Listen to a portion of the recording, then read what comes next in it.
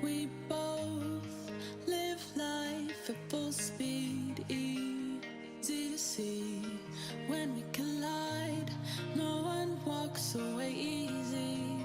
I never thought you'd be the one. I never meant to take your heart. I never felt so hard. I never meant to be the one. I never thought I'd break your heart.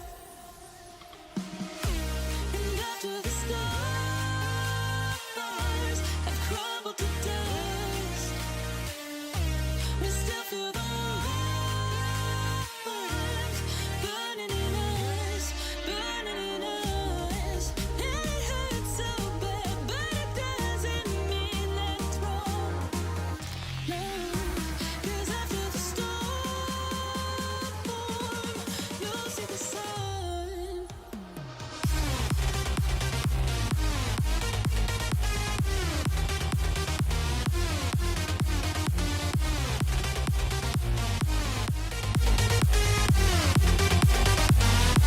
And after the storm,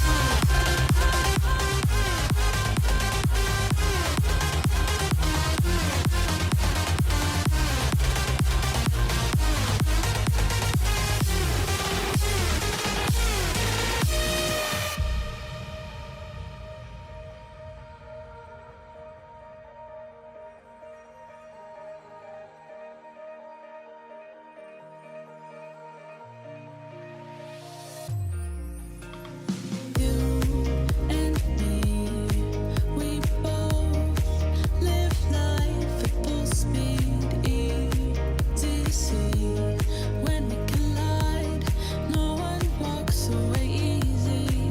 I never thought you'd be the one. I never meant.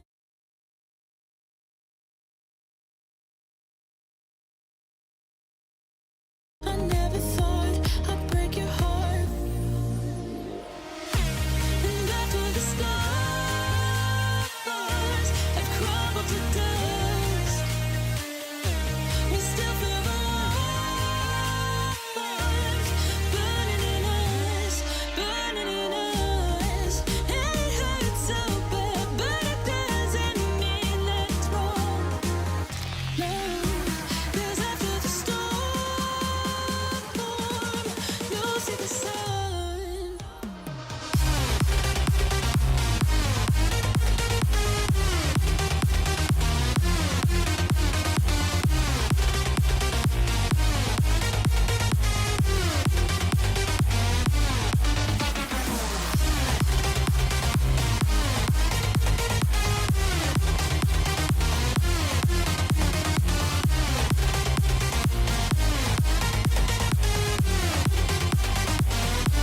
And after the storm,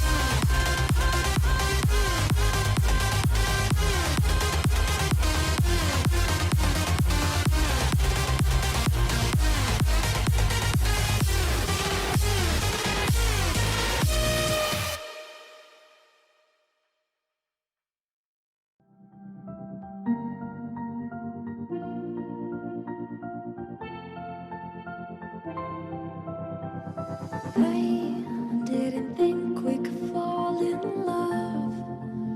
Broken from the start, chained to our past. We had closed hearts. We are breaking free. It's just you and me.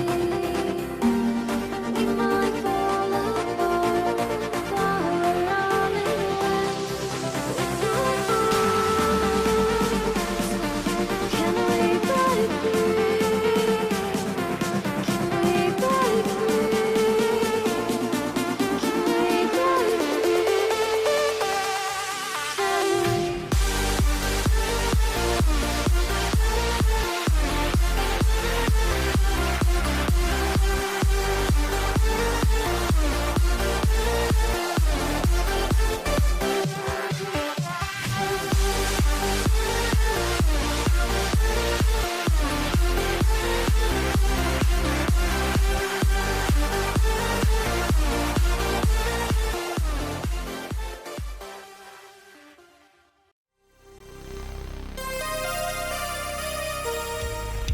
You're down to 3 health. Out Kukli.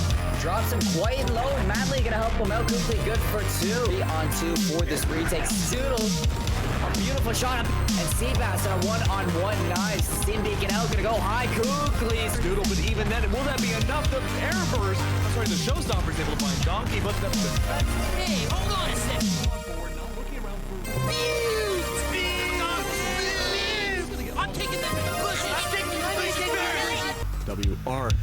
Wave Runners, though, able to abuse the triple kill. Go down at the angle. We'll find another one. Skirts literally gonna find Sanity. However, finding a little bit of axe. Able to find Darkness as well. He's able to get a second kill of the game. That's Sanity bringing it back.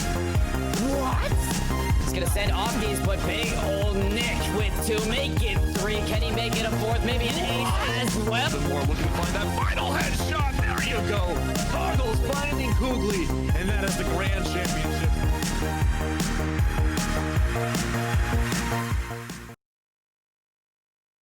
Welcome to GLG's Pit of Valor.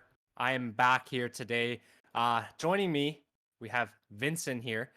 He's a new caster with GLG, but tons of experience and super excited to see what we have going on this week.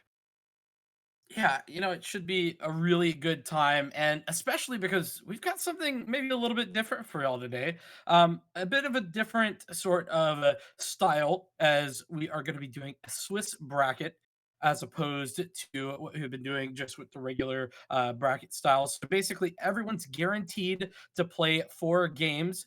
And then if you do get 4 wins, you move on into a single elimination final playoff bracket side. If you are not able to get those 4 wins, then you are out, done, and dusted. And so from there, we get to go into that single elimination bracket. Everything best of 1 until we get to the grand finals, which I have heard is going to now be best of 3. Was slated to be best of 1, but now best of 3. So I hope that all made sense to everybody. Kevin, how about you? Are we on board? Yeah, I mean, it's super exciting. I'm happy that we kind of switched up the format. I know in the past formats, I mean, people haven't really been able to play a lot of matches if they were to lose the first one, Mhm. right? So now it gives them that opportunity to get, more warmed up, and just gives you that opportunity, right? And it doesn't really mean if you lose the first match, you're completely out of it. Now it gives you that opportunity to kind of fight back and give it an opportunity to kind of win that first place prize still, right? Exactly. It never feels great to walk into a tournament and then get knocked out in the first game, and you're like, oh, okay, well, I were just going home. Even if you're at home, it's online, but you get what I'm saying. It just Mhm. never feels the greatest. And so now you get the opportunity to have sort of a consolation run, even if you drop a map somewhere, and especially best of ones. We know how crazy those could be. Mhm. Definitely. And I mean, last week we saw Lethal Chaos and Ghoul F8 or Fate. They battled it out in the finals, and they're back. They're back this time. I'm wondering, will we see that rematch? Will they get their revenge? We've had a lot of teams, join back, and I mean, Hyperspace Dark is back. They've been with us for a while, and they will also join us in that Valam tournament for that qualifier alongside Ghoul F8. Um, so we've seen teams, for example, as well, Wave Runners. They made an impressive debut last week in Pit of Valor, beating Zero Marksman, which is also one of our house teams that have been in our tournaments for quite a while now. And but falling to Lethal Chaos in the semis, I'm not sure, if they came out with a strategy to kind of counter that, but a lot of teams are back. Yeah, exactly. It's always great to see return faces, especially because I think this tier here in the Valorant scene, there's like a couple of main tournaments that everybody's kind of playing in, and so it's really interesting to see the growth of rosters as they mature, as they get better. Basically week to week because we have weekly tournaments. That's kind of what's pretty amazing about that. And so for that reason, I think we could have some exciting matchups, particularly because I mean Wave Runners, I think, been on a really solid run, by the way, Mhm. for the last couple of weeks, kind of on the come up. For me, other teams that have been on the come up, Skeptically Real, very solid.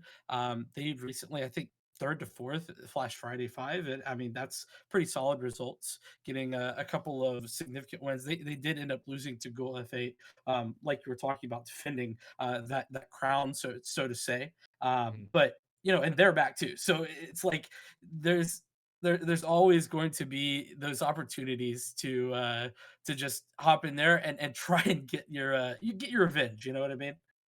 Exactly. I mean, having that opportunity week after week, at the end of the day, a lot of these teams have played each other multiple times, and it's so fun to watch because what do they do? What do they improve every single week to kind of bring that extra jam the following week? Maybe if they're up for that revenge or they're up to defend their title, these are teams that are relatively getting like starting to get more familiarized with each other, right? I mean, we have Skeptically Real who lost in top eight to the victors, which last week, which was Ghoul F8, and Hmm. YFP again. Welcome back. Like these guys we haven't seen them since our Radiant Arena 2 weeks ago, but they're back and they're ready to you know crush it again. I mean, Get Splatted is another team. We didn't really get to see them on the stream last week, but they did lose in the second round to attack mode. And we Hmm. even have orgs like Airstream Esports, right? They lost to the second round to Lethal Chaos, which was a very, very respectable game. Um, there's so many different opportunities here, and I mean, I'm so curious to see who's gonna take all the marbles today, man.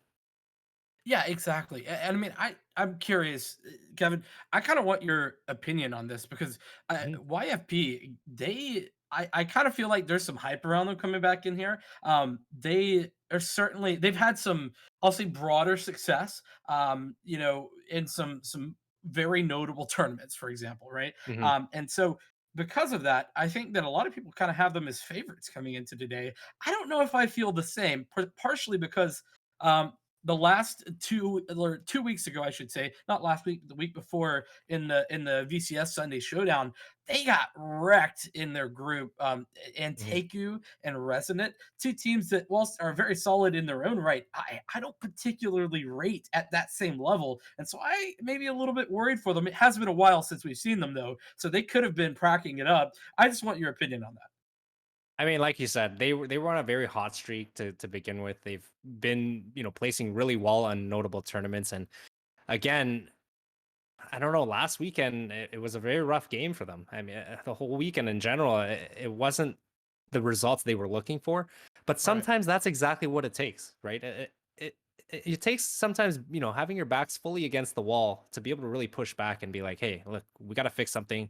And I'm sure they sat down and figured some stuff out. So I'm super excited to see what they've really changed. Um, seeing them play in Radiant Arena, they were nothing short of spectacular. And, Hmm. just the different types of styles. And I feel like they were relatively aggressive. I mean, it came down to the little mistakes at the end of the day, right? So I feel like if they were able to fix those tiny mistakes, I think they're going to be a very strong team. Again, they're probably one of the favorites again coming into this, but there's still a lot of teams that just come out of nowhere, right? Like Ghoul F8 Yeah. last week, they came in and they just crushed it, right? So it's exciting. We got a lot of teams this time around. I think we have it I think we're around like 55 or so, or maybe even more. Yeah. So I mean, I don't know. I haven't had the time to really go through every single team to see who's on each team, right? So Yeah. Well, I mean, and then there's of course that Wave Runners roster that took Trade Like Pros down in the mhm, Bandits Compete qualifier. I mean, that was a crazy game. I couldn't believe that Trade Like Pros lost that one, and it was so close. So, like to me, I just there's so many teams that are on that come up, and so it's exciting to see kind of where they'll be. But it looks like we do have our opening matchup. It's mhm. Project X. And that says Schmoofy's Money Crew. That's SMC that you see on your screens right now. And so I don't actually know all that much about either of these teams. I think Schmoofy's Money Crew is a mix, if I'm not mistaken. But Project X, I'm walking in entirely unknown. Mhm. Yeah, I haven't seen any of these teams. I mean, pulling up the rosters here, I haven't really seen a lot of these players, and that's what makes it exciting, right? Being able to Hmm. kind of see these new players showcase their talents, and that's what GLG Pit of Valor is all about, right? Weekly tournaments, even if you're not the best team or you're just looking to improve, tournament scenarios are always the best way to practice because they actually put that pressure on you and you kind of get to figure more things out as a team, right? So, seeing these new teams kind of enter Pit of Valor, we get more familiarized with them as we go, and I mean, it's all more fun, right? Yeah, exactly. And we are waiting for the teams to get in lobby and game to start going. So just in general, I am looking at the general seating, and Project X actually has been seated quite highly. I don't know exactly if these seedings matter a whole lot. I know for some of the top seedings, there was a decision made on like, hey, what have we seen these teams before? How can we seed them? But Shmoofi's Money Crew, I think very much based on their seeding, no one has any idea. Though I will say, I was looking and I do think I've seen Saucy play before, who's on that Mhm. roster, and so was pretty good. I think when I saw them, if I'm thinking of the right player. But again, on the other side, it was Benita for me. I also saw play and was pretty impressive. So it seems like it might be coming down to those individual firepower, that individual firepower that you often can see really rise to the top in Valorant. Yeah, exactly. And looking through Project X roster, I mean, I definitely recognize Benita from CLG in the Counter Strike scene, and Yeah. I've seen Ari Anarchist around as well. And Amadix, I believe, is from the old Mousepass team in Counter Strike, which was actually in the Pit of Valor last week with the same team. So yeah, I mean, experience wise, I would say Project X. I mean, obviously, only knowing their a few of their players. Um, I would say they would be my favorite in this case, just because I know a little bit about their histories of them being able to go pro in Counter Strike. So I'm expecting a lot of discipline coming from their end. But again, I mean, I've never seen Schmoofy's Money Crew as well. So again, it's a totally different game, right? They could have come, professionally from different games, multiple different things, and I don't know. I don't know their experience. They could be pros from Overwatch, whatever it may be, and truly surprise us, right? Yeah, well, and especially because you never know if they're carrying over that same name. And that's a great catch, by the way. Props Mhm. to you because I entirely forgot about that CLG roster. Yeah. That is that is an old throwback, if I do say so myself. So you're right. This could be interesting, and I don't know why, but Naomi also just totally rings a bell to me. I don't know if that's just somebody else with that name or what, but Mhm. nonetheless, it is going to be a scent for our first map. And SMC gonna be able to pick up the defensive side first. For you, Endless, does that give them an advantage, disadvantage? How do you think this map kind of plays out typically? I think Ascent is honestly one of those maps that it's relatively even, I would say. It really comes down to how their execution comes to play. If Mm, they're really grouped together, there are flaws in the sense of the B push or the A push on the flank. And when a team gets too much info on this map, I like this map because it's very, very similar to Counter-Strike. There's a lot of those weird yeah. angles, boxes, things like that that you really have to clear. They can be relatively crucial if you don't do so. And the amount of information you're able to get, I mean, it's hard to say. I wouldn't say it's fully defense sided like, a map like Split, which, I mean, we've noticed some changes in the last patch, but, it's definitely a map that I would say is relatively even. Um, I don't want to say, it's fully one sided, but it really will come down to that execution. Yeah, I actually very much agree with you. I think it definitely comes down to execution, particularly on your attacker side. If you're able to kind of hold if you're able to kind of hold there a little bit more defensively on your attacker side, or at least hold map control, I should say, more accurately, right? That is really important because it's defenders who can get aggressive and consistently find areas of the map to control on the defensive side. That's where they find the most success, I find. And because of that, you typically will see that a less disciplined attack tends to get exposed by defenders who understand that it's not just about holding the sites, it's about holding areas of the map, because you have to hold maybe that whole side of a map, not just the site that you're tasked with defending. It's more than that. Mhm. Exactly. And it comes down to, again, discipline, right? If if people are getting picked off on the attacking side way too early, it might mess with their takes or their fakes even, right? Same thing as the defensive side. If people are getting too aggressive without any trades, once one of them fall, it's an instant take. And with Ascent being a relatively decent sized map, the rotates might not be quick enough, right? So it really comes down to positioning, trades at the end of the day. Again, it is an FPS game, so playing trades is always the best thing to do. But I mean, we've seen time and time again, certain teams, they either get too aggressive or they're just not on that same page, right? And they peaked, by one, or they're just peaking by themselves, and it just amounts to a free kill for the other team or a trade, and it kind of leaves them hanging, right? So And it's a very small it's a very small error that you can make that can create large opportunities for your opponents. You talked about trade kills, and it's exactly that, right? Your spacing so important. You're not able to if you're not able to space correctly, then it's just all over before it even begins, because you aren't able to effectively hit those trades. And so, like you were saying, it's just it is such a small margin though, and that's kind of what's so impressive. And that's, I think, why we see some teams who are able to improve so significantly week to week, even though they're playing the same game. That they surely aren't getting more. They aren't hitting the DM super hard and getting more skilled aimers necessarily every week. But it's all about that team play, how to work together, and how to put yourselves in positions to take that over. But I am hearing that we are almost ready to get into the game. Apologies for the wait; just had a couple of hiccups, and then we are now just ready to wait for our players to hop in, and we should be in shortly. But yeah, just small margins of errors is kind of where I was going with that, unless that they whenever that happens, you're like, oh hey, solid stuff. You just got to make small adjustments every single time, and that's how you make your improvements.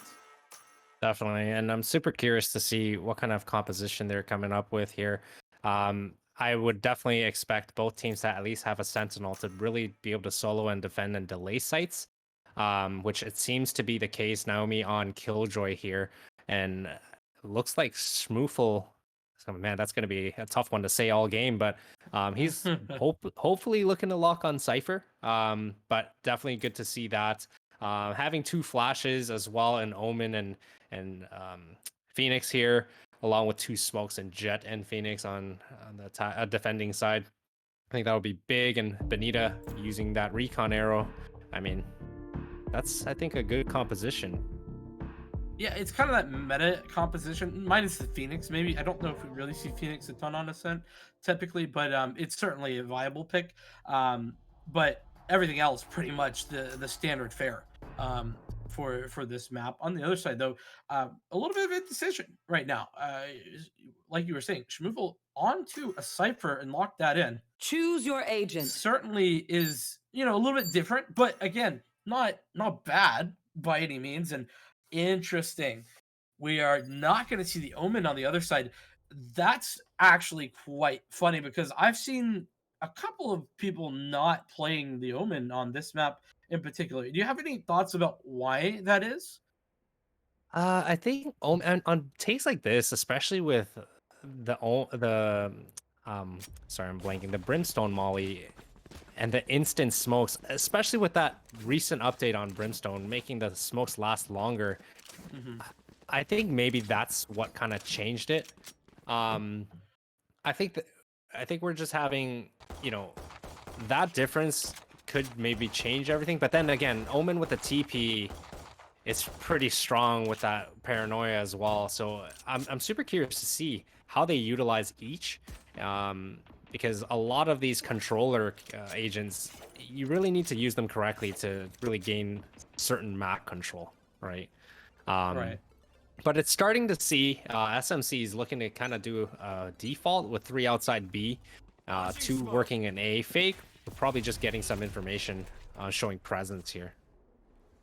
Yeah, and this is kind of standard fare stuff. I do really like this opening, just playing it slow, not really wanting to give too much away, but not allowing for the defenders to get aggressive, right? That's exactly what I like to see on the attacker side here early. Yeah, and it seems like Project X is playing relatively passive right now, just peeking for slow info, but they're not really committing to any peek.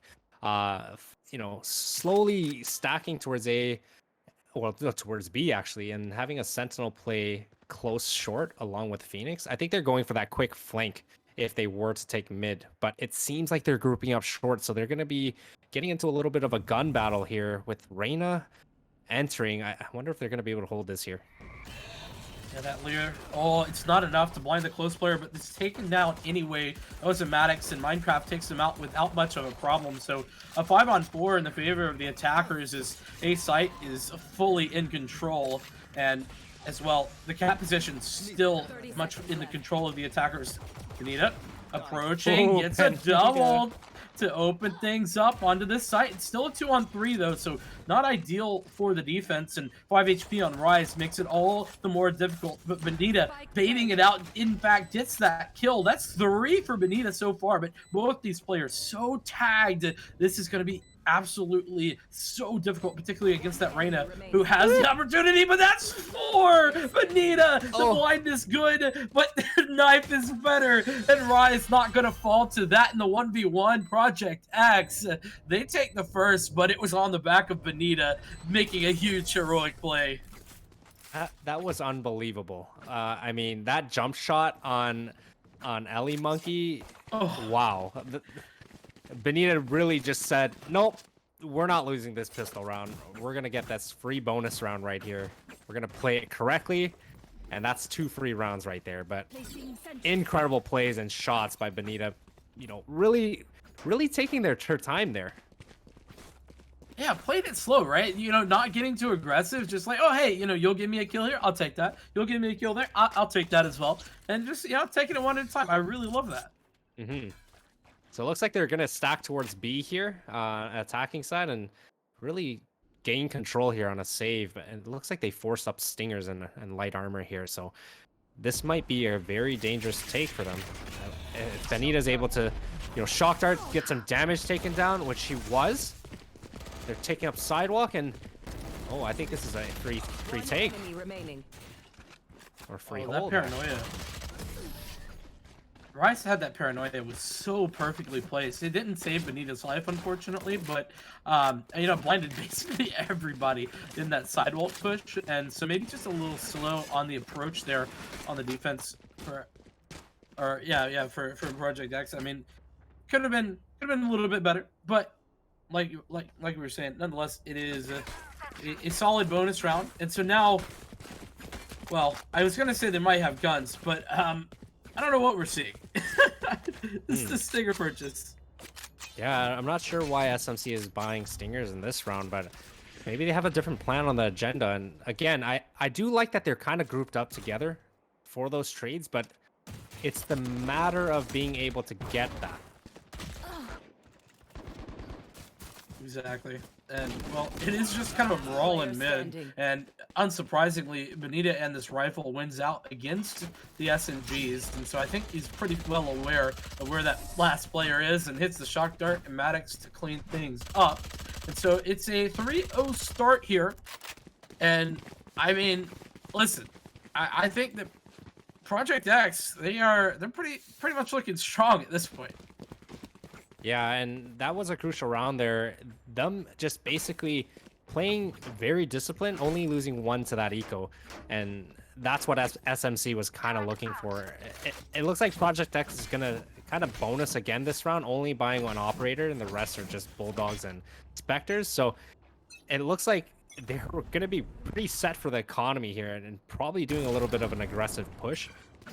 And, oh, RE just gets destroyed, and right then and there, that operator is gone.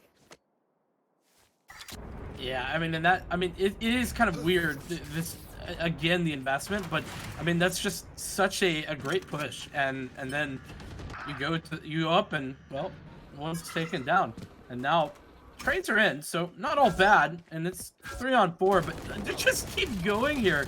Hey, listen, you know, it doesn't work out in your favor, keep pushing, right? But this time, not to be, and so we are going to have another round going the way of the attackers. Yeah, and I think we're have a little bit of an error here on the scoreboard. It is 3-1 Project X. Project X is defending, so I apologize about that. We're getting that switch back real quick. But overall, it seems as if, man, Project X, even on that save, was almost able to take out that entire team. And there you go, Ari back up with that operator again. And like I said, they're good for money. Cash in the bank. You always love to see that. And with that, I think that now on the attack rather, you have to just kind of spread things out and get something going. But with Maddox finding that kill, it's gonna be difficult. Saucy with the run it back going into A though. It was all a bit of a ruse, and so we're going to see this A take happen yet again. It was Benita before who shut it down on the pistol. Can it happen once again? And well, Benita opening things up with that Hunter's Fury makes things a little bit easier here, Kevin. Yeah, and it seems like they got that shock dart right for where that bomb was planted, but unluckily no one was there. And you know, Maddox already pushing into sight with his run it back, and Benita's able to hold it. Wow, everything's just going so quick right now, man. She's just shutting down the round. 13-3 to start off the game. Yeah, I mean, it's just like, what do you do? I said before that I recognized that name and that I knew this was a good player, but I mean, I couldn't have expected that sort of start, you know, just taking over the game in such a massive way, really just putting the team on their back, you know, as Benita for the time being. And, well, like I said, we are sorting out the, bit of a weird error that we've got on the overlay, so pardon whilst that happens. I think we've got it fixed now though, so our bad. And almost a shot by Harry. That would have been disgusting if you would have hit that one. Yeah, I mean, that was a good info peek, and that's the beauty of Jet, right? Especially with the operator on them, they're able to take that initial pick fast and just dash away instantly. Meanwhile, I mean, traditionally with different games, you're kind of stuck. You're just not able to really do anything there. Oh, look at that bait. He thinks it's clear, but the op is there. Here. Oh, that was so unfortunate. He thought it was clear in Minecraft, but unfortunately, not gonna happen now. And the missed shot allows it. So attackers do take some mid control, and off the back of that, they have some opportunities to maybe split towards this A site. And it looks like that might be what's happening, but there's a significant amount of defenders here. Yeah, we have the scores fully fixed here now, and wow, look at that delay that Killjoy's able to do, and right then and there, they're stuck tree room, fully blind, coming in with a paranoia from Rise, and he's just able to finish off the last guy on short here. Yeah, I mean, just solid stuff from Project X all the way around. I said that we thought that they were, you know, slightly favored. You were telling me how you would slightly favor them based on that name value, and it seems clearly, at least for the time being, that they are certainly in the driver's seat of this matchup. SMC, I mean, listen, based on the name, I would imagine this is maybe a bit of a mixed roster. You know, so, something thrown together, not as permanent as some of the other rosters here, but who knows? I mean, you can always come back, and 5-1 is certainly a scoreline you can come back from. Definitely. I mean, it's not too late by any means right now, and I mean, we've seen weirder things happen, even if it was a 13 or 12-1 lead. I've seen people come back from those too, so I wouldn't say it's panic time just yet, but they definitely need to start making things happen. And Saucy with that first opening pick, and oh my, Maddox happens to just whiff. And do they have full of A? No, but you notice this, they're actually faking it. That was the crucial 2 picks that they were able to take on A, which forces Project X to kind of rotate over. And now you only have, well, wow, B-side's completely open. This is free for them. Yeah, it's perfectly played as well. And Ari's gonna hear that player getting into market, but can't really do much about it for the time being. So it's gonna have to elect to go towards that spawn area with the rest of their team. So now a 5-on-3, make that a 3-on-4 as Ari picks up that first kill with the operator. That's a great start. So now as the arrow goes in, Maybe getting some information into Killjoy. The lockdown, it's through, but Minecraft not going to be missing the shot. Swings, picks up a third as well. The lockdown, not even a problem if you get all the frags. Now, is it? Yeah, I mean that was a very good hold by Minecraft. Is cool. But I wasn't too sure about that jet peak by them. I mean, jumping up drafting into the air, and it just didn't seem like the proper play. I mean, I don't think it was worth it. But I mean, nonetheless, Minecraft was able to kind of hold down the site and retake and prevent them from, you know, taking back that round. Right. And again, a bit of a just kind of early start, like spread things out, make sure you have an opportunity. And oh, that's a nice pick. Minecraft and picking up the first, but that's immediately traded by Rise and Maddox, who are pushing mid. The flash coming back through. One more for Maddox. Got the second. That's 3 as Minecraft cleans things up, and now a 3-on-2 as I mean, they just don't stop. They continue pushing even after losing 3 players, and Benita is gonna get the kill. He's got a second as well. It's outrageous that you would keep pushing this with 2 players left, but Project X, they have no shame as Naomi does clean up the final kill. I thought that was going the way of the attackers. I thought Schmoopy's Money Crew had it, but no. Yeah, that round right there. I mean, Minecraft kept trying to keep them into that round, but at the end of the day, he just kept peeking by himself over and over after getting those 2 opening picks, when they could have really just grouped up at mid and taken something together with the 3v2 situation that they had. But you know, that's the unfortunate mistake that certain teams make when they turn those, you know, active situations into a negative. Right, you can't get overly aggressive. That always is going to put you into a bit of a rough state. And again, Maddox getting aggressive. No one's looking his way. They know that they do this all the time. Rise with 2. And Maddox had to reload, so it's not to be, but it's only Minecraft is cool, left in a 1-on-3, and has it all to do. Yeah, I mean, I think Minecraft is cool, is just trying to get that point across to us that, you know, Minecraft is probably a cool game. I mean, non-stop, just trying to make highlight plays and making us say his name over and over. I think that's the play. Again, Minecraft is cool. Playing that angle that Benita would not think to check. And now it's a 1v2 battle and 1v1 battle. I mean, he was very close, definitely, but Ari able to just destroy that opportunity and take away all glimpse of hope by opping him down. I mean, it would have been the ace. It would have been beautiful, but yeah, not honestly. Project X maybe letting that get a little closer than it needed to be by doing those you know, one-on-one peaks that you were giving SMC such a hard time about before. And so yeah, with the 7-2 scoreline, there is, I mean, look at all those ultimates ready here for Project X. They haven't even needed them the last little bit. Blade Storm and run it back, and that's what's going to be starting us out this time.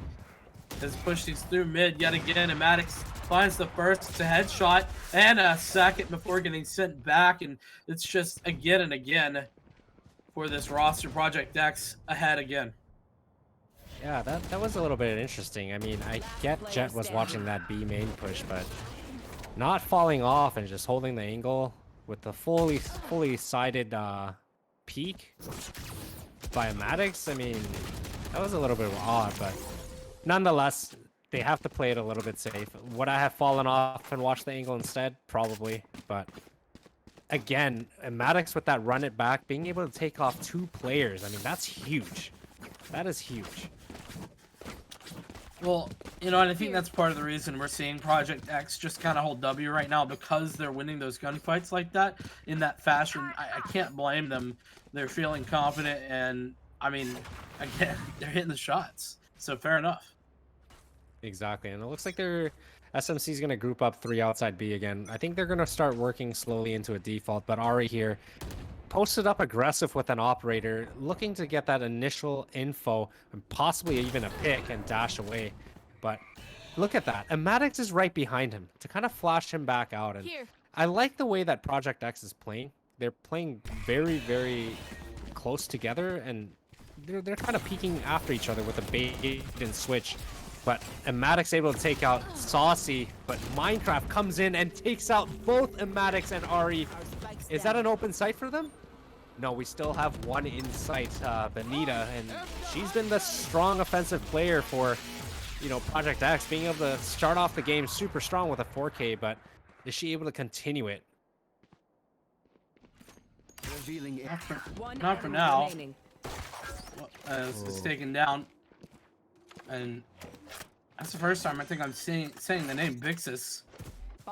And it's now 1-on-3. Naomi having everything to do, but we'll see if this is possible. I mean, you're so far ahead. You definitely just go for this. See what sort of damage you can do. Even economic damage is perfectly fine. But Operator definitely not going to be missing that shot. Minecraft is cool with a quad kill, and I mean, certainly doing their best to claw his team into this game, sitting at 20-9. By the way, Minecraft is cool, doing everything that they can. And if SMC is able to win this round, I mean, that's not a terrible halftime score. I mean, it's not where they want to be, but 8-4 is still relatively respectable. Winning that next pistol round would just be, you know, a big round just to be able to bring them back into this game. And again, they're looking to set up on a default, you know, a 2-1-2 it seems, or they're actually going top mid. And Project X, I mean, being in a 2-1-2 setup right now, I think that's very, very conservative. Playing back CT, just watching for a market push, not really giving too much info or any opening picks, which they've been doing the last couple of rounds that they lost. So I think they're starting to take this a little bit more seriously and, you know, holding more angles instead of peeking out into them. Well, they were W King and it was working, and then it stopped working, and so they stopped doing that. You know, makes some logical sense. I will give them that.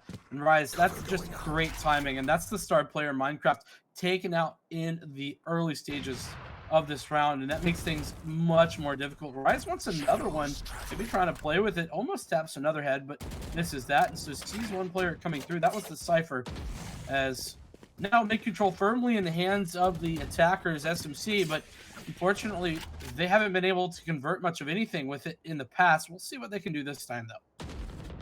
Yeah, it seems like they're still working a slow default, but Fixed is just going to get caught out by a Maddox, and they have no time.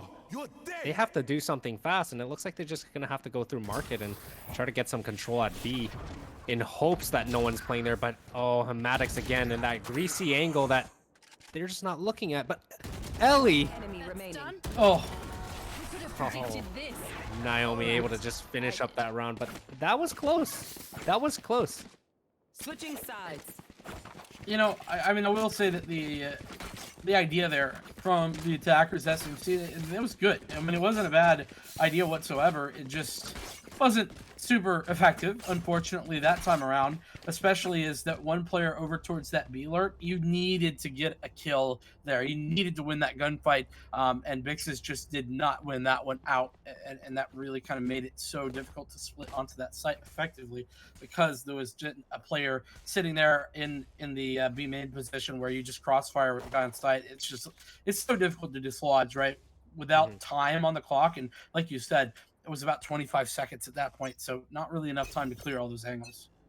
Yeah, I think their default, I mean, after losing people one by one, it just made the round even more difficult for them. But Bix is getting some damage dealt to him with that recon arrow. But it looks like they're trying to take an A play. Oh, they're not even watching. That's the kind of play I'm talking about. Project X is just able to play together so well by just with those bait and switch angles. And oh, Bix is able to turn that around, gets 2 picks to even it up to a 3v3. But do they know? Oh, that recon's gonna catch them. And Ellie's able to take down Naomi in tree room. I guess she just wasn't aware that he was just lurking there. But Benita, I think she's gonna be able to make a big round here, hiding in this smoke. With that opening pick, and Rise takes out the next 2 with the 4K. I mean, I think every member of Project X is just able to take over the round like that. Yeah, I mean, we saw the 4K in the first round with Benita. Saw a 4K just there with Rise. It seems like everybody just taking their turns to pop off in pretty massive fashion in this game, and that takes us to a 10-3 scoreline. And now on the back foot is the defensive side here. I mean, Spoofy's Money Crew, they really just need to make something happen. They've only got stingers here, but it's gonna have to be a miracle. Yeah, and it looks like they're trying to gamble a little bit. You know, getting a little bit of control at A just to make some presence and then fall off. I mean, Killjoy has their turrets set up there. I think they're just gonna default here and just see if they can get any aggressive peaks and hopefully punish them off of it. But Here. it looks like they have full market control already, and they're just gonna, post up and just wait. You know, this strategy not bad at all. Wait for the other team to make a mistake. It happens much more often than you would think. And they're just like that. They just swarmed site without anyone defending it. I mean, there's one back site, Saucy, which just gets taken down by Ari. And luckily, Saucy was able to trade out a Maddox there, but now it's a 3v4 situation. SMC still has the potential to win this. They just need to really go together here. Ooh, well, making it difficult. That's Benita. Has the Vandal in hand, so making things very difficult. But a trade over on the other side, scratch that, gets traded back, and Benita, with that rifle I was talking about, picks up a double, close things out, and it's now 11 for the attackers as SMC, their force buy, it just didn't work out there. Yeah, I mean, Project X has just been playing so strong, and again, just their presence together and the way they peek off of each other, it just seems like they have way more chemistry. And I think they're not an official team. I mean, I could be wrong, but basing it off of what I've seen in the past with the Maddox on Mousepass last week, it looks like there's just a group of friends that are, came up and just wanted to play a tournament, but their chemistry is showing otherwise. One enemy remaining. Well, I mean, chemistry is a huge part of this game, and when you've been playing together for a while, it certainly can make things work for you. But SMC were able to claw back that round. So, with that said, now Project X, they have to swap things up. They have to make things work, and so they should still have money here, though, and indeed they do. We can see they've invested everything that they would have liked. Vixus has an operator, in fact, on the defense. That's very interesting. Maddox the only player really having to step down with that SMG. Yeah, everyone else, I mean, Vix is able to get that opening pick on a Maddox here, and I mean, that was a very interesting angle to just run out at. I mean, I'm assuming a Maddox assumed the flash was going to flash him, but unfortunately it did not. But they're looking to just take things slow. Ari able to take into B side and almost get Saucy as well, but I mean, SMC is making it difficult. They're getting those aggressive picks. They're falling off right now, and they're just playing passive. And just like that, it's a 4v1 situation. They're able to hold down A, and Benita is the last person standing, walking mid, but Bixes is right there with an op. But I don't think they know she's walking up short. Minecraft might get time. Oh, no, he doesn't. Good timing here. Gonna pick up that kill, and it is now 5 rounds for SMC. Project X, I think they might, yeah, they're definitely in the doldrums of the economic situation. They don't really have enough cash to purchase in, and so they should be saving here. I mean, it looks like they might be buying in anyway. Oh, no. Well, yeah, they are buying in. That's an interesting decision. Not sure if I love that one the most, but either way, solid stuff. Yeah, I mean, it seems as if SMC has essentially started to feel the ropes a little bit more, and they're getting a little bit more comfortable, more warmed up. And it seems as if they're gonna get a heavy B take here by Project X with that Killjoy ult as well. Looking, oh no, actually they're falling off. They're actually falling off here. Interesting.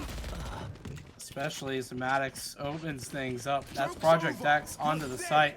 And that's the run it back as well used. Maddox gonna try to use that to great effect. Unfortunately, doesn't really do much of anything for him. The Blade Storm, it's been pulled. It's going in as Vix's, but it's not going to happen. As Minecraft trades one back, and now it's a flurry of frags going either way, but it's just 2 on 3 as one traded for the defense. SMC equalize. And now Rise standing at the generator. First one, that's the Ellen Monkey, not going to fall. And the Maddox, the sole player left, and oh, that's a brutal. Forces him out into the open, and a Maddox goes down to the pistol. Ellen Monkey, a 1v2 clutch to bring round 6 to SMC. Yeah, I don't know if I liked that ult by Ellie, but I mean, it certainly worked out in his favor. I was just super worried about him pulling out that ult, and as he was pulling it out, gets swung, and that would not have been the way to go. But right then and there, SMC is able to bring it back up to 6 rounds now, and it's 11-6. I mean, Project X is still broke here. They have a Vandal, they have a Guardian, but I mean, mostly light armor, so I think this round should still be SMC's to lose. So as long as they play it smart, Ari able to just one tap Minecraft down short, and that's an operator on their hands. Man, I just want Project X to get smacked around one round so that they learn their lesson to stop buying in, but not gonna happen. They have a man advantage, even though they have force bought into this round, or at least half bought at the very least. Yeah, I mean, right, that was a huge opening pick, but I think they just got too aggressive at one point. I mean, Ari, after getting that initial pick, is able to take out another 2, but falls down to Saucy, and it's still a 2v2, but would I have liked losing that much money on SMC's side? Probably not. They're able to plant A, have that full retake set up, and again, it's all about playing together at this point. Naomi really has to play passive, use her essential mollies to swamp grenades to really hold that bomb plan, and I mean, Rise is just forced to kind of hold an aggressive angle here to get some picks and force it into 2v1 situation. Yeah, essentially just playing for the win right there for Rise, but not going to go his way, so that forces a run it back now. Saucy trying to open things up, but it's sent back immediately by the operator. And so now it's taking away that spike. It's too far gone. Rise with the headshot. This shuts everything down, and it's going to be a 12th on the board for Project X in thrifty fashion as we just hear it. And you were talking about the econ damage. I think that SMC, they're going to have a problem because they just gave away match point. Yeah, I mean, now these are the rounds that really change the game and play of each team. I mean, being on match point, I mean, Project X is definitely feeling really good about themselves right now. But SMC, backs against the wall, are they able to rally back? I mean, they're on an absolute force buy to, finish it off. And as long as they're careful, again, it's more of a defensive-sided map, but as long as they're playing passive and, peeking at the right times, I don't see why they can't come back here. It'd have to be 6 rounds in a row, though, for Faction. And, well, that's a good start. 3 kills going their way, and it's just Manita. And a 1-on-5. It would need to have an ace in order to pick this round up. Seems unlikely and indeed impossible. It's Schmoofel is going to pick up the 3rd of the round. So another 4 SMC. They have an opportunity to continue. But again, you're going to have 5 more in a row here just to tie things up. And I think Project X here is being a little bit more wary about their economy, not really forcing up here. I think they're buying for next, and SMC played that round perfectly. They played passive, they stayed in sight, they did a proper crossfire, and they peaked at the right time, and they were able to help each other, and that's how they shut them down instantly. And they just need to continue that in order to really, claw their way back into this one, because again, it is match point. They need to make something happen. It's do or die at this point. And it looks as if they're trying to fake that A with Bump sitting outside B. I think they're just trying to fake over rotates right now. committing the double updraft and the blade storm. Clearly, they're trying to force some sort of commitment, but like you said, not a whole lot of players here. As I say that, though, Schmoof will pick up the first. That's a Maddox. Blade Storm's still there, but it's slowly getting taken out, and Schmoof dispatches it with a quick little headshot through that box. And so now 3 players left. Rise has the Sheriff, so that one-shot potential, but it's going to be difficult as, well, you're going to have to walk in through this choke. Naomi does find the one. And, well, that is pretty much it. Everybody winning their gunfights there for the defense. SMC, they find another. That's 8 now for them. Yeah, like I said, they're starting to play a little bit better as a team. More team Valorant being played right now in terms of their defense, and as playing together, it's so crucial. If they're able to win this round as well, it would force Project X into a pretty bad economy to be able to kind of even it up to the 10th round here. So, I mean, anything can still happen, and I'm super excited to see how disciplined they're able to play. If they're able to play discipline, which Minecraft able to get that opening pick, but he's still getting aggressive here. Ooh. I think he's gonna run into Rise here down mid, but Rise is slowly creeping up mid and has no idea that Minecraft might be flanking. Man, this is a heavy B split. And this operator mix is so important there. There's 2 of them on the field. Pneumatics using that run it back to open things up, but sent back to the spot of his body as now things rotate around a little bit further. It's A going to be the site of choice. Maddox does finally pick up a kill over on the other side, and that does force some rotations, but I think those are going to be quickly dispatched as the spike gets planted at A, and now an opportunity here. Rise. Oh no, Rise hears everything. This is so brutal. And oh, misses the shot though. El Monkey able to pick that up. That's imperative.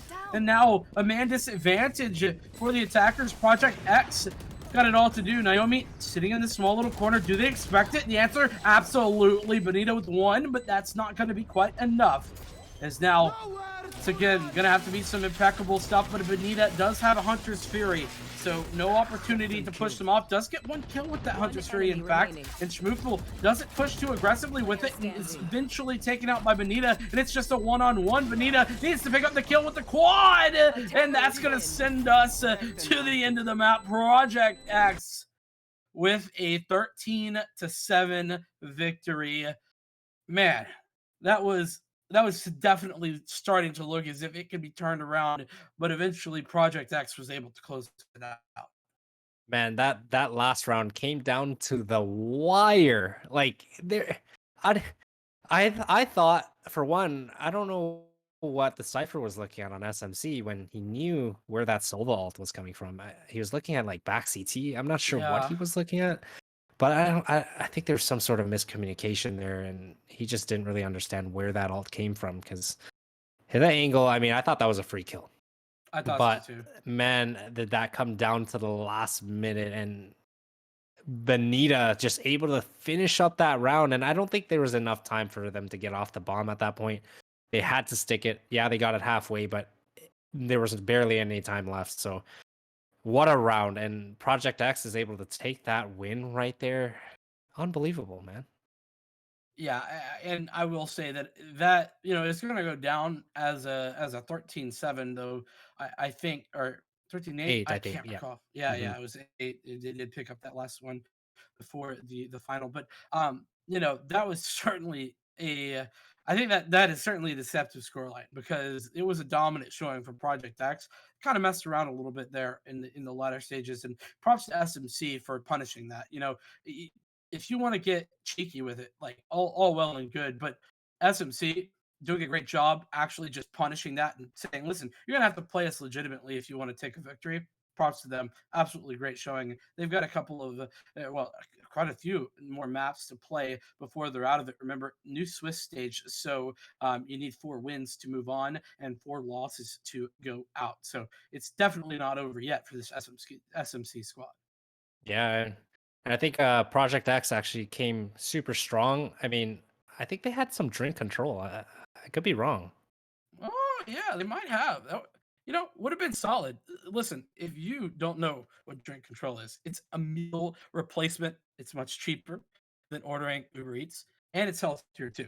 I mean, listen, Uber Eats is super expensive, and I don't know about you, but I've put on a couple of quarantine pounds. It's very unfortunate, but now I have an opportunity. I have an option.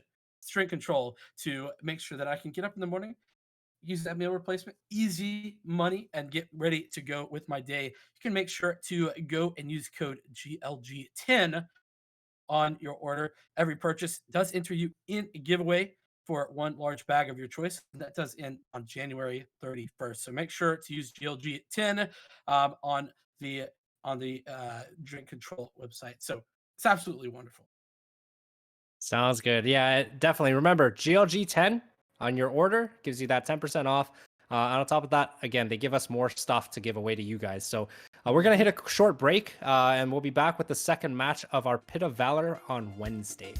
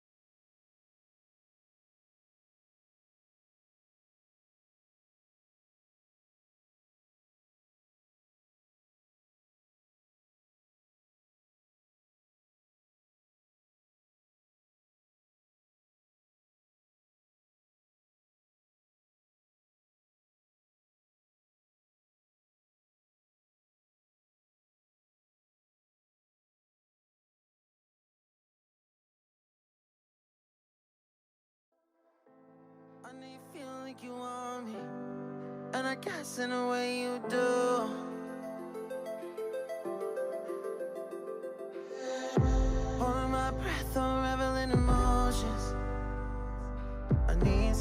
chance to think this through. Call me all night long. Try to give you hints and a hard to see. Right on the line, no. Losing it on you's the last thing I need. If I'm honest, I'll just make you cry. And I don't wanna fight with you. I would rather lie to you. I promise now's not the right time. Yeah, I don't wanna fight with you. I would rather lie to you. Look away so you won't see, 'cause the pain is in my eyes.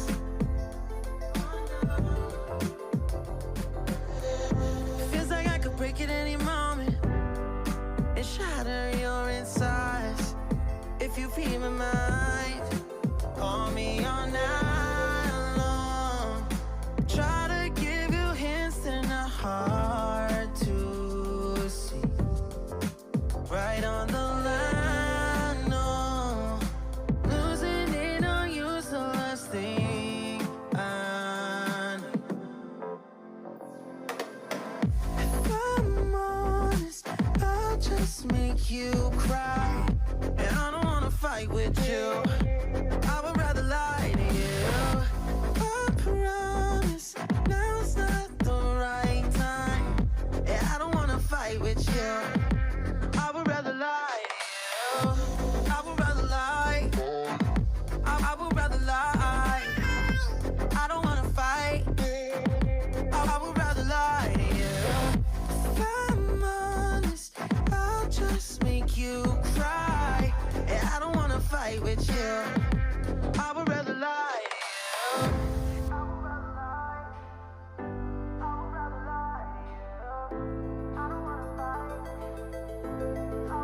Call me all night long.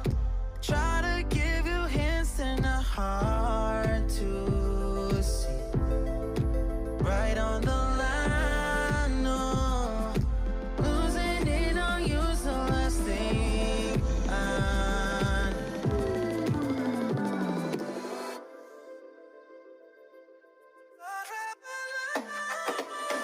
If I'm honest, I'll just make you cry. And I don't wanna fight with you. I would rather lie to you.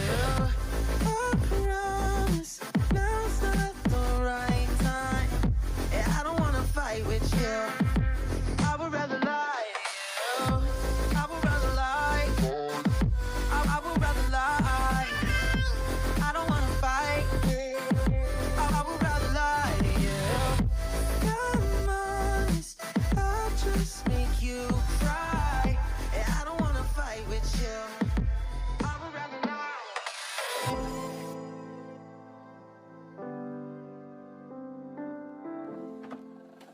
I just can't let you go.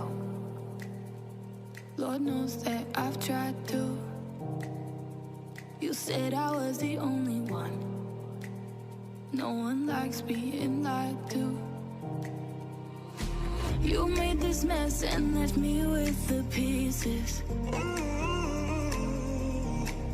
Now I wanna burn all the bridges between us.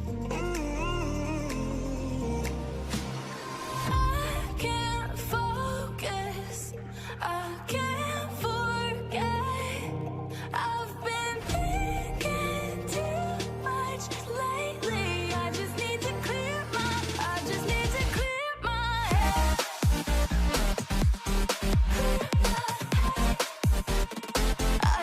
to clear my head.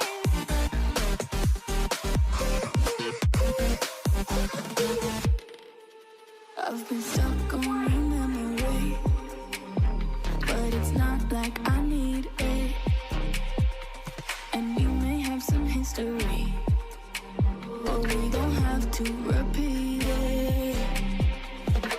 You made this mess and left me with the pieces. Now I'm gonna burn all the bridges between us. I can't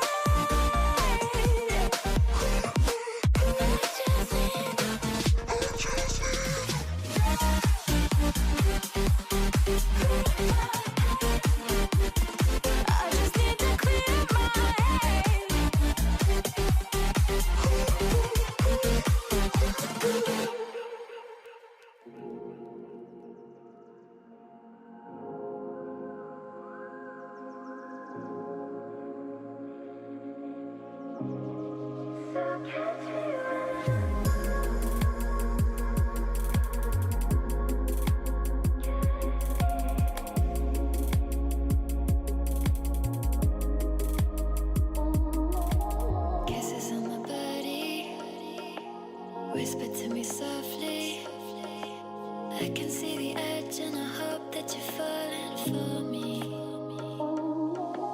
I don't need to fake.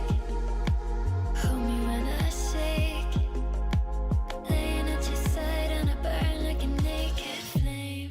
So catch me when I fall. Darling, don't you know I'm not scared at all? So don't let go.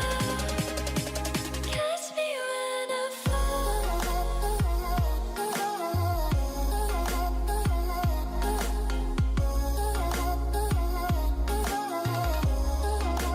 Catch me when I fall. 'Cause I'm falling. So catch me when I fall.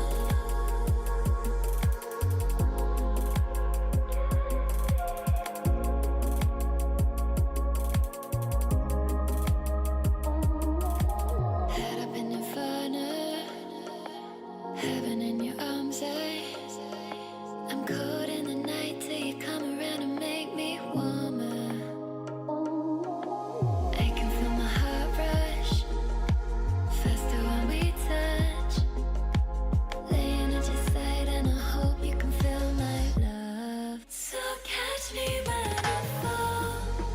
Darling, don't you know I'm not scared at all? So don't let go. Catch me when I fall. Catch me when I fall.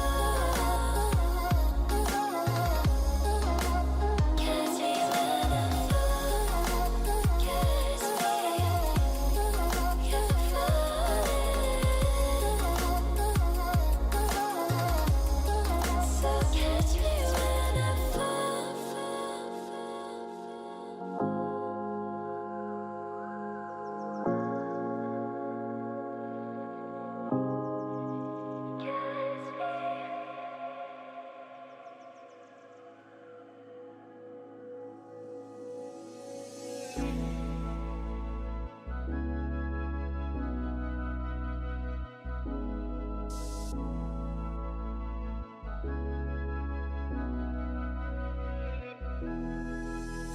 Ooh, I'm not myself tonight. Been a minute since I heard the song. Ooh, I might get drunk tonight, 'cause the feeling's coming on too strong. When your heart has given up and your soul has had enough, raise your glass and make a toast to the ones we hate the most. Really most, really most, really to the ones we hate the most. Really most, really most, really to the ones we hate the most.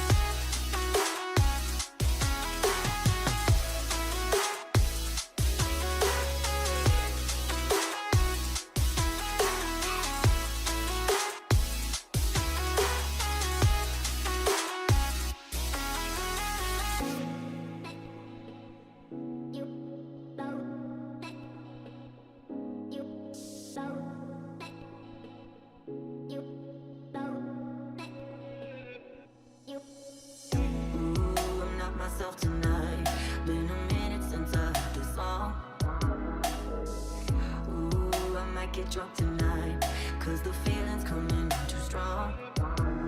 When your heart has given up and your soul has had enough, raise your glass and make a toast to the ones we hate the most. We really most, we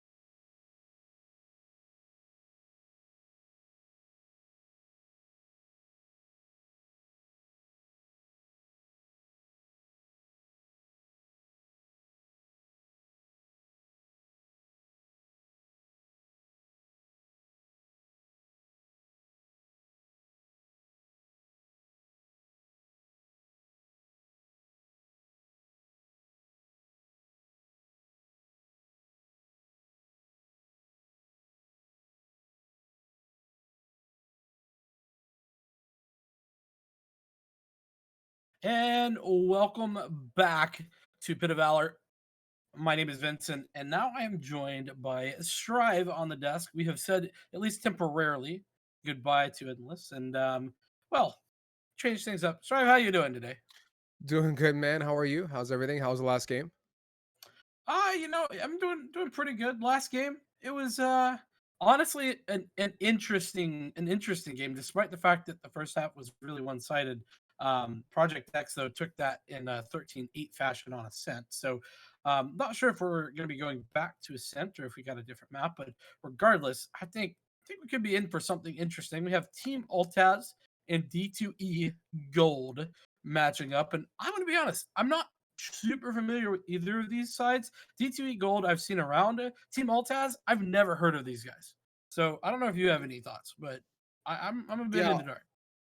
Altaz, nothing to shed on there. I mean, I'm looking forward to it. But D2E Gold, I have here, and they've played on other Pill of Valor games rather. Um, and yeah, I'm looking forward to seeing. Well, let me touch on the last match first before I go anywhere. I watched, I think, about 80% of that match, and I honestly thought there was going to be a massive comeback, and the tides really were, tilting in the right way for that to happen. But that got shut down. I'm looking forward to seeing what we end up with map wise here. I'm kind of not in the mood to play any more Ascent. I'm totally over Ascent, so I'm really hoping we end up somewhere else. Are we confirm or deny? But are we on the latest patch for split changes? I believe we are. My understanding is we have no way of like holding that off. So like the patch goes through, that's where we're at. But I do know we don't have Yoru is not enabled or anything like that. So there is that. So that's good. I mean, I kind of am itching to play a little bit of split here because I really want to see the new changes. I've seen all Hmm. like the before and after pictures of like where they change and what they change. So I'm pumped to see that aspect of it. But more than anything, Ascent's just so traditional. So moving on. D2E, Gold and Altaz. Any predictions? Anything you guys wanna or you wanna say here, Vincent? I do kind of feel that I have to go with the gut of D2E just because I've heard of them. I know that they have some they've got some games under their belt. Altez, I don't really know. I just looked them up on Twitter and there's really nothing I could find. So the classic Twitter lookup didn't yield me anything. And so I'm just gonna have to throw my hands up and say I don't know who these guys are. They could come out and really impress us. And so this is their chance to do that. On stream, eh, they're able to do that. So I think it would be pretty awesome if we saw that. But who knows? They did take their first game against Jaguar Blue, another team that I think is a returning team from prior Pit of Valor week. So could be solid, especially as they are able to take that first game. So 100%. And I don't know where we are right now in terms of getting into this sucker and going live, but um so feedback says we are waiting on map. I love this production team. Our guys are so on point. It is unbelievable. So mhm. shout out to the team. I should make a comment here, right? I mean, let's get to them. We'll get to the nitty gritty of Valorant after, but GLG guys, like we try and do it right here. We have some of the cleanest and best production staff in the background that do their best to keep the wheels in motion, the cogs in motion, and they always deliver. So one thing I want to comment on, at least for me, and I'm sure Vincent is all about it too. Chat. We love interacting. At least I love interacting. Shoot us questions, keep us, engage with you guys. That's what we're here for, is to unite with you guys, to grow the GLG group and the community as much as we can, and to make some awesome friends, because that's what this is about. That's what Valorant's about. That's what streaming and shoutcasting and everything else is about. So Vincent, I kind of wanted to, so we've been through this. We're just back after a break, but you guys know what's going on. We're doing a Swiss bracket, right? You want to Yeah. break it down for the guys how that works, Vincent? Yeah, no problem at all. So, Swiss a little bit different than what we've been doing before with just the regular old brackets. Basically, you get the opportunity to play at least 4 games. So everyone's playing 4 games guaranteed. You could play some more, I believe, but if you get 4 wins, you're through. If you get 4 losses, you're out. You're done. So can't continue. And so everybody who gets those 4 wins continues into a single elimination bracket. Those are still best of ones until we get to grand finals, then we get best of 3 for that. So it makes it so that you don't go out after just 1 game loss. And, it always feels bad if that happens. So fortunately, we've swapped things up, and hopefully this is a much better system where people can work to improve over the course of multiple games instead of maybe playing one and then going home. I'm all about that. Like I know, like me, turn okay. Like we've all been playing games, right? We know the gig. You get into a tournament, Mhm. you try and do your best to make an impact, and you make a mistake as a team. You make a mistake as an individual. You lose that one really important round that you need. Um, and you're just like you want to make a change in the game, but it's too little, too late because you lost out. This is a great opportunity, and I think it's a refresher to have the Swiss bracket type of format because like you said, we get a second chance, third chance, and a fourth chance, which is really super, and you get really nice and warm. Um, I want to touch on a couple more things before we get into this. So I think we have confirmation here, guys, that we're going to be playing Bind. So I'm happy it's not Ascent. Vincent, I'm sure you are too. Yeah. Don't want to do the old ascent twice in a row. You know, I love that map, but you know, whenever you play it twice in a row, you're just like, can we not? So I decided to go to Bind, and I don't know if we have who. Oh, we do. Altaz is defending first. Do you think that gives them an advantage or disadvantage, or do you feel like it's pretty even here on Bind? I think it's pretty even. Like the one thing I love about Bind, and we've every time we've cast this map in the past, and it's I think like I mentioned in my other cast for those that are repeat watchers. If you're not, you probably should be. Um, the one thing we say about Bind is it's a really out of the box map for from Riot and for Valorant. Like it's very unique. In the sense of the teleporters, the ability to swing so quickly from one side to the other, potential throw some fakes, get information using the teleporters. Bind's a very unique map, and um, I'm looking forward to seeing how Altaz does here. I see Let's Go Altaz in the chat by Project Altaz. So I'm looking forward to seeing what the impact is on Bind, and I'm curious. I think Altaz starting on defense is good. I think I haven't seen him, so let's see what goes down. As I think we are popping into the champ select, guys. So let's get boogieing as we hop in here. Picks coming out. Vamos. What are we gonna get here? Yeah, this is always kind of interesting. After you've got some changes, it's like, who's gonna be the early adopters, right? Who's gonna be maybe a little bit tentative, stick with that old meta? Who knows, right? You love to see who's gonna take that. It looks like for now, at least not to be fair, nobody quite locked in yet. On the D2E side, it's looking pretty standard. That raise pretty good here on Bind, something we see quite a bit of. And I mean, maybe you could argue that you tend to see Cypher over the Killjoy here, but I think both pretty much interchangeable. And we see Cypher on the other side. So seems pretty standard thus far. 100%. And yeah, I think the picks and the meta that's being capitalized is pretty kosher all around the board. Not seeing anything out of the ordinary. I was kind of hoping to see Brimstone just because I with the new changes and the new patch, I do like seeing Brimstone plays. But looking like we're pretty much locked in for the most part on the defender side. Select your Attackers agent. D2E is ticking down, and I think we're gonna lock here. Yeah, it looks like a solid rundown. I'm sorry, guys. I'm just waiting for the pick here before we make any calls. All right, that's it. We are going into Bind, and the compositions look pretty standard all across the board. You have a little bit of a Killjoy and a little bit of a Reyna diff that could be the determining factor. I do looking right now with the D2E guys on attacking. I think they're gonna have, to me, D2E setup is really well set up for attack. Like they have a Raze, they have the Phoenix. All around the board, it's looking very, very promising. So let's see what happens here as we get into the game. Yeah, you're right in that they are certainly set up to be more attacker sided. For D2E. But all that said, I need to share my theory of Bind. My theory of Bind, Strive, is this is a snowball map.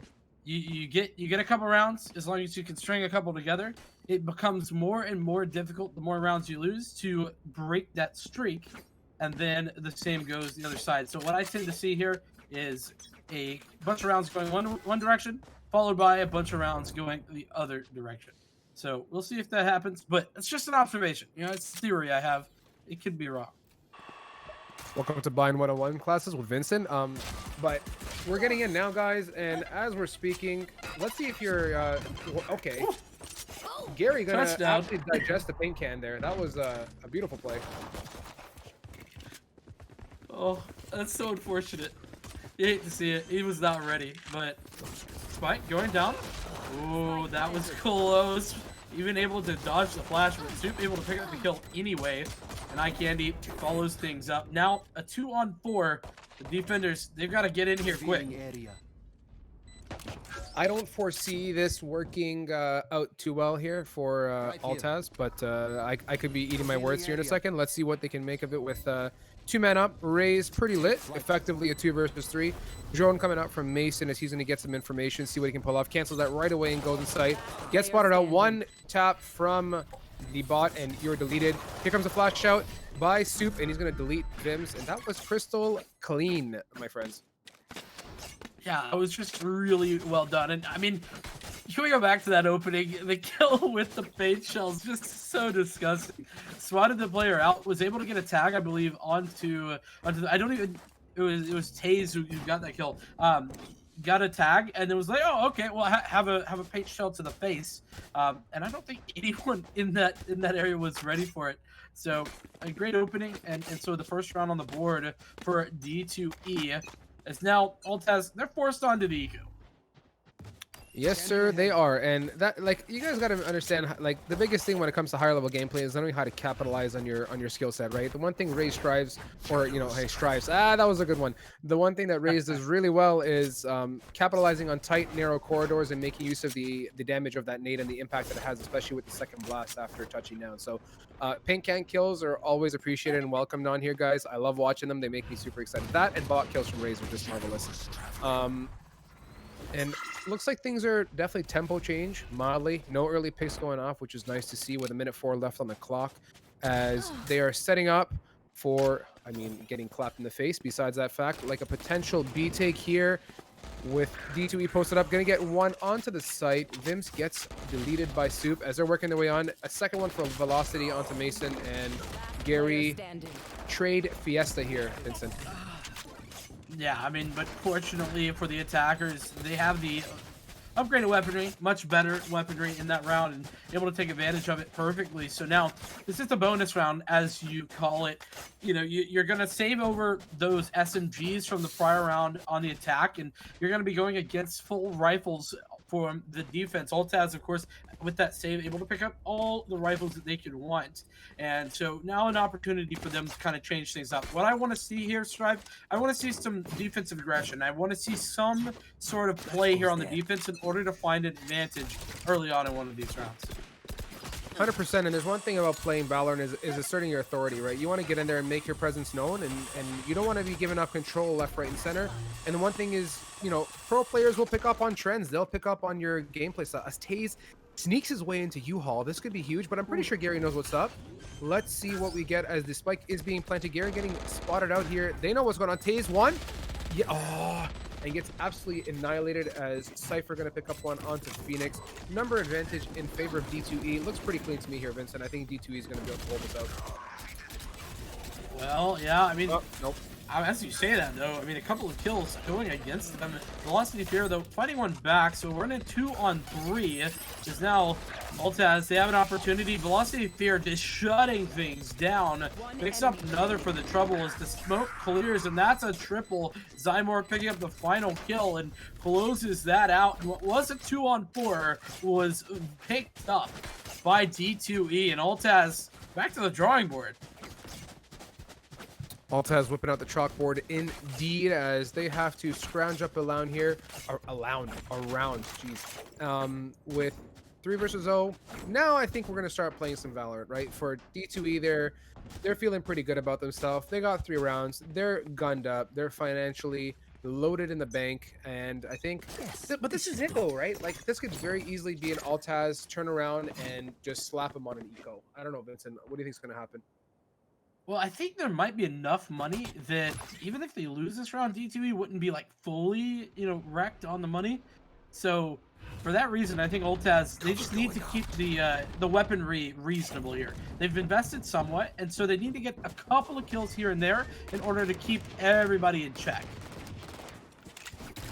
100%, and that's literally what you need as Omen gonna tap through the smoke. One getting it picked up. Taze picking up a second here onto the Jet. As number advantage in favor of D2E. This is going to be a tough one for Altaz to pull out, but let's see. Is Soup going to go back there? Hall going to get one. Can he spray and get the 2 onto Cypher? No, he cannot. The run it back gets canceled out as number advantage in favor of D2E. They're going to hold this down pretty crispy here, Vincent.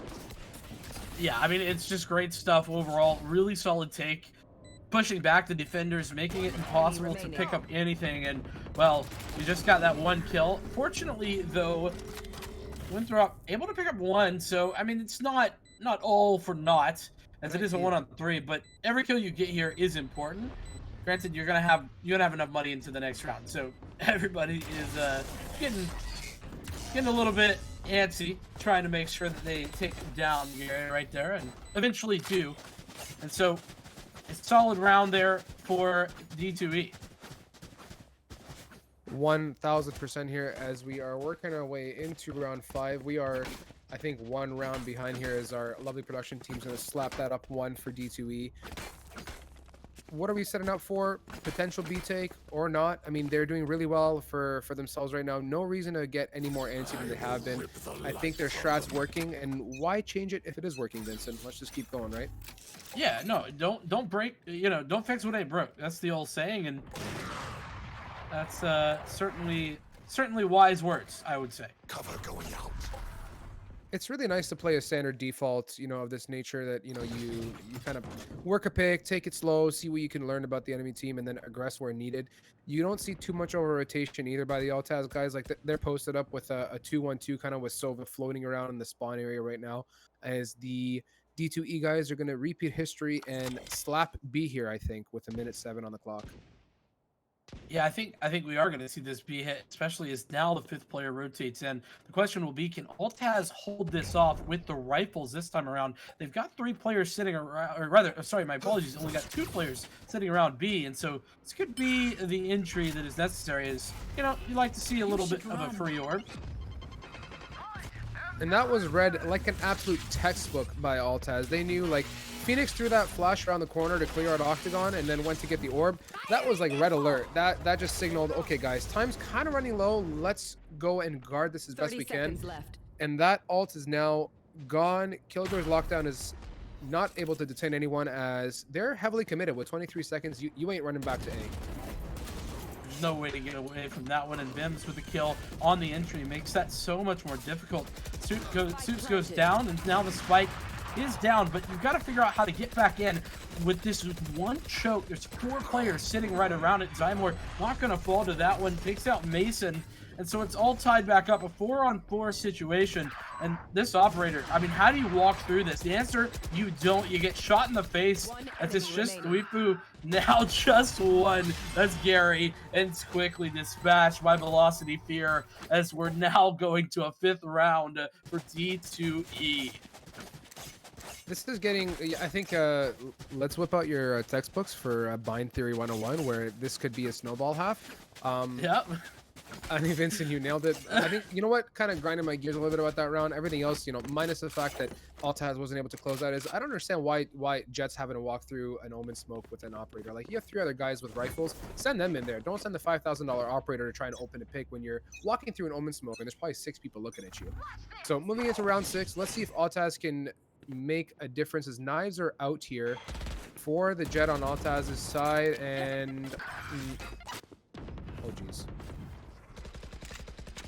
Man, I can able to pick up that kill on the other side makes things so difficult, and especially Zymor's hanging out, trying to get a lurk on over towards B. He could potentially find out that there's really no one holding side. They're both over in the hookah area. We'll keep an eye on that. There's 2 players that way. Could be the old rotate with the teleporter strategy. But for now, it's the spike over towards A, and creeping out is Taze, who I think knows that wife is there, and well, indeed does now. But Eye Candy goes down before that can happen, and Taze with the double. So 2 players left here for the defense makes this such a difficult retake.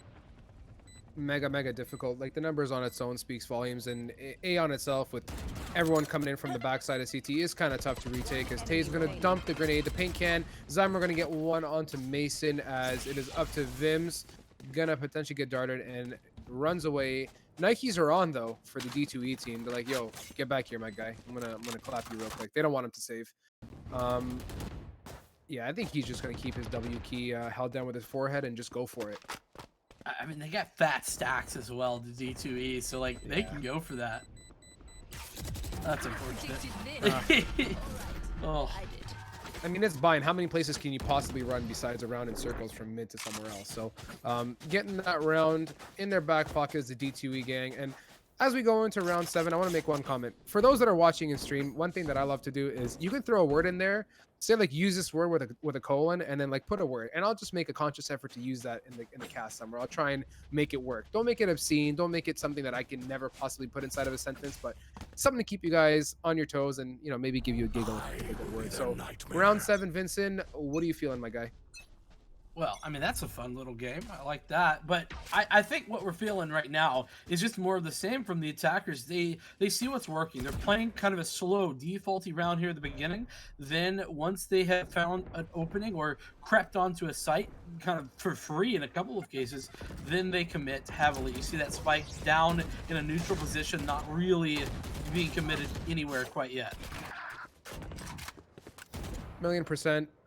And it seems like we're getting a very common trend here. I don't know what's going on with the Altaz team, or I don't know what their positioning is all about, how they're getting picked off, you know, with a minute 10 left on the clock almost every round, it seems. Maybe I'm doing some, you know, bad memorization of these rounds here, playing this out wrong. But Tay's going to get out here, get swung on. ICANN going to support his team. That was really, really well done as Taze went out, but he had backup from his teammates coming out of short too. So it is up to Mason, who's rotating here with Vim. Is going to go a little pinchy pinch situation from Cat and CT. But Taze has his crosshair literally at head level, and yeah, there it is. I don't foresee this going anywhere. Vim's going to clap Aroni through the box, though. Deleting velocity as it is all up to him yet again to forehead, W key, and potentially live, but not really. Yeah, I mean, a nice shot there from Bims, but it really just changed 1v5 to a 1v4, so not much better odds if you really think about it. And so, I mean, let me, you asked a good question, maybe a bit of a rhetorical one, but I'll attempt to answer it, Stripe. You said, you know, what are Altaz doing wrong? Let me theorize for a moment. I think that what we're seeing is maybe a little bit sloppy utility usage here on the defense, as well as being really ultra passive. They're not really fighting for any sort of map control here, Altaz, and so because of that, they are basically just getting aggressed upon, and it's all over. And we see it here again. You know, the running back goes through, makes so much space, and everybody's playing passive angles on A. Yeah, that one belongs in the textbook of Bind and in the textbook of Valor and how not to hold the site. 100% with you. Like, your analysis is spot on. They're not getting any information early on. Like, he's sitting on top of the box with his ult out. Like, that's how little he cares. Like, at what point do you say, look, this isn't working, right? This walk away as soon as you hear them attitude. You know, they give up the U-Haul. They give up. Okay, yeah, Vim's just gonna, yeah, he's feeling himself big time. Is this a strat though? Sometimes you just need a dark cover in the middle of the sky. What can you say? He wants the rain. He's looking for rain. That's what it is.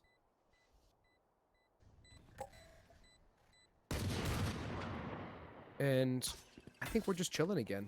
Omen is baking some cookies in the LMS, easy bake out, and I don't think he's going to get much of anything. He's just going to try and live with a sheriff. Soup, Swingaroni on mid, going to get the kill. Maybe he hears him. Swing him. Let's go. Open the door. Open the door. Oh. The bait. He's like, hey, yeah, I'm here. No, don't want to peek you though. I mean, and to be fair, like he didn't have to. I mean, all that does is potentially give a weapon over. And look, Cyborg has 9,000 credits right now. Pretty much everybody else above 8K here for the D2E side, and it's just domination left, right, and center. An operator out here for not C910s, and we'll see if they can do anything with that. He got tagged with it? Is that on his body? I don't know if it was on his body or on the edge of the wall there, but either way, like, they got revealed pretty quick here. Look at that Juco peek with that drone. Massive plays. Cover going The paranoia to follow that up, it's so intelligent because it's just, you're basically just chain stunning without a real stun there on the jet. And so you know the operator's there, and so now you have to fall back and just commit to this super passive angle on the site. And you can see they've just basically said, you know, walk into B, my guys. Come on in, you know, set up your lawn chairs. We're just gonna sit at back, haul an elbow, and you know, we'll just play the retake, which has historically not worked. as the rotations aren't even there right now. And okay, maybe the tides have changed. Maybe we're gonna see a potential dub by Altaz here with that pick, but I don't know. Let's see what we make of it here, Vincent. Oh, Mason. Mason! They know, though! Soup's not gonna let it happen, so a 3-on-3. And, well, you know, they didn't have an operator before, so maybe that was the difference maker. We'll see if it can work on the retake for A, as Vims picks up another. So it's now a man advantage for the defense. One of the first times we've seen one, and Soup needs to be solid on this and is not Vims. Another solid shot, at least just for velocity. That lockdown, not going to matter a whole lot, considering that it's going to be taken out. And so finally, a round on the board. The bleeding has stopped. Altaz take the first. Was that important? And this could be a potential. Like, this is the thing, right? Every time this has happened, is 8-1 baloney that we're seeing here. It's always been one of those things where the next 3 just happen. So I'm gonna go on a limb, and my predictions are usually pretty strong. I think it's gonna be an 8-4 half. Altaz may have somehow smelled the roses, and they're gonna come back here. Financially, I mean, things are kind of questionable. We see Reyna with an alt with $2,500. I don't know what you're gonna potentially do with that, but we have the well-stocked D2E gang with 8 rounds in their back pocket. I don't know, Vincent. I think this is gonna be tough here. I don't know if the 8-4 will happen, but I have high hopes. Well, you know, like I said, that first round, it really is kind of the hardest one to get. So, yeah, I think possibility. And the operator from Taze is a swap up, though. So I'm curious to see if that maybe is the difference maker for the attackers, maybe puts them on their back foot. But Ten's not being put on the back foot for the moment, and does pick up the opening frag, giving the man advantage over to Altaz. Yes, sir. And just like that, ICANN gonna absolutely demolish 10s too. Like, I mean, if you're gonna be 10s, at least deliver like 10s. Like, don't do me like that. I wanna start popping off and falling out of my chair here, but not necessarily happening. This game, is numbers are pretty even, 55 seconds, and Spike is still kind of sitting on short. A decision has to be made sometime in the next, 20 seconds what the game plan is, and my gut tells me they're gonna go towards B, like usual.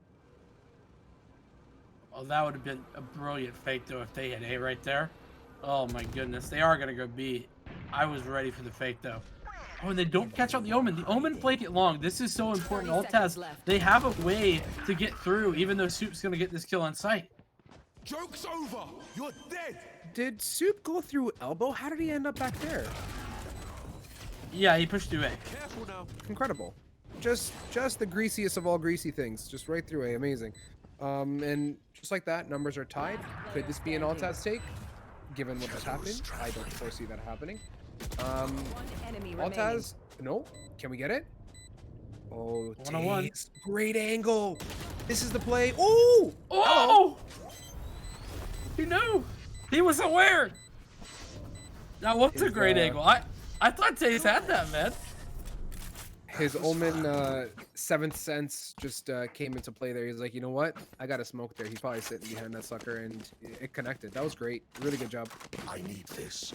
Yeah, just incredible game sense from Vims. And I said that Vims was going to be the crux of that round when he got that flank off and he was walking up long, and he clutched things out. So now a second round on the board for Altaz, and it's 2 in a row. So we could be seeing that 4-8 half that you were talking about. The problem is that Altaz still need to pick up 2 more, and there is some rifles to contend with on the D2E side.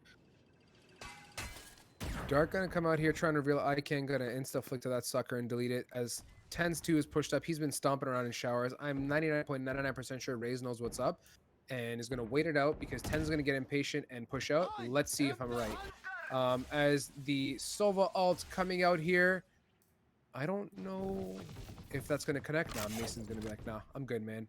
And the tempo has slowed, but yet again, to no shock, D2E is going towards the B site. Yeah, but this is so much better. That aggression from Tens, that's exactly what I was saying. You need to kind of hold some of that map control. Sure, you've given it up now, but it was a great idea. And Taze spotted out the gun barrel, but not going to be able to convert a frag off the back of it. And like you were saying, 4 players over towards this B site. And the smokes, they're going in. Shit. But the counter smokes are there too, so this is going to be a difficult take, I believe. 100% agree with you as the trade coming out here with the Cypher Killjoy Omen situation. As they're aggressing onto site, I'm liking what Vims is doing here. He's like, you know what, I'm not going to go elbow this round. I'm going to hold it from backside for my gang as Mason there to back him up. Tay's going to trade that out onto Mason, gets a second. Zymor getting one as well as they are heavily into site with one body left as it's up to C9 tends to clean this up. And fire in the hole, you're about to get deleted. Nike's on for Jet. No, I'm going to wait. I'm going to wait. Oh, that would have been something if it actually connected with 30 HP left. Yeah, I mean, but think about it. You just gotta wait. At this point, it's not even about getting the kill. It's just stalling out the potential retake, and now the post-plant positions are just too strong, and so you're gonna just have to save no matter what you do if you're Tens. So, and indeed, Tens running away. Can you get away with that? It's looking like a possibility, but oh, he's gonna need to get away into the corner, and does.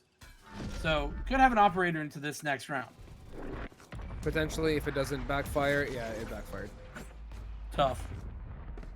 Really tough round, and Last round before the switch. final round here, Vincent. I'm gonna eat my prediction. I don't think it's gonna happen. As a potential, yeah, it's not happening.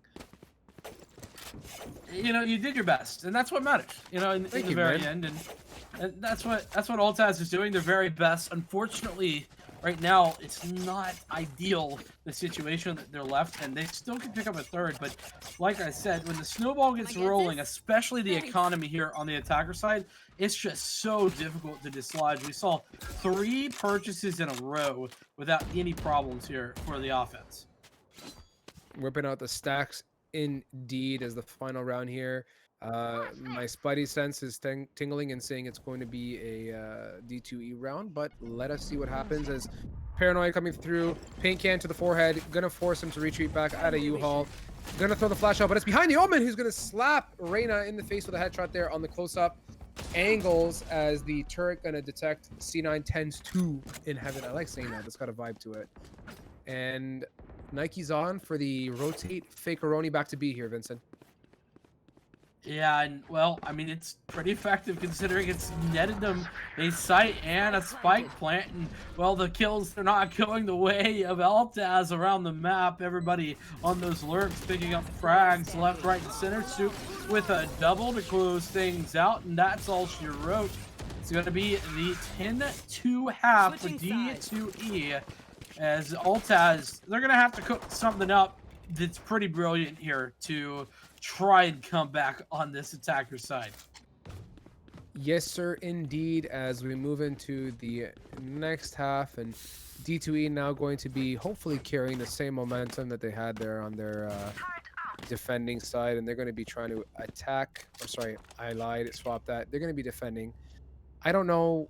You know what? Buying's one of those things. Let's just say for the sake of it that there's going to be a momentum shift and it's all about the sides. They're sided teams. They're going to make it happen here. Huge comeback. We need all the pistol rounds and everything too. So I don't know, Vince. Anything they're going to pull it off? Man, I've seen so many just swap at half comebacks happen, but it really doesn't seem like that's going to be the case. But I've said that before, so it's always possible for Altaz, and for now, it is not looking great as they don't have a man advantage opening things up. Altaz going down 1, make that 2. Definitely not in the favor of the D2E gang here who's sitting on 10 hefty rounds. I think there's going to be an Altaz round here as whatever hope is left is being eliminated. Yeah, I don't geez. My heart's a breaking here, guys. I want to see, as much as it's nice to see a closeout like this, I don't think it's gonna happen. Oh, I have the spike. Revealing area. And just so you know, it is a bit of an error up top. It was D2E that took that round, so it should be 11-2 now on the scoreboard, and it's just been D2E show pretty much the whole time. That pistol, no exception. indeed, and I completely just went off the scoreboard there and didn't process what was happening. I was too into the round to realize the mix-up, but we're good. We out here. Production crew is jamming right now. Let me tell you, they are vibing, heavily vibing as we work our way into potentially a closeout here. Um, yeah, D2E just strong, man, so strong, and I'm looking forward to seeing how they carry this into the upcoming rounds. Man, that's the prize race button. You just never ever want to see that ever. If you're a player, it's just farming frags outside the teleporter right there. Picks up the 3K, and Soup chiming in with one of their own. It leaves Vims in an impossible situation. This was the hero of one of the 2 rounds that we saw taken by Altaz, and well, he picks up 1 kill. So I do feel like that's probably just, you know, for the memes at this point, considering that the rest of the team is closing in, and they're closing in quickly, and they've just smashed him with ease. That indeed they have, Vincent, Match and point. I am wafting a strong closeout here with a 13-2, which is massive. Obviously, I'm hoping we get some more rounds, guys. Keep it interesting, but the buy is here. You know, Altaz knows it's all or nothing. We got to purchase some guns and do our best to hold off, as D2E is not opting for full buy. No need. They're well padded. Let's just play for the future if need be. But I looks like a group up towards the B this round, mimicking some of the D2E strats on the Altaz side. Let's see what they can do here as Mason's going to drone into Hookah. Jordan does gain some nice information, though. Taz, I mean, just every single time this man just running in here. That's an SMG against rifles. He's still pushing. No problem. No problem whatsoever. And, well, okay, he's got one. It is immediately traded, but that makes it all the more difficult as through the smoke, Soup finds another, and it's again Vims in a 1-on-4. Okay, if I had a little tally sheet of how many times it's Vims, I'd be like probably off the sheet here. The number of tick marks it would have. And Vims, okay, all right, man. I mean, we get it. You lurking, you doing your thing, you pick up the kill. It's gravy, my guy. But we need to win rounds? Question mark.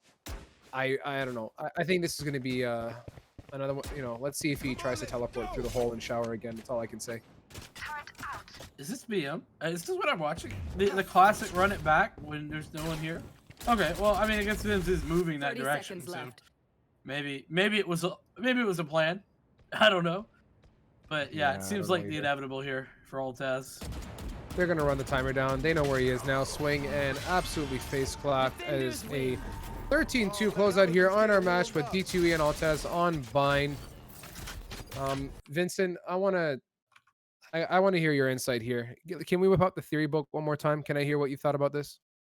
Yeah, and I mean, I think I want to go back to kind of what I was talking mid game. You know, we just didn't see enough aggression there for the defensive side of Team Altaz. They just really struggled with trying to get any sort of information on their defensive half, and then of course they were so far behind. I don't even think it really mattered what happened on the offense, because by that point, D2E Gold, they just had gained so much confidence. I mean, this is, you know, I oftentimes talk about how Valorant is a game of confidence in a lot of ways. If you feel like you're able to walk around the corner, tap that headshot, that makes it all the more likely that you're going to be able to actually execute onto that. Does it work all the time? Absolutely not. But it certainly adds to that level of that you're at. It elevates you above where you maybe typically would be playing it a little bit more passively. And so with that, I think D2E had gained that confidence, and then it was all over from there. Altaz maybe needs to kind of go back to that drawing board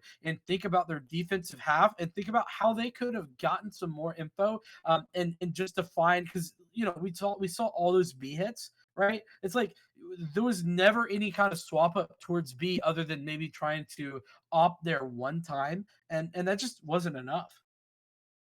You nailed every single nail on the head, for lack of better terms. I mean, everything you hit on makes complete sense. The one thing that I was disappointed was just a lack of control, which we're gonna come back to that after. That was really witty. I give myself 10 points for that one. Yeah, that was good. But the lack of control and holding the site, the passiveness. But one thing for me is the confidence, right? Like regardless of how you play, you know what you choose, whether you want to play a retake or an aggressive setup, there's always opportunity to make an impact in whatever setup you choose. Maybe the team practiced that way. Maybe that's their strat. Play for retake. I don't know, but the confidence and hitting your shots is number one. Usage of skills, yes, I agree, it's a huge impact, but you have to learn to adapt. And I think that the adaptivity, that aspect of it, was completely lacking in this game. And that resulted in, like you said, the page one of Bind Theory is the steamroll effect, or the snowball effect rather, and it happened here. So I want to go back to this control thing though, right? So you want to have map control, right? You want to have site Yeah. control, but you want to you need to have actual control. And for those that don't know, guys, control is a meal replacement. Pandemic or not, the situation we've been in, I know I've been resorting to a lot of Uber Eats and ordering food because it's quick, easy, convenient. But control's healthier. You guys get a fat discount from us too if you use the code GLG10 on your order. You get entered into a giveaway for a large free bag of your choice. That ends on the 31st, so you have whatever that works out to, like 11 days to do something about it. So hop on that. And the more codes you guys use, the more it helps us. So you're helping yourself, you're helping us. We would appreciate it 100%. And I think we are, Vincent, what did I miss? Anything you wanted to add on here? No, I mean, I think you hit the nail on the head. I mean, make sure to drink control. I mean, that's just what it comes down to. And awesome sponsor, and awesome product as well. Just really amazing. And like you said, I said it before. Everybody's kind of putting on that quarantine 15 pounds or so. They talk about the freshman 15. Well, everybody's been at home, and so they've just been eating food all the time. And this is how maybe you can start to wean yourself off of that. Don't do the Uber Eats like you were talking about. So, nonetheless, that's going to be it for us for right this moment. But don't worry, we'll be back with more Valor in action here very soon. I think we're going to have Strive and Endless back.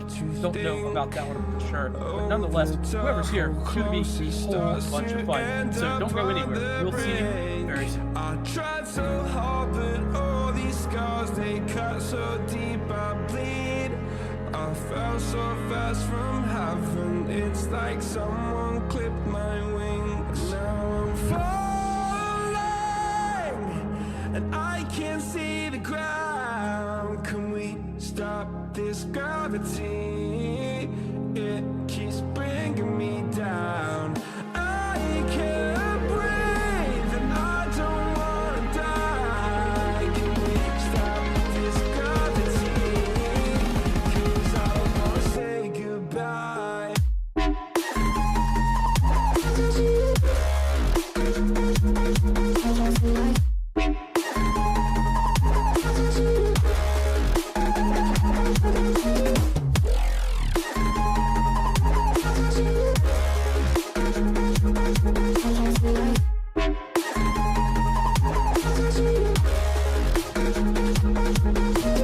I forgive the pain you gave to me so long ago.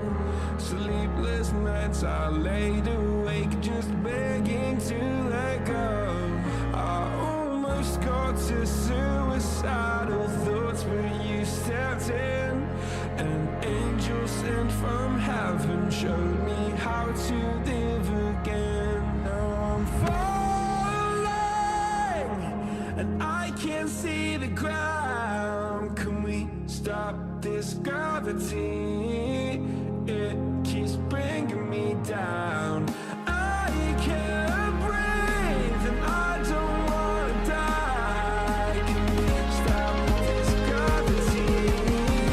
'Cause I don't wanna say goodbye.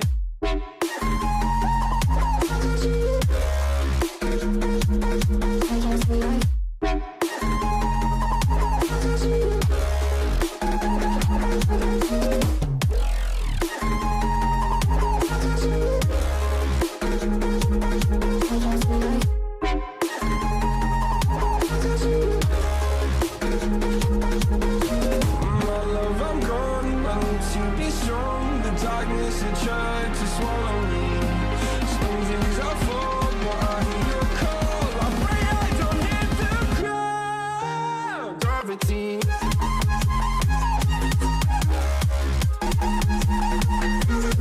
Gravity.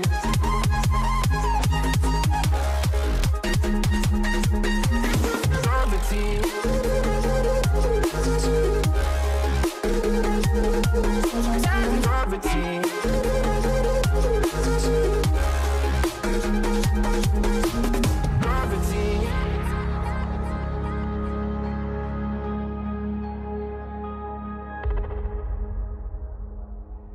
said that you moved on.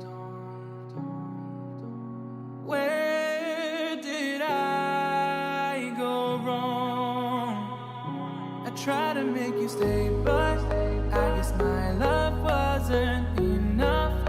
Was it me or was it you, love? 'Cause I'm dying to know. Why do you wanna end? Was it real or just pretend? Tell me, why do you wanna end? Was he really just a friend? No sign of you at all. Just pictures on these walls, reminding me of how you threw away all that we've gone through. Was it all just a game to you? 'Cause I'm dying to know. Why do you wanna end? Was it real or just pretend? Tell me, why do you wanna end? Was he really just a friend? 'Cause it's plain in my head, every word that you said, I ain't worked it out yet. So why do you wanna end? Was it real or just pretend? If there was any sign that our love was in decline, I would have begged you not to go. I would have given even more. My heart is breaking up inside. Can't believe our love has died. Guess it's out of my control. Why do you wanna end? Was it real or just pretend? Tell me, why do you wanna end? Is he really just your friend? 'Cause it's plain in my head, every word that you said, I ain't worked it out yet. So why do you wanna end? Was it real or just pretend? Why do you wanna? When it hurts like this,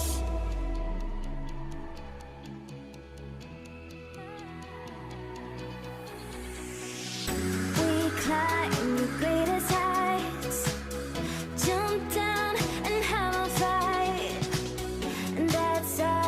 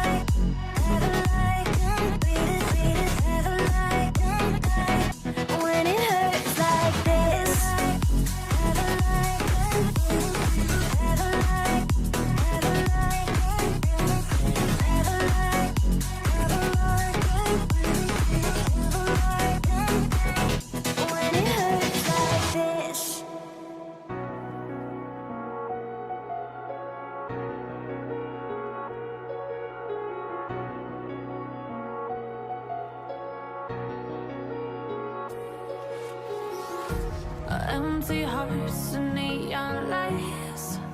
They're playing with my mind.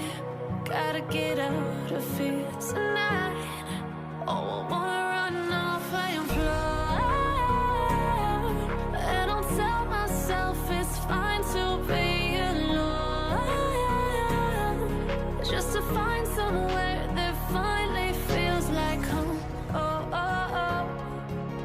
I hate all this overthinking. Oh, oh, oh, oh.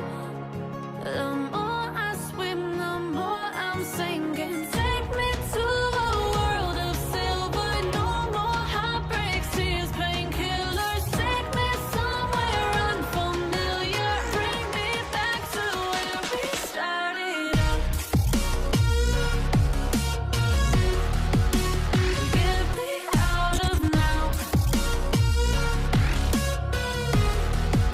To where we started out. Get me out of now. To where we started out. La la la la, oh, oh. Get me out of broken hearts and starting fights, turning truth to lies. Gotta get up, stop wasting time. Yeah, I wanna run off and fly. And I'll tell myself it's fine to be alone, just to find somewhere that finally feels like home. Oh, oh, oh. I hate all this overthinking. Oh, oh.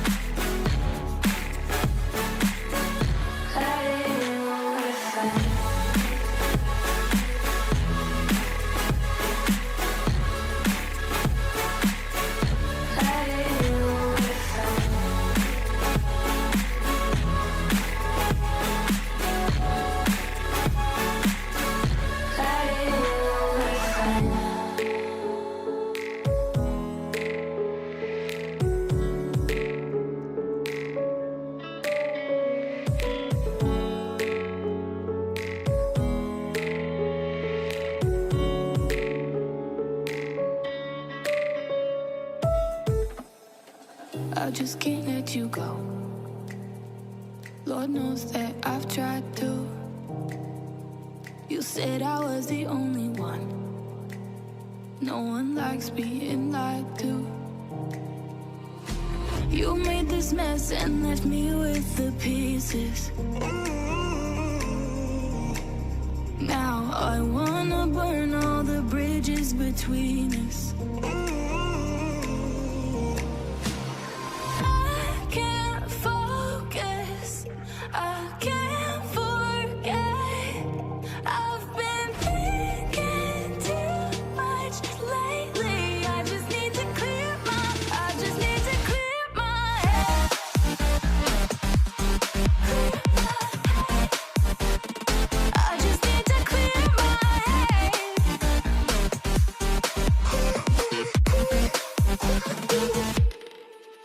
I've been stuck on your memory, but it's not like I need it. And we may have some history, but we don't have to repeat it. You made this mess and left me with the pieces. Now I'm gonna burn all the bridges between us. I can't focus, I can't forget. I've been thinking too much lately. I just need to clear my head. I just need to clear my head.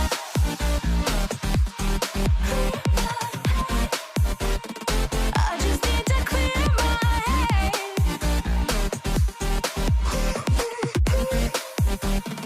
I just need to clear my head. I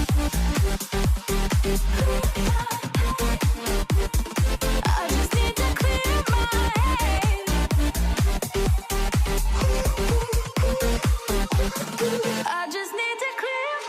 head. I just need to. I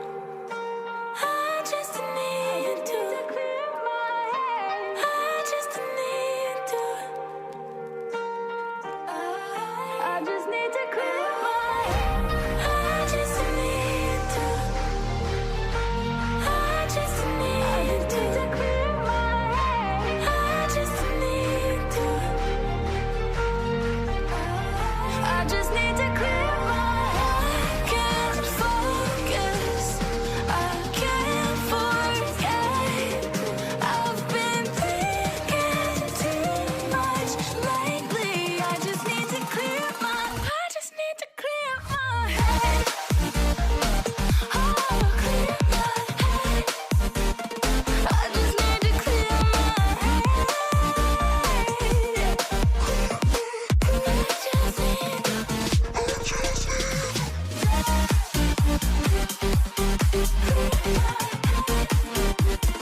I just need to clear my head.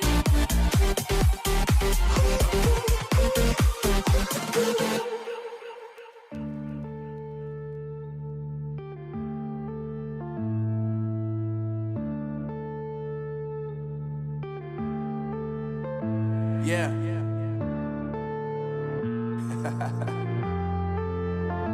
Unknown Brain.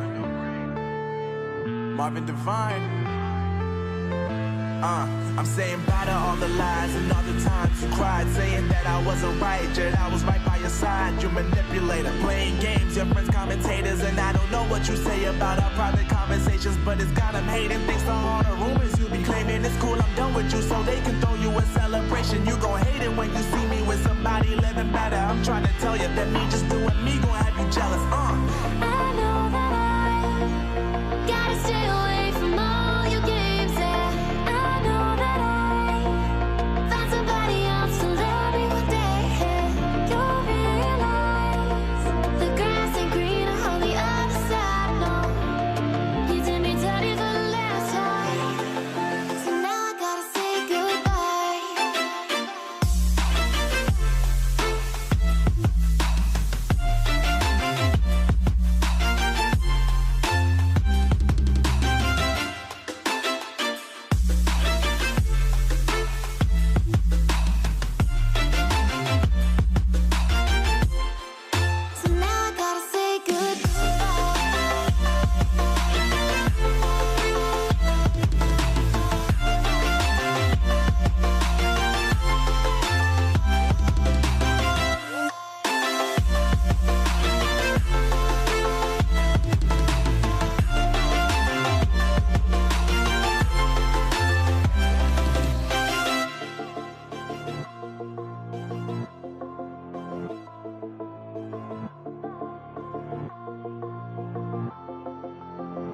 Yeah, my life is lovely now, I'm focused on me. You said you were about to die, I guess the car is on E. But see, I ain't even tripping, cause I just chose to believe that somebody gon' come around and give me just what I need.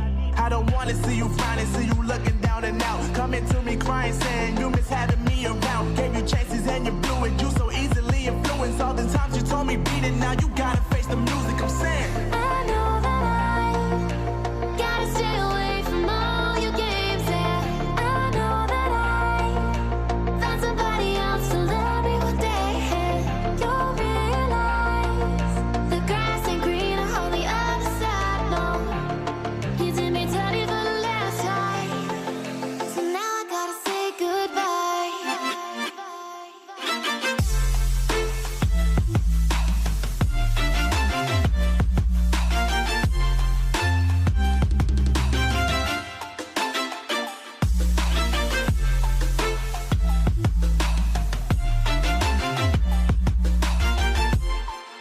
So now I gotta say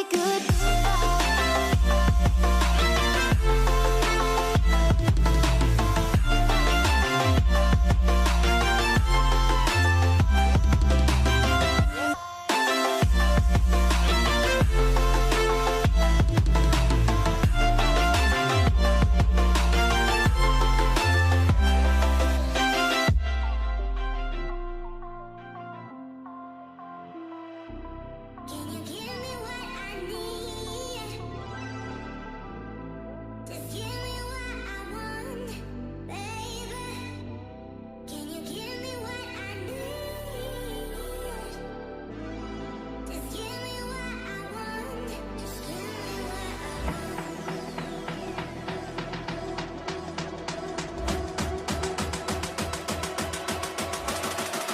Give me what I'm looking for.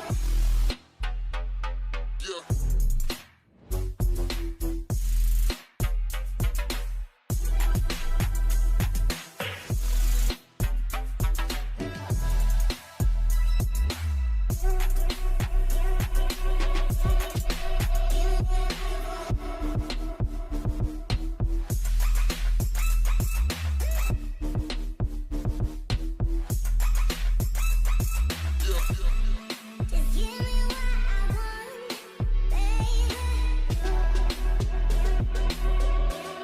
Just give me what I want.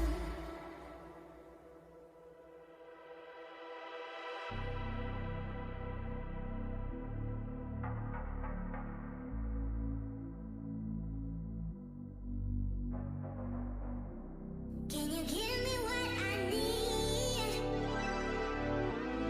Just give me what I want, baby. Can you give me what I need? Just give me what I want. Just give me what I want.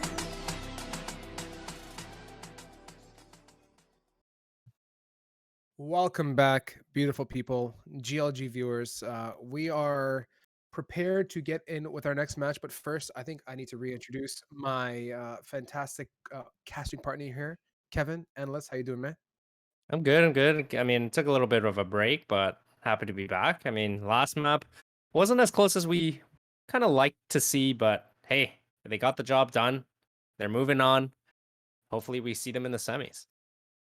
That indeed, and I think we are going to be playing our lovely, most favorite map in Valorant ever, Ascent. And our two teams, Kevin, who do we got going off here? We have Fab 5 versus Don't Talking Please. So, I mean, I don't know if they meant to do that, but from what I know, apparently DTP is a group of younger kids and they're looking to make their mark and dent in Valorant. And Fab 5 is apparently a group of managers and one content creator for, I believe, Trade Like Pros. So super interesting to see how this matchup is. Again, it is on Ascent. There are a lot of different maps, guys. Just a reminder, you guys can pick any type of map out there. It doesn't have to be Ascent or Bind, as we've seen in the last couple of Pit of Valor. So if you feel like you're strong on Icebox, Haven, or even Split. I mean, Split has definitely made those changes so far. So I mean, you're more than welcome to pick those maps. I'm ever so slightly biased towards wanting to see some split, but I don't know if that's going to happen this tournament. Maybe we'll get some sort of wild card fiasco towards the end of this matchup, or this Swiss style matchup. Say that 10 times fast. Um, Kevin, I want to hear your insight. Like, we look at some of the players in Valorant, and let's just touch on this as a whole, right? Esports at the end of the day is a sport. I look at some of the things that are happening out there and the talent in the younger generation. You know, the youngsters are often the swiftest, fastest. Um, they're just good, just because they have they're twitchy, they're quick, and I think that's what really makes esports interesting is like you have such young kids and you have a lot of the veterans that have been around playing, and they still slap. So I'm looking forward to seeing what happens here. I think don't talking please. I'm just gonna say DTP because like grammatically speaking, it just irks me a little bit to say that one. But DTP, actually no, I'm gonna say don't talking please because it's actually really catchy. Um, they're a group of youngsters. I think I haven't seen them play. Neither have I seen Fab Five play. But I think it's kind of cool that a quote unquote group of one content creator and four managers are slapping some Valorant here, and there's going to be a matchup against some what I think is going to be some really quick kids, and I think it's going to be a great match. In a sense, traditional map, endless. What's your take on it? What do you think is going to happen on this one? Again, it is one of those more traditional Counter-Strike-esque maps. A lot of different angles to really be careful of, and a lot of information can be essentially, I guess, controlled by the defensive side if they're pushing a little bit more aggressively and playing a more of an aggressive setup. But again, it really comes down to the little nitty gritty things where, is the attacking team going to be playing a lot more aggressive or more disciplined in giving info or even just getting map control, because at the end of the day, Ascent is one of those maps where the more map control you can get, the quicker you can get it, the better it will help on your defense, because those early rotations, Ascent is that, I guess, sized of a map that rotations need to be really quick or they're going to take sight and you're playing on a full retake.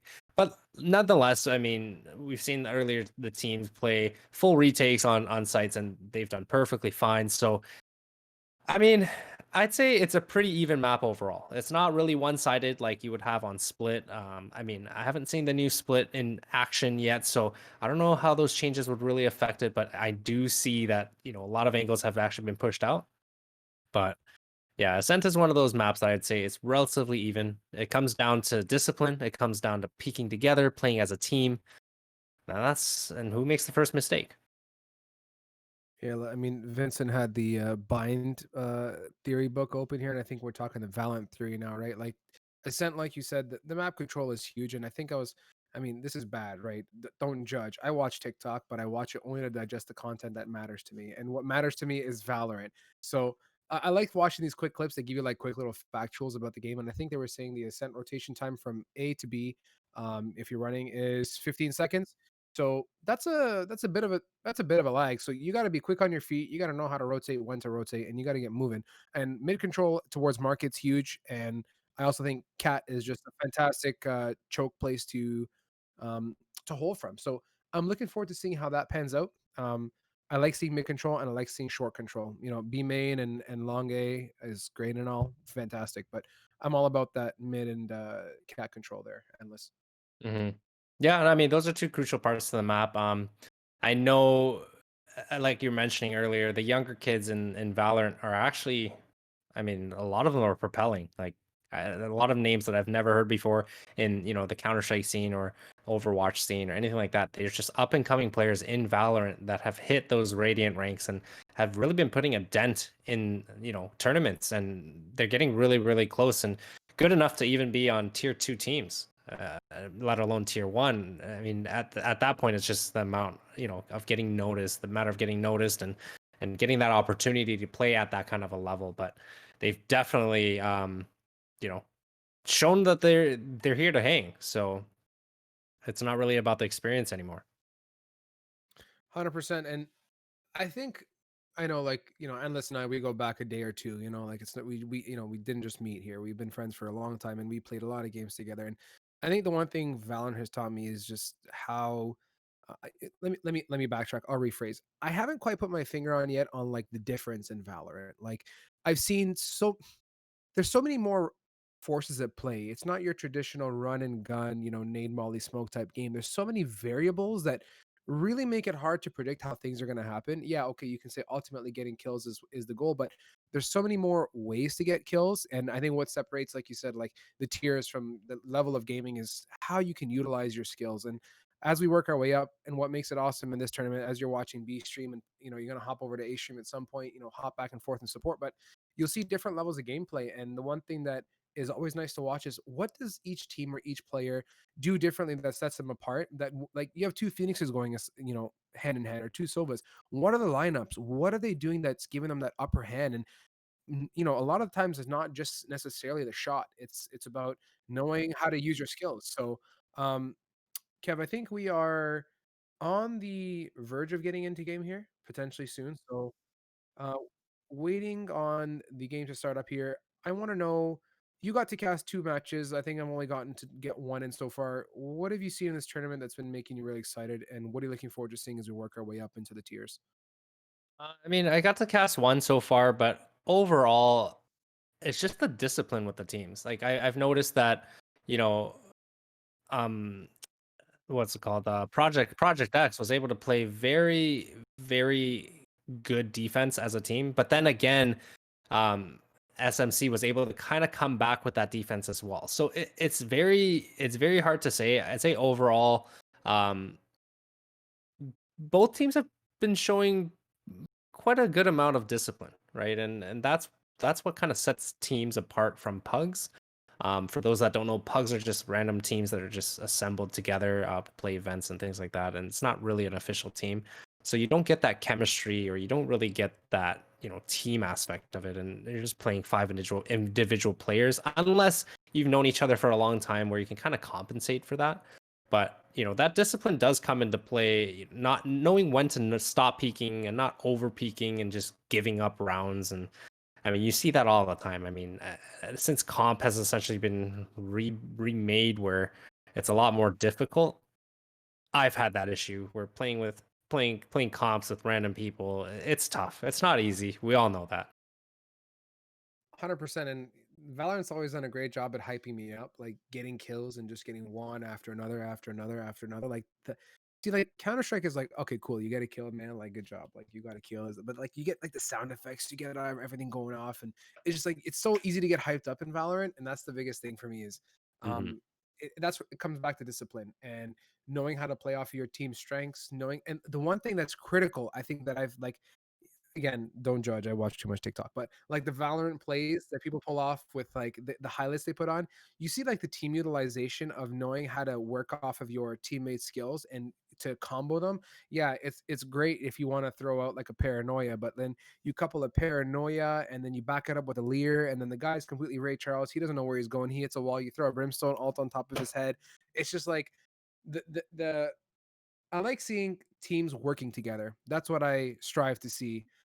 Is endless communication and teams working really well with each other, to make the wins come through. You see how I use both our names in that? I'm just getting too good at this. I got to You calm down. just you need to take a chill pill right now. I mean, a good way to take a chill pill though. I mean, you can always use drink control code GLG10. It's a good way. It's a meal replacement as well, and I mean, it keeps you hydrated as well. On top of that, right? So, when you're getting a little bit too steamy hot, like Strive over there, throw in that GLG code. Code GLG10. Get some discounts on that drink control and chill yourself out. Right? You don't need to go too crazy. For those Uh, that don't know, Endless' stream, one of his things you can redeem is a hydration break.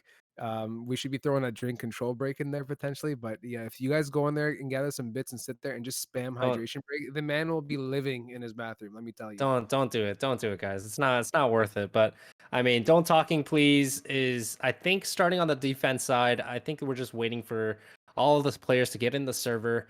Um, I mean, Fab Five on attack.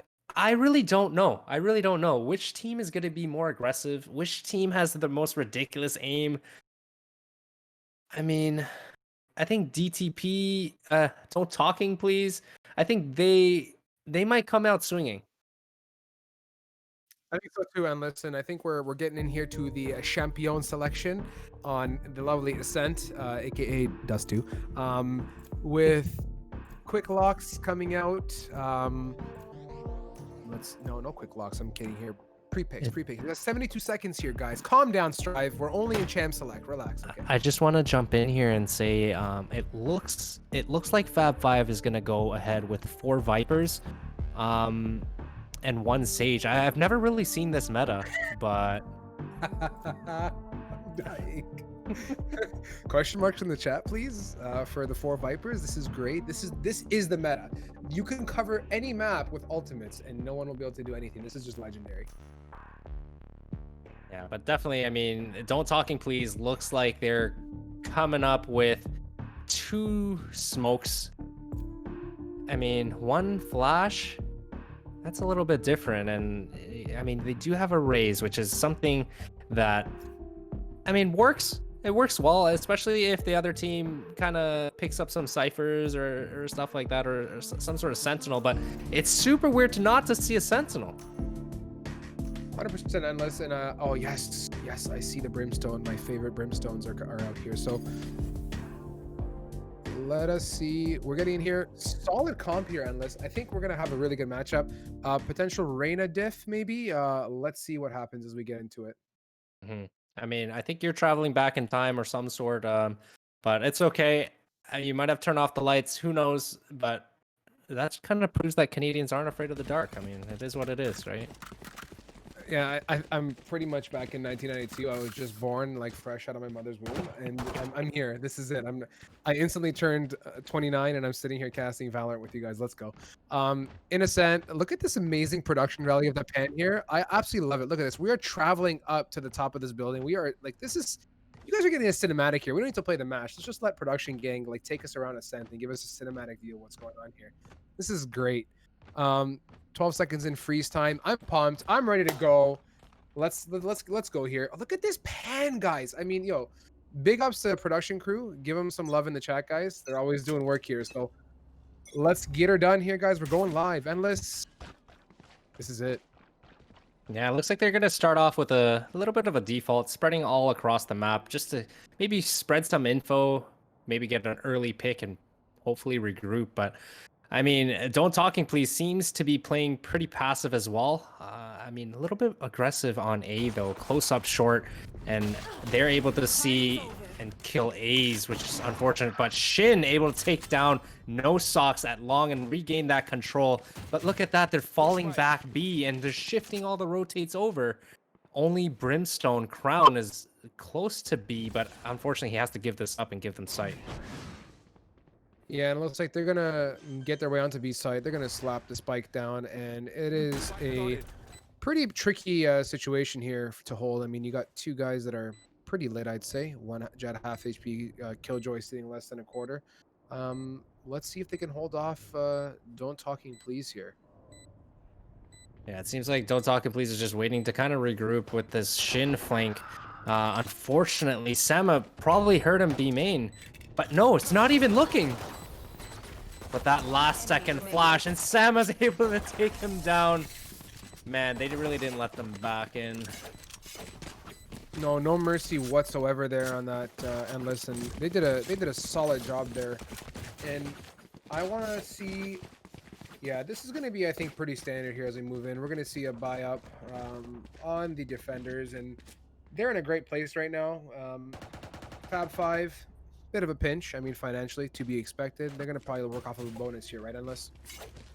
Yeah, I mean, Don't Talking Please, it seems as if they weren't really able to hold the site, but at the end of the day, it seems as if they're one of the only teams that haven't bought second round despite losing it. Yes, sir.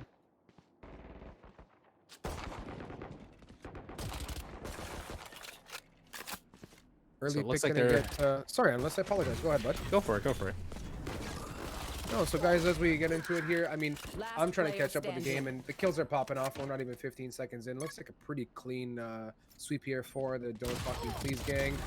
Potential swingaroni flex, not so much as is kill.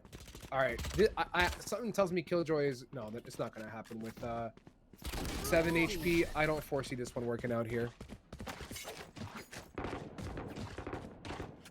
And it's a wash there, Endless. It's a wash.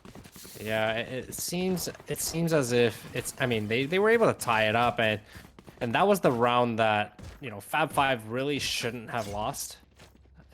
I mean, despite them being on, a win and a bonus, they really should have played together. They really should have played together. I felt like they had way too many 1v1 battles there, and unfortunately lost to Pistols, and they're forced to save here. But it's interesting to see Don't Talking Please buy up full guns here, in the case they get ecoed back. And I mean, if they do, next round's gonna be really tough for them. Engineers down. And on that note, we see Dre picking up the kill here, and number advantage going to the 5-5. Holy cow. What is happening tonight? It's Wednesday, maybe. That's the reason. Oh, geez, like my tongue is inside my nostrils. Early pick going on here to the Fab 5. Wall going to come out. A's is sitting on the other side of that. Good position. Little Bernie burn. He's going to get flashed right. Oh, A's read that so well. That's such a good way to read that, thinking there's a flash going to come through. He's probably waiting back there, and he said, yo, I'm going to get some peek action going on. Shin with the 1 and 2. Endless looking like a Don't Talking Please round. Yeah, it definitely looks that way, and this is the round they needed. They have full guns for the most part. They played range, and that's literally what they needed. They didn't lose a single person. Their economy is great right now, and this is the round that's really gonna see what kind of momentum Fab 5 is able to kind of build. Them being able to buy up on a full gun round here, and having 3 of Don't Talking Please on kind of bonus guns still. I think this is a must-win situation for Fab right now. Yes, sir, indeed. As looking like a quick A take as the Sova trigonometry quick lineup dart coming out to reveal what's going on in mid. And they're going to be aggressing. Here comes a running back by Sama as they're going in. And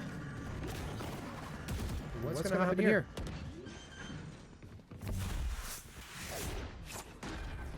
Yeah, it looks like, wow, they just took site drastically, and I mean, Don't Talking Please has to work together on this retake here. They're able to hold hell control, and oh my god, one is boosted up in heaven in Imposter. I don't know if they're ready for this. I don't think they are. Oh, but that recon arrow is able to draw him out and get spammed through hell. What a retake so far. It brings it down to a 4v2 situation. No Socks is stuck in wine right now. And it's a 3v2. Both are falling back and they're on bomb.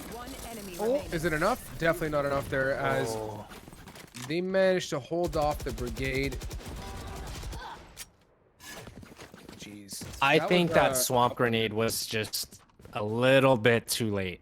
And they had the bomb way too far for them to be able to just stick in that damage and just finish off the defuse. And had they have popped that off a little bit earlier, I think that would have been the difference maker right there.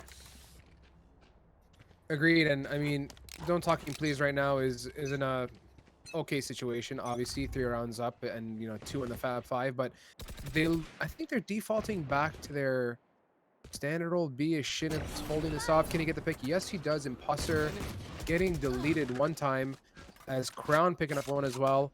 Number advantage up to Don't Talking Please, and I think this is going to be a bit of a steamroll round as the turret says, hello, how you doing today? Yeah, and like we thought, Don't Talking Please, I mean, them being younger players, coming out swinging and just showing Fab 5 that we have aim, right? We have aim. We're not just here for, by any fluke or anything like that. We have the aim. We deserve to be here. And I mean, they're showing them right now. And again, another flawless win. That's exactly how it should be played. They have guns. They know Fab 5 was on an eco. They should not mess with the economy. And look at their economy right now. It's amazing. It's booming. The recession never hit. They have an endless supply of money. Striving to be rich. I can't. That was a good one. I took a pause there to try and think of something and nothing came to my mind, so that's okay. We'll try it again another time in the stream. 4-1. Don't talking please. The youngsters in this matchup. So far looking great. 4-1. Who can complain? Smoke's getting slammed on a B potentially. Not Spike gets dropped off. They don't want to show what's going on. They're gonna work a slow pick here, see what they can pick up. As No Socks has the. No, I thought he was gonna get that pick there. He had the. Oh boy, the name has slipped me. I apologize. So it looks like they're just gonna be putting the lockdown here on. Oh, able actually to detain Angel in backside. Are they able to take advantage of that as he's dancing around? Whisk just takes them out, and they are all over B right now on a 4v3. So if they play this right and hold it together, I mean, it's a now 3v1, and yeah, Fab 5 is able to take advantage of that. Whisk with a huge round with 4 kills. Fantastic work, and I just want to go ahead and clear my mistake. For some reason, I'm Canadian, don't judge, right? I was about to say Stim Bacon, and then I held myself back, and then after I held myself back, I couldn't remember it's Stim Beacon. So yeah, sorry about that. So that's Stim Beacon. I honestly thought Crown was going to get that pick there. It didn't work out for him, but I mean, at this point, 4-2. Things are looking pretty good. We see full gun buy. We see the Jet diff potentially with the operator in hand. His finance is a little bit snug after that buy, but he can't afford to lose that. 100% not. Yeah, it looks like they're defaulting close to A with Killjoy kind of lurking mid with Reyna there, and Whisk and Shin able to trade out some kills here. And I mean, it's still a 4v4 with 3 ults. I mean, Zim able to take out A's on short with that instant headlock. And what's this? Whisk is already kind of lurking in the A, but is forced to fall back. But hey, they have man advantage. They're in sight. I think it's an A plan for them right here. Definitely endless, as it looks like the spike is being slapped down for the long A hold as they're posted up. Jet has operator in hand, is watching it, sees the drop down. He knows there's one in sight by Generator as they are working away in. Smoke coming down, the fire going down as well, and Jet is completely pinned out. Brimstone gonna dump that ult. A little premature. No one's really done too much there. Here's the counter as well, coming down. As Angel gonna pick up one, Imposter gonna get a second in his back pocket. They are sitting on the spike. Kills everywhere as they manage to hold that plant strong. Well done. Yeah, that round almost looked like it was kind of everywhere. It really super difficult to kind of follow and see what exactly went down there. But I mean, they used their Brim ults to like on point. Like they did a textbook play right there and just played passive, played for bomb. I mean, No Socks is struggling right now, not on the leaderboard yet, but playing that ult in the right way just to kind of delay the retake, I think it was perfect. 1000%. And I just got a whiff there that Whiskey's my dad is A-Train, who I actually happen to follow on Twitch. So that's pretty cool to see that going off. So moving in here, guys, to round number 8. Men advantage already up to the Don't Talking Please crew. But then again, Fab 5 has been holding their own. Like, this is nowhere near what we saw last game with such a huge and heavy one half where the round just went one way. This is a good matchup. I'm looking forward to this one on this. Yeah, it seems like it's starting to get a little bit closer, a little bit more competitive, and both teams have kind of had a little bit of a shift in playstyle already. I mean, Don't Talking Please started off relatively aggressive, holding aggressive angles, and oh my god, A-Train with that instant kill on A's. I think they're going to wrap A fast. They took full garden control with that run it back, and they have full sight. Definitely. And the Sova dart utilization, like even that round where he darted before coming out of that smoke, gave him the reveal and the easy take. As Angel's going to jump out of heaven here onto Generator, going to slap Sam on the head as Imposter posted up underneath Heaven in Hell. Trades going out left, right, and center. 2 versus 1 situation in favor of Don't Talking Please. Gonna tap the bomb, diffusing all day, every day, and defenders win. Very nice job, Don't Talking Please, spinning that one up. As Dre gonna do some work. Wow, I mean that flash there by Dre, it just came at the perfect timing. No Socks really couldn't see through that wall, and that blind that just came by. I mean, they were literally side by side, and unfortunately wasn't really able to take advantage of that, and they got that defuse instantly. Definitely endless, and so far I am very pleased with the battle that Fab 5 is putting up. They've been holding their own. Maybe it's just me, but do you find that they're kind of pulling the same kind of early default, you know, towards B, and then they make a call after? As Dre gonna read the book there and say, yo, not today, gonna get one, gonna get two, and Shin gonna back him up with the operator, putting that jet diff up to use. As No Sock says, get out of here. Not today. You're gonna slap Angel, and Flash coming out. No Sock's in a bit of a tight position. He's gonna get sprayed down by 1 or 2 people. Crown gonna get the kill for an easy sweep for Don't Talking Please. Yeah, right there. I mean, the second we start saying Fab 5 is, you know, playing a little bit better and more together, they go ahead and peak 1 by 1, which I think that's what happened there. An imposter looks like he's having a little bit of a lag issue right now with his ping spiking, but I think the issue that round was just nonstop peeking 1 by 1. I mean, you saw them at B main just peeking, and no trades. I mean, I think it came down to that. Get out of my way. 100%. And look at the change in pace here. You know, I was saying they were going to be running the same default. They said not today, right? We're going to try and aggress on the A. They get canceled. Angel going to get 1. Shin going to pick up 1 as well. And the Tides have definitely, like, they tried to make an impact, and it just did not work out for them, unfortunately. Yeah, again, I think they got caught off with ultimates there, and again, looking at these one-on-one peaks where it literally could be a 2v1 situation, but they forced it into 2 different 1v1s, and now it's going to be even more impossible to try to get into A with the crossfire set up there. And I mean, Shin being in tree room, Trey able to lurk up and get some info, knowing that there's both top mid here. I think they're going to be trying to just work some picks. An imposter with that ridiculous 1-tap on Shin. I mean, that kind of opens up the round a little bit. Now they don't really have that info that they had. Could they still be lurking A? Could they be walking up mid? I mean, a lot of things are open right now. 100%. That shot was like a massive wake-up call. There's nothing more like satisfying, you know, when you have an operator in your hand, and you're scoping down, and you're like, yo, I got this. And then all of a sudden, a Vandal peeks out and just demolishes your head. It's so satisfying and kind of frustrating at the same time, as looking like an A take here, as, you know, they're ready to defend. Ray's going to come around, has to make use of the ult, and not too much. Lear popping out as they're working way to slay. Going to get 1. The ult is heavily active here as well, or it's not active, I lied. No, it is, as Zimi's turret's going to pick up 1 onto A's and 1 more for Imposter.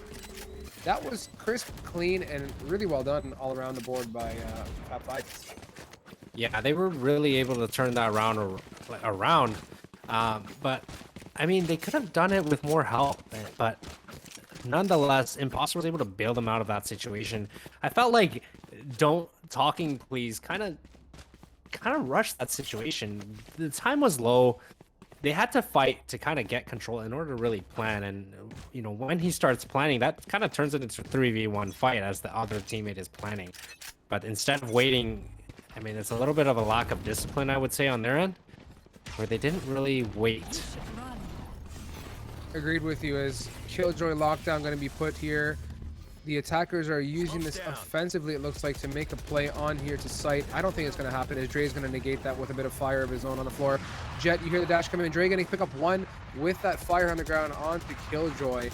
And it looks like, oh, looking like A-Train going to get inside, taking out Dre. Angel and A is going to get 1 apiece. And number advantage heavily in favor of Don't Talking Please. Fab 5 in a bit of a pickle here, as he's about to get spotted out. No, greasing in the corner. Gets 1 onto Shin, and he is struggling now as 3 people are shooting him from, well, 3 different ways, and that did not work out.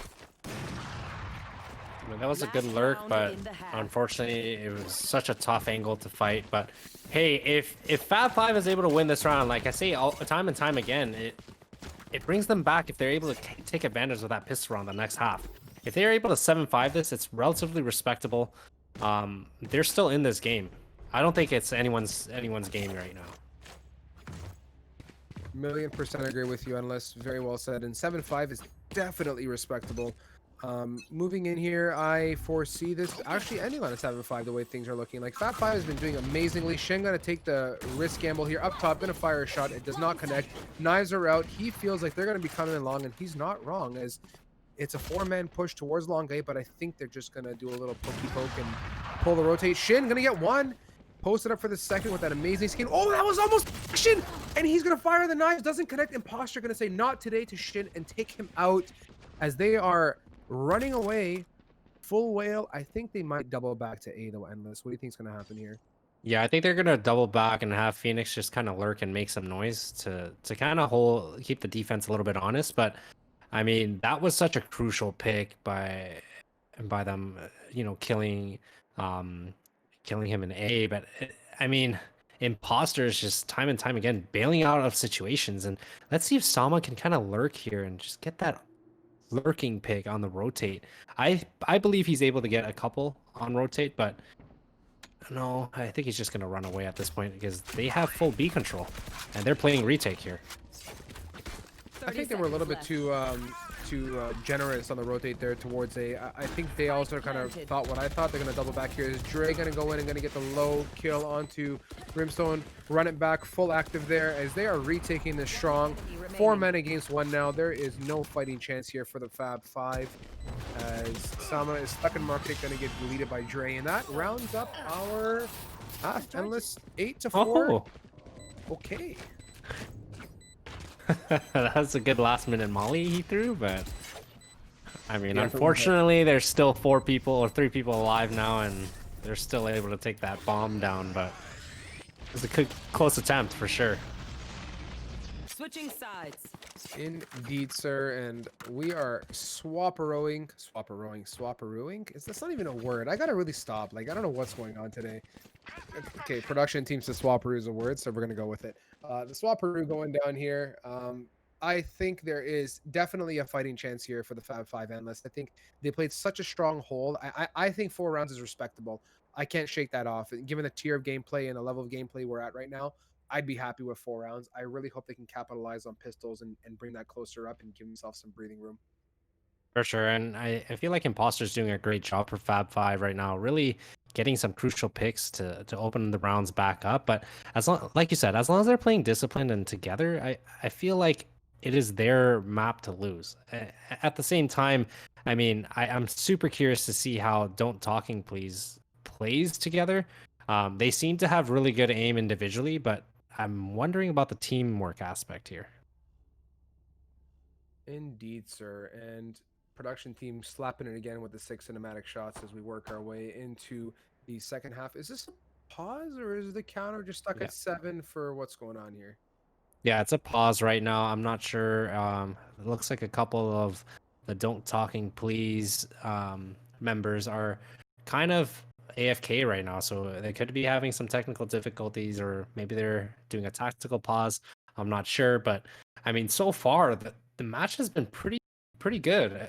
It's been swinging both ways. Rounds that, Fab 5 shouldn't have won, they've been winning. Rounds that, Don't Talking Please shouldn't have won, they've been winning. It's been back and forth in that situation. So it's about securing those guaranteed rounds that they need right now and just, playing discipline. Whoever messes up first essentially kind of wins that round. Definitely, and it looks like a quick A take here coming out. Smoke's getting dropped from the sky by the Brimstone.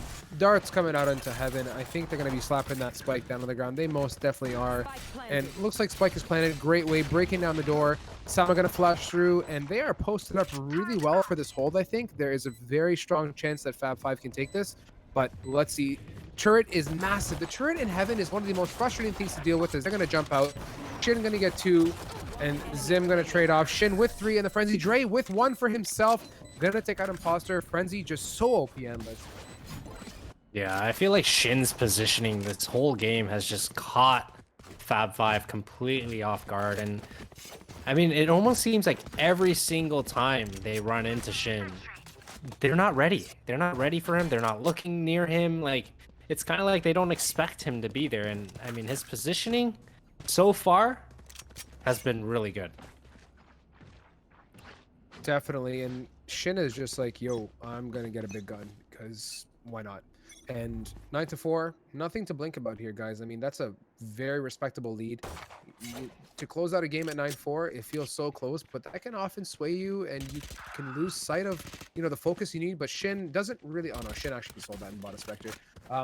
Yeah, as I'm saying, thinking, okay, yeah, Fab 5, maybe something's going to swing here. Not really going to happen. Bot's coming out. Endless, I think it's going to be a clean V take here, or are they going to get rejected? I think it's again, don't talking pleases round to essentially lose.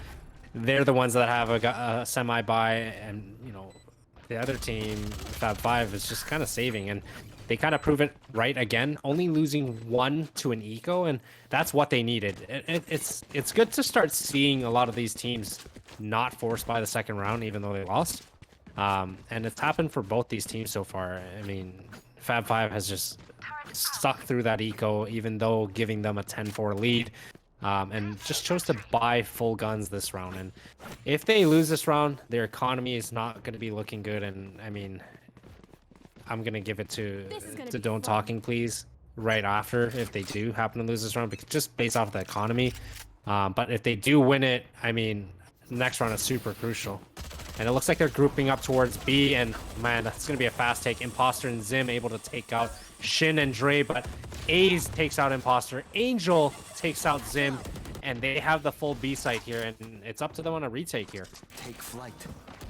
I do like Fab Five's aggression. Like, they're definitely changing it up. They're not choosing to play super passive. Like, they're saying, yo, B main, we want to lock this down and hold it. And it looks like A-Train getting spotted out here with the recon bolt from the drone. And Sama going to work his way in. I don't know if they're going to be able to take this back unless the Sox does not today. A is going to trade him out. Good support from his teammate as A-Train going to pick up the kill on A's. And it is a 1v2 situation. Potential for Fab 5? Yes. Yes and yes.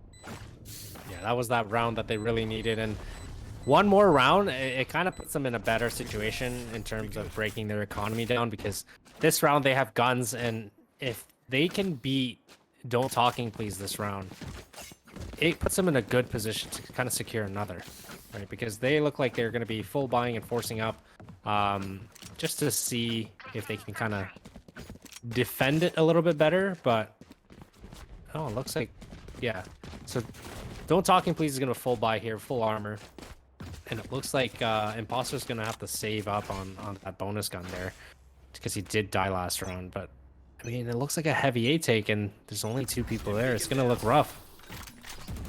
Definitely, as Sox chooses to take the aggressive outpost at Wine as the bot coming in gets deleted out, and they know he's there. They're going to burn him, and he's going to have to swing, and he gets spotted by 5 people as the fire finally does its toll. Some are going to say not to A's, and Dre going to trade that out as well, and they're going to be taken onto the safe side here, Kevin. Looks like it's pretty easy peasy with the smokes. Yeah, they really just took control. I'm not sure if that was the right play for Fab 5, playing that aggressively at A. I mean, it would have definitely worked if they didn't choose to check Wine, but I mean, a team like this, it seems like they try to check every possible corner. They don't really get caught off guard too much. And I mean, it's down to a 4v2 situation. Fab 5 either has to save here and regroup next round and try to win out and tie it. But it seems like they're going to try to go for it. And Trey with that crazy shot through smoke. And I mean, Shin, again, in a different position, able to clean up the round. Remember, kids, if a rain of flash is behind you, you won't get blinded. No, that's definitely got taking used to. I mean, Definitely. coming from different types of games, and flashbangs for flashbangs, it doesn't really matter how far you turn, but having a flash that doesn't blind you if you don't look at it, it's a little bit different. Slightly so, as I think we are going to see, unless you might be right here. I'm like, this is tough now. Look at these guys are just throwing fire in the most perfect places. Like, they just, well, I mean, okay, let me backtrack. They kind of knew they were playing that aggressive, so that's a fair molly or a fair, you know, spot to throw some fire on the ground. I'm not going to say anything, as they are on a man advantage yet again. Don't Talking Please. 1 for Dre, gonna lurk inside of that smoke. That's such a good way to make use of smokes, especially given the proximity of vision. If you can play it right, it's not like an omen smoke where, you know, you're inside and you can see everything. Proximity is key. And if you can spot your enemy out, especially they're not looking the right direction, it's an easy kill. Yeah, I mean, pushing through smokes in this kind of a game, I don't think it's ever a really good option unless you have a flash or something to kind of back you up in. I do notice a lot of players now just camp in the smoke and just hold a pretty weird angle, but I mean, Dre able to take out No Socks and Imposter with that instant trade, but it still leaves him in a 1v3 situation, but he's not going to know Shin is there. And again, Shin out positions the players. Like, it's... At this point, it's not looking like it's fair. Match point. No endless match point, and you can just see like the diligence to cleaning. Don't clean your corners. Clear your corners. The diligence to clearing corners is what makes the difference. There's so many angles, and this is not just a simple walkout and hope for the best. You have to be diligent in how you work your way out of sight. I don't blame him. He's like, yo, he's probably sitting logs, but that wasn't the case. You're one man alone. You got to do what you got to do. Match point here, endless for Don't Talking Please, and they're gonna go back to their awesome A take, or it's the awesome A fake and go to B. Let's see what it is. Yeah, I think Fab 5 really needs to, calm things down. I mean, if you have to give up that site, give it up. Don't try to force and play hero game here, because if you're trying to play hero, you end up losing or dying for no reason without any trade, and that's what messes it up, right? At the end of the day, it's wait for that retake, wait for your teammates. I mean, Don't Talking Please seems to be able to take site no problem. And if they wait for this defender Killjoy's lockdown, they can get Shin. He's hell. Are they gonna clear that? I don't know. What? Yikes. No. Shin? Hello? One enemy Can remaining. we get some question marks in the chat? Ooh, let's go. Win. Oh. They knew one was detained. Not a single player cleared hell. I'm at a loss for words right now. Maybe they thought, okay, the detain was like the tree room. I don't know, but how many places can you possibly get detained? Yeah. But the number one spot is to check hell. It's, I mean, I don't know. What a play by, I mean, Don't Talking Please, but like that was just incredible. Like I did not expect no one to check hell. I mean, that's the number one spot you generally want to check aside from long.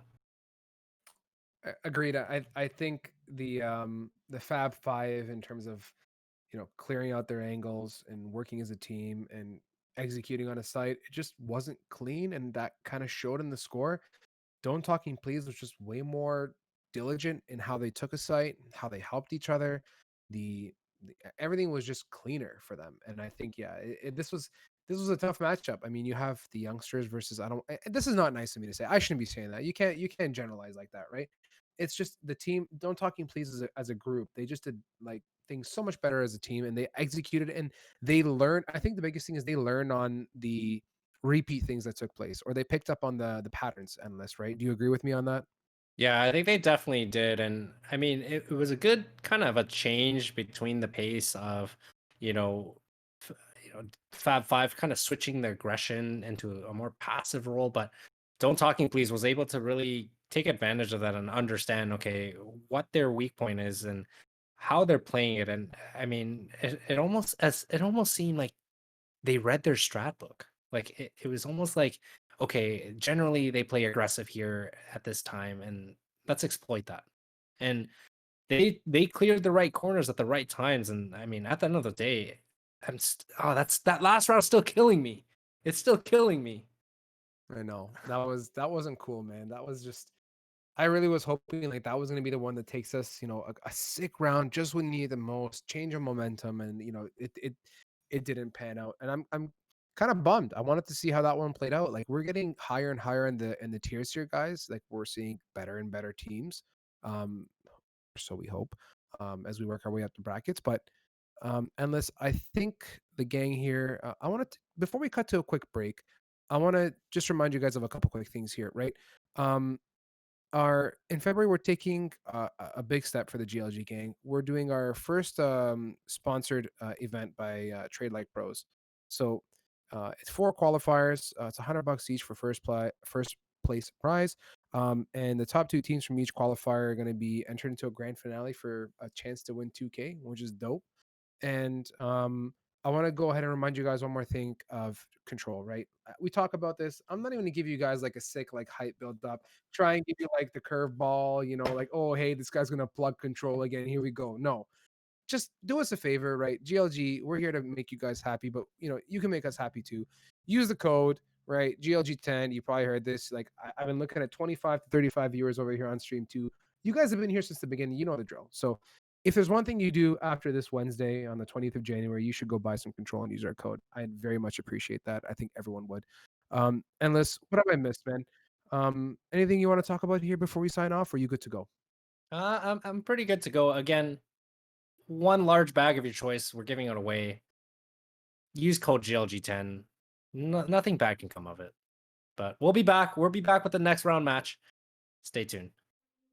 You and me, we both live life at full speed, easy to see. When we collide, no one walks away easy. I never thought you'd be the one. I never meant to take your heart. I never felt so hard. I never meant to be the one. I never thought I'd break your heart. And after the stars have crumbled to dust, we still feel the warmth burning in us, burning in us. And it hurts so bad, but it doesn't mean that it's wrong. No, 'cause after the storm, you'll see the sun.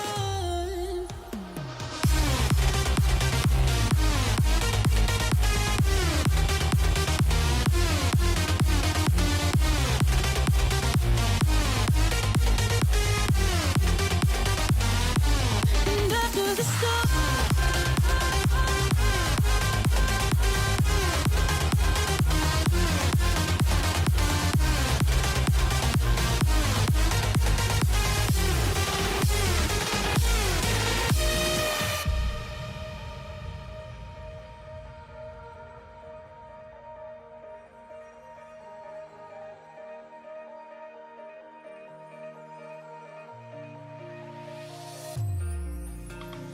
you and me, we both live life at full speed, easy to see.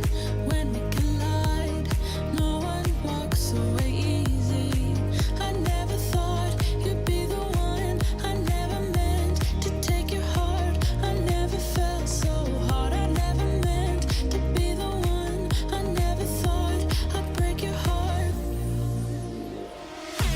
And after the stars have crumbled to dust, we still feel the warmth burning in us, burning in us. And it hurts so bad, but it doesn't mean that it's wrong. No, 'cause after the storm, you'll see the sun.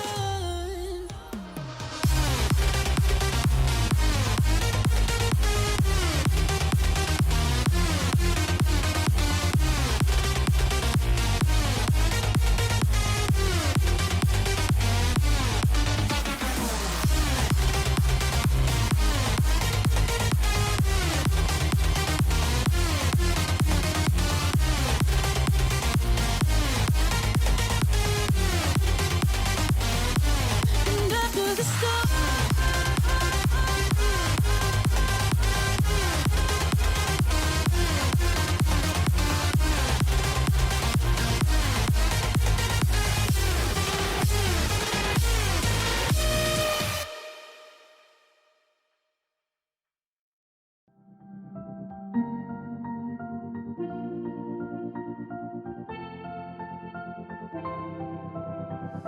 I didn't think we could fall in love. Broken from the start, chained to our past. We had closed hearts. We are breaking free. It's just you and me.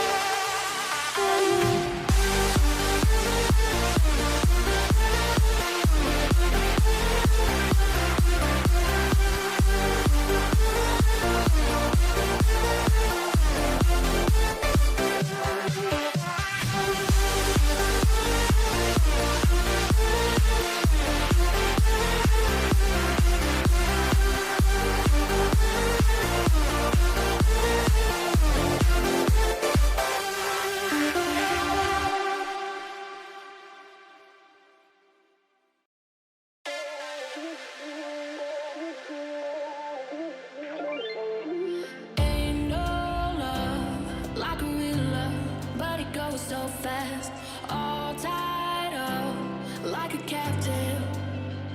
I'm on to you. Used to pay to my mom life, standing on rainbows, playing it cool. I was all this in ages, and I've no more patience. So won't you please stay a bit longer? You're making me stronger, making me stronger. Stay a bit longer. You're making me stronger, making me stronger. You're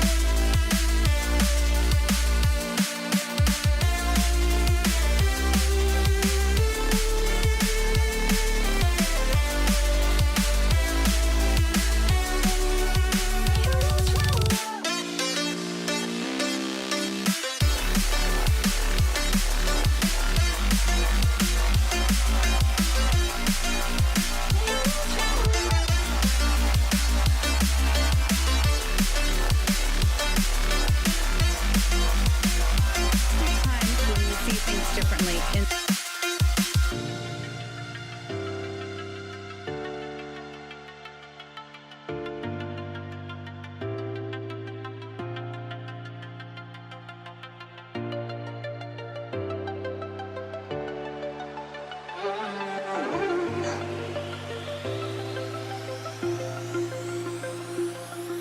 stay a bit longer. You're making me stronger, making me stronger.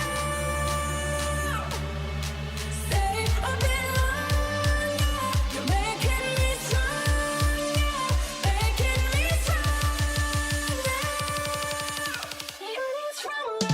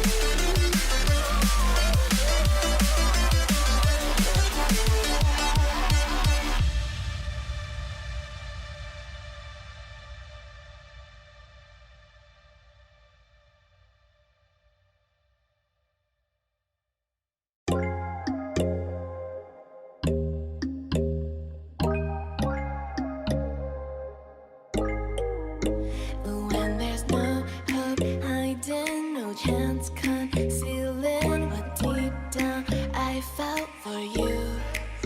Oh, I regret for losing the one who loved me, for who I can't go back to. Walking through all the dust, memories and frame a past we simply let fade. Oh, but I don't close the door, waiting a chance for when we'll be back again. You make me feel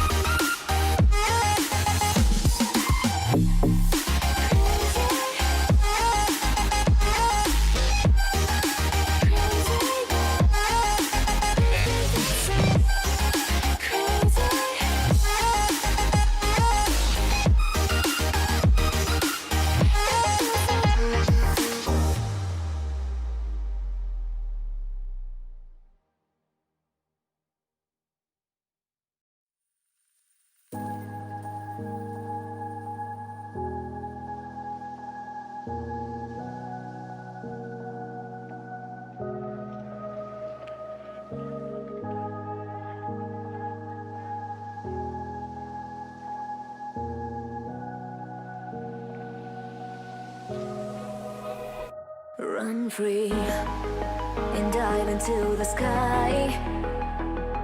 Hear the wind crying out its prayer while we're so ashamed to be alive.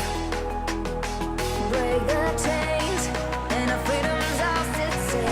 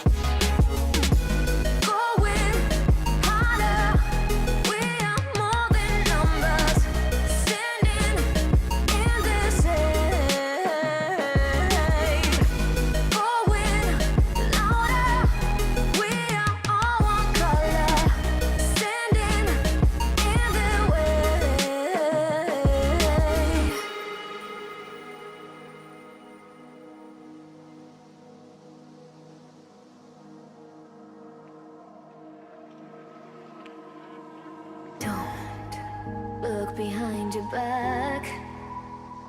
Chase a light when the world is getting darker. I have a dream where love's the only side. So take my hand, join the army of the shadows. Going harder, we are more than numbers. Standing in the shade. Going louder, we are all one color. Standing in the way.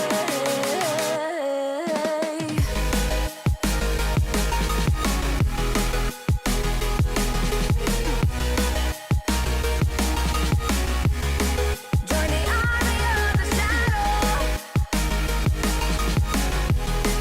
Join the army of the shadow. Join the army of the shadow. Join the army of the shadow. Join the army of the shadows. Shadows, shadows. Join the army of the shadows.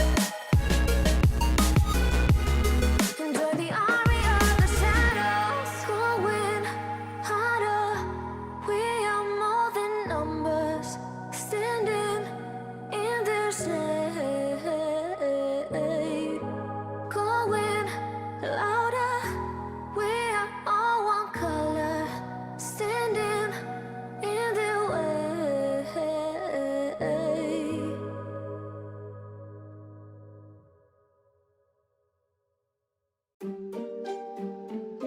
Yeah, yeah. MD, JPB. It's only right, baby. Yeah, why you mad? I got a bag, bro. Name hot in these streets, no Tabasco. But I'm so stubbed, that's a fact, yo. And if you think I'm frontin', you can run it back, yo. Go on, run it back. You know that I run it.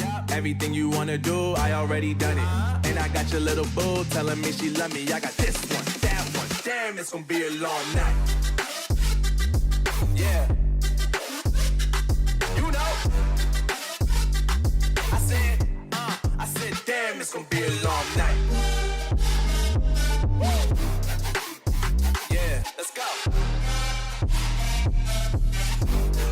Look. I told Shorty drop it for a real one. Go ahead and pop it, let me feel some. Do it for the boy with a bag now. Movie star money making everybody act out. I don't lie to these women, if I want them, then I tell them. Don't get fly for these women, I was born with these propellers. All my haters cannot beat me, so I call them acapellas. See, I'm only getting better, you only get jealous. You know that I run it. Everything you wanna do, I already done it. And I got your little boo telling me she love me. I got this one, that one. Damn, it's gonna be a long night. You know, I got this one, that one. Damn, it's gonna be a long night. Yeah. MD, JPB. You ready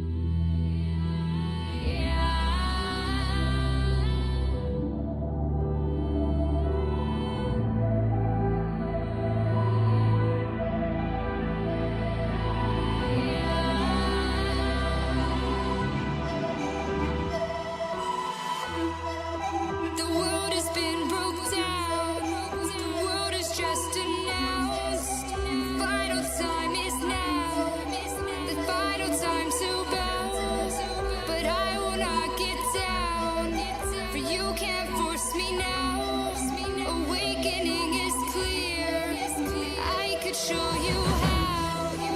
I could show you how to fight them.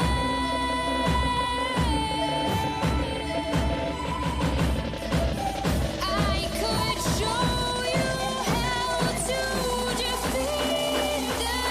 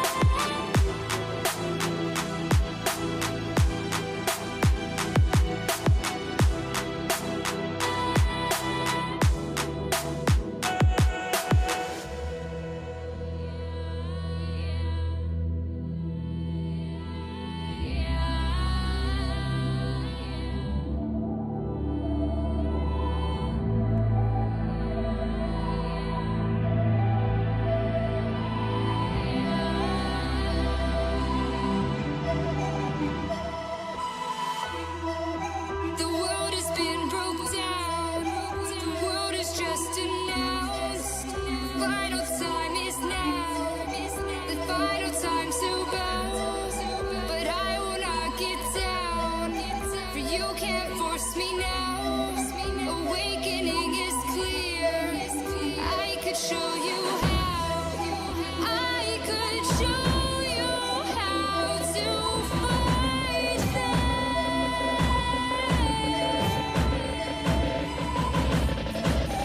I could show you how to defeat them now.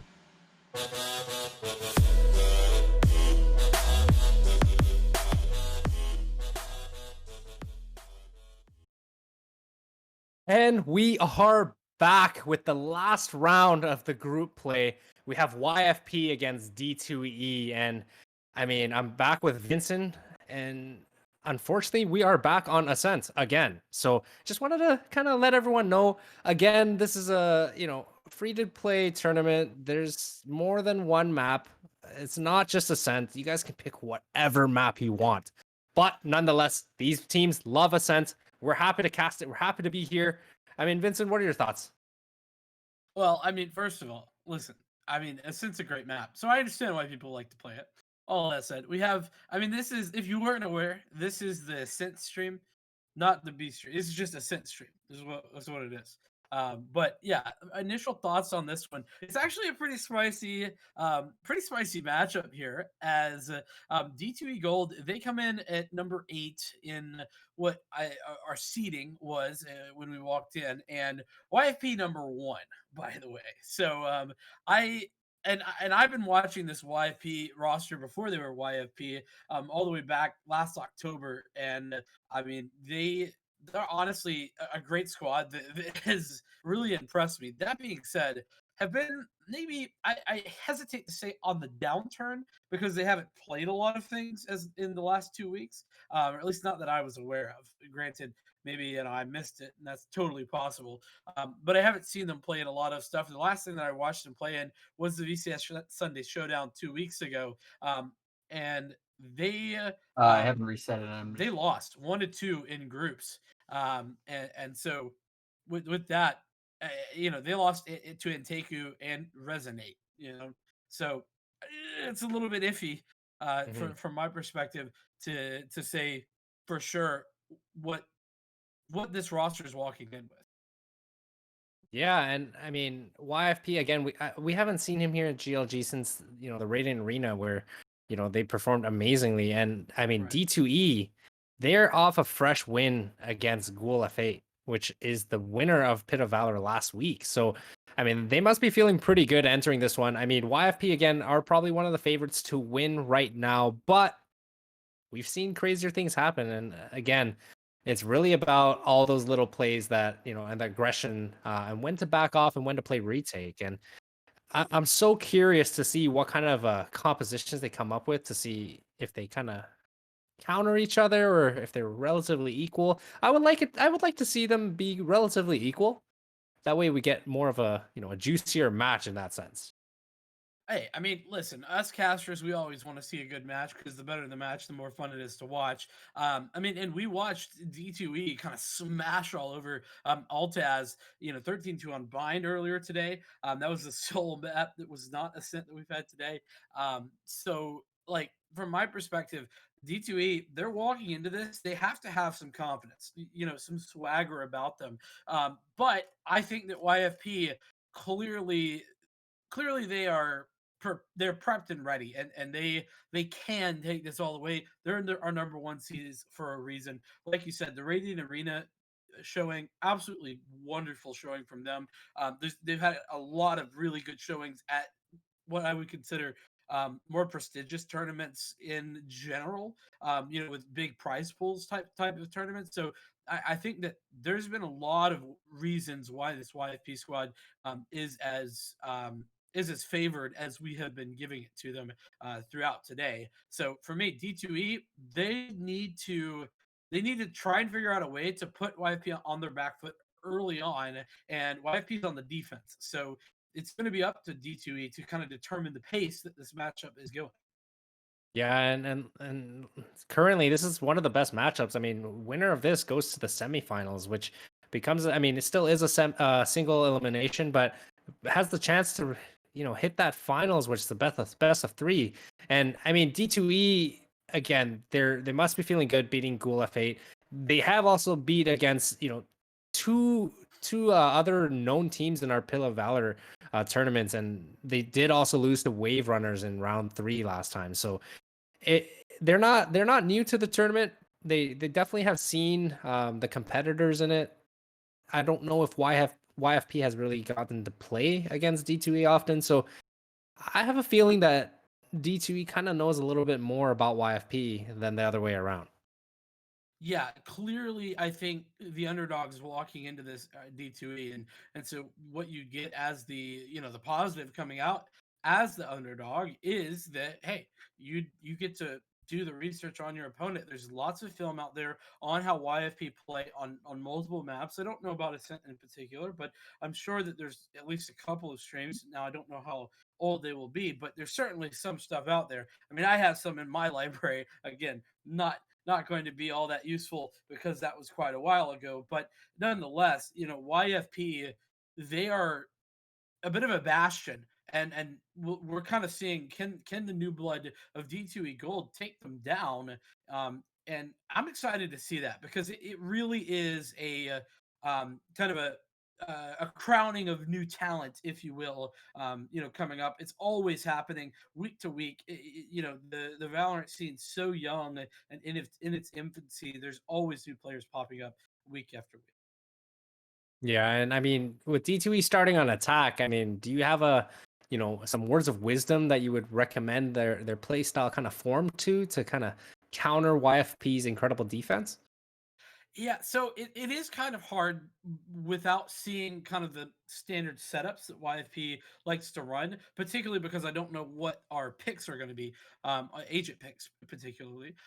But from my perspective, I think that you rarely are going to be going wrong with trying to get out to an aggressive start and kind of hit with that 1-2 punch, so to speak. Maybe take some mid control early on in the pistol in particular, take some mid control, define, hey, this is an area of the map that we're going to fight for actively. There's no free map control here. And then you can start to kind of determine how YFP are playing and pick apart the defense from there.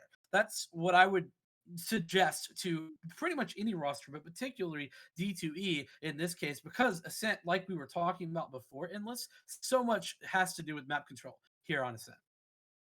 Yeah, definitely. I mean, I think that's really well said and put. I mean, at the end of the day, it does come down to their discipline and ability to play off of each other.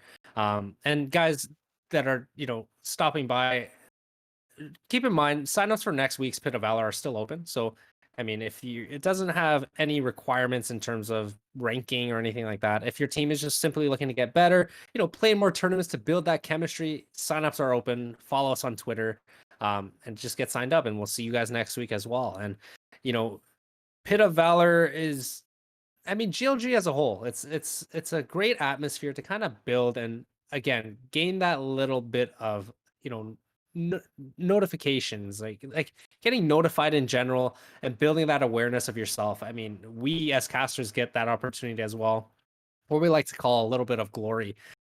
Whether you win the tournament, gain some recognition, I mean, us here casting, we gain that recognition for you guys as well. And I mean, we can't thank you guys enough. You're the reason why we do this. And again, signups are open.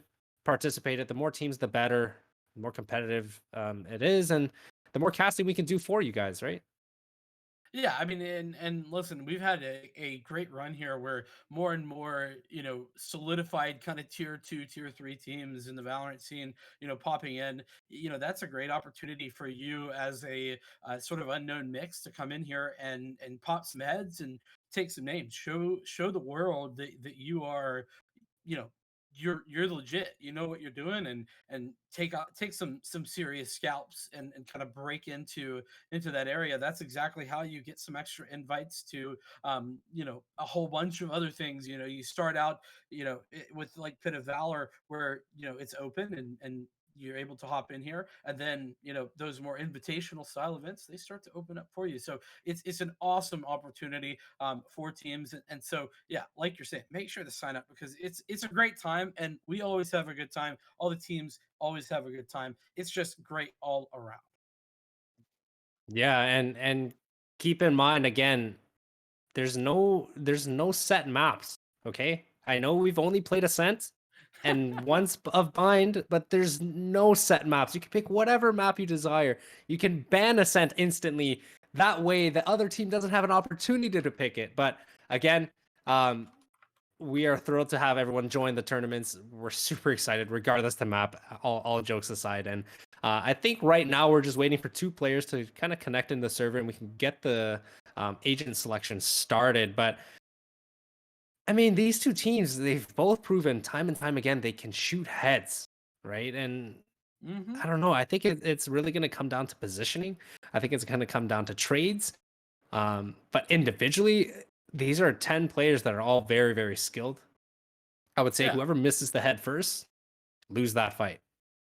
That's true. I mean, listen, maybe the reason that we're waiting, I have a feeling, right? The reason that we're waiting is that a couple players needed to make sure that they could get their drink control prepared. It's a meal replacement, and so got to make sure that you walk in to a match prepped and ready to go. And control can allow you to do that. It's much cheaper than ordering on Uber Eats and much healthier too. So you can use code GLG10 as we've been talking about in order to get some nice little discount on your order. You always love to see that. And when you do order with GLG at 10, you get to enter free into a giveaway. One large bag of your choice of control. I mean, come on. That's a great deal. You know you want to do it. I want to do it. Everybody wants to do it. Just to check it out. Yeah, and I don't want to like give away the secret, but I know a few GLG participants have used code GLG10, and Ooh. I don't want to say they won the tournament or anything, but maybe that's the secret sauce. I mean, I don't want to give it out, but Hey, win some you and heard you it here might be able to first. try. Yeah, I mean, hey, listen, no guarantees that your frags will get any better, but you certainly will be living a little bit healthier, and it is a whole lot easier.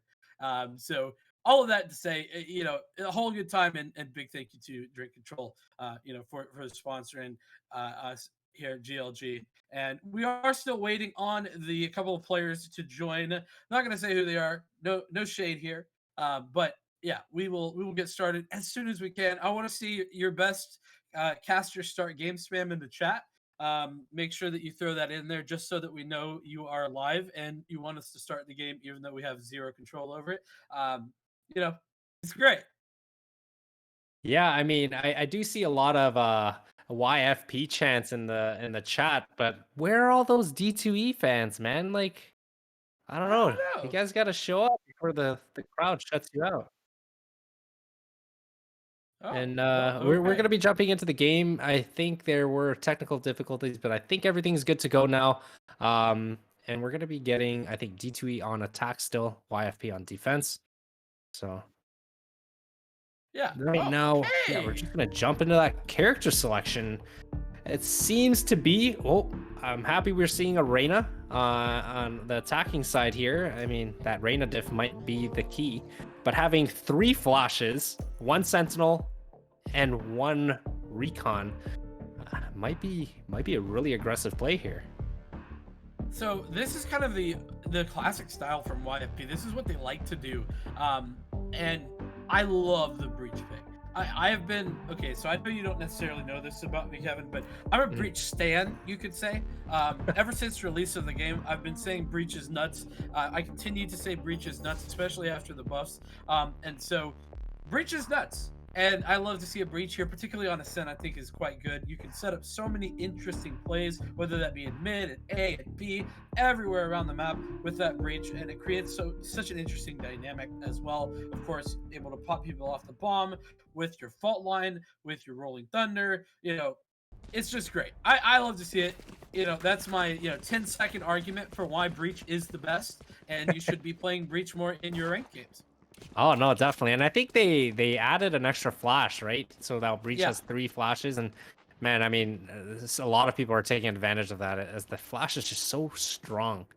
And being able to clear out sites quickly. But it looks here, YFP is going to sign. Well, let's go ahead and sign up with 3 or 4 people close to B. Yeah, I kind And of like soloing this. A.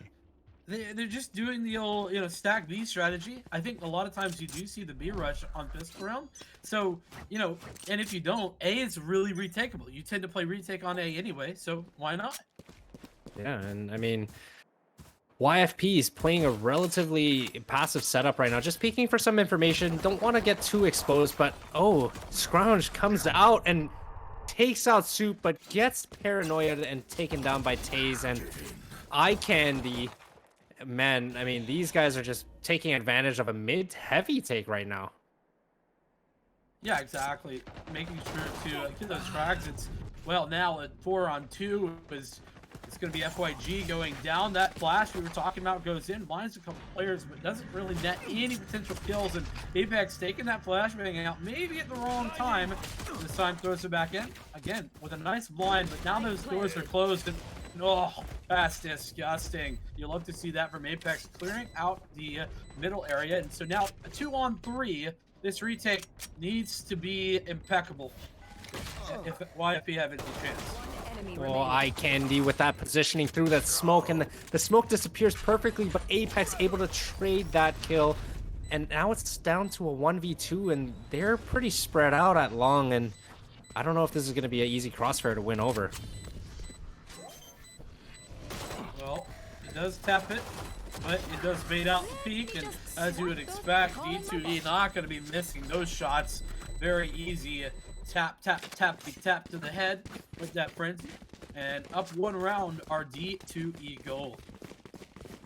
Yeah, I feel like D2E essentially played that round to perfection. They got those 2 opening picks at mid, and then instantly fell back and regrouped together. And that's exactly what you want to do on an attacking side, especially on pistol rounds. You want to eliminate as many 1v1 opportunities as possible and make them into a 3v1 or at least a 3v2 situation. At least have that man up advantage. Right. Yeah. Particularly, I mean, even if you get a 1-for-1 trade there on the attack, I know this is classic CS speak, but the 1-for-1 always favors the attackers. Definitely, it just opens up the site so much more, and Taze able to take out Scrounge, and Apex able to take out Taze, but right there on the flank, Zymor and Soup able to just hold the push, and now it's a 4v1, and it doesn't look good for Toasty Unicorns here. This is maybe unrelated, but how does one toast unicorns? How does that work? Like, I just don't understand. Like, they're mythical creatures, you know? It is true. I mean, maybe we gotta ask him on a one-on-one interview there. You know, Yeah, just to see. hopefully we can get that set up. I mean, those are the hard-hitting questions here. They definitely are, and it looks as if they're going to be grouping up towards B on a take here, and they're going to be bonusing this round. So they're ideally, I like their focus. D2E is going to stick together. They know they're on a bonus. They know that, you know, YFP has a full buy here. So stick together, play together, get those trades, try to get as many guns down as possible, maybe even upgrade. Well, and play the short angles with those SMGs that are building server you were talking about. Those short angles so important.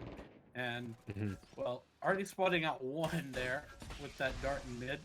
Great job, by the way, Observer, catching that one. And so Sora opening it up with a frag. Sora, one of the heavy hitters for this YFP roster.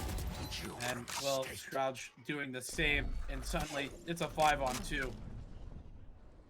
Yeah, I think YFP is playing this round really well. They're playing more so range, and ideally they don't want to lose a single person here. Being a 5v1 situation, you can safely say they won this round, especially on the economy side. I mean, losing no one, that's, I think, what D2E was trying to do, at least get a couple of kills. Oh, but Velocity able to just prove me wrong by taking out Toasty Unicorns with that Stinger. Gets that instant upgrade to a Vandal, but I don't think that's going to be enough. Maybe he's going to be able to get the bomb down. It seems like he is. But now they're just going to swarm him. Yeah, we saw Velocity Fear in the last map doing wonders, but he picks up one, but not going to be able to find a second. And Sora cleans up a second frag on this round as YFP get on the board 2-1. The scoreline still in favor of D2E, but that was or rather not the forced buy, but the bonus round. My apologies. So there should be rifles in the hands of the attackers this time. Yeah, with this round, with 2 players on YFP, despite winning that round on a light buy, or maybe just one of them, it's still more of an advantage for D2E as long as they're playing it together. But again, YFP is a very experienced team. They've played together for a while, and they definitely know how to play off of each other and, you know, bait the peaks. But it seems as if D2E is still, again, favoring closer to the B to start off, just to show some info, show some presence, and maybe bait off a fake. Or are they going to use this lockdown to their advantage? Yeah, that lockdown could be a valid strategy, but Zymor going to pick up the first frag, and that run it back, going in, but doesn't really find anything. Does create some space, though, for Eye Candy to swing onto this site. Goes to Unicorns sitting in the corner, not going to be finding a frag, though, as D2E opened things up at B. It's now just Scrounge left at a 1-on-4. He finds the first. That's a headshot. Nice start, but he's spotted out, and so now knows at least where 2 players are. It's going to be difficult considering he's at low HP, though. Yeah, with Taze on the flank here, Scrounge doesn't really have anywhere to run to. He can fake TP, which he did. No charges. But once this smoke fades, I think it's good night.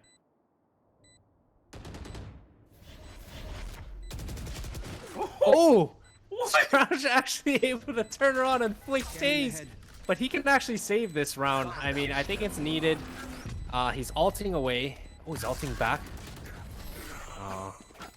Zymor with the proper aggressive push there just to kill the body in case of the cancel. Yeah, listen, I was gonna give him props, but that I think that might have been a smooth brain play right there. You gotta get out with your gun there, Scrouch. Come on, mate. Oh, but he nonetheless, yeah, giving him a hard time for no reason. But you know, YFP they do lose that round, so it's an instant reset essentially on that economy. And so that's a bit of a problem for them, considering they don't have any weapons. Well, they do have weapons. There's no rifles though for them. As Sora pushing mid with the, this shotgun is so disgusting, but that is not going to work out at that range, and neither is the SMG. So it's 2 on. Okay, they're just dying so fast. I can't even talk about them. Velocity Fear just picks up 3, and now it's just a 1-on-5 in mid. Yeah, and D2E played that relatively well. They're playing that range. They're playing far back, and I mean, this is the round that they shouldn't lose anyone to, knowing that they're on a full eco.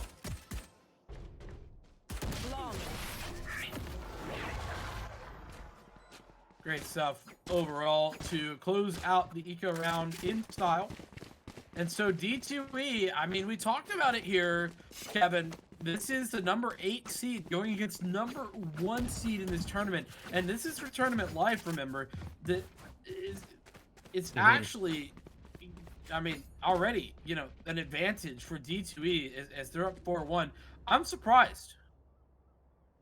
Yeah, I mean, YFP has been, I mean, not to say screwed by the economy so far, but I think this is still going to be a lot closer of a match. I don't think D2E is going to be able to run away with it just now.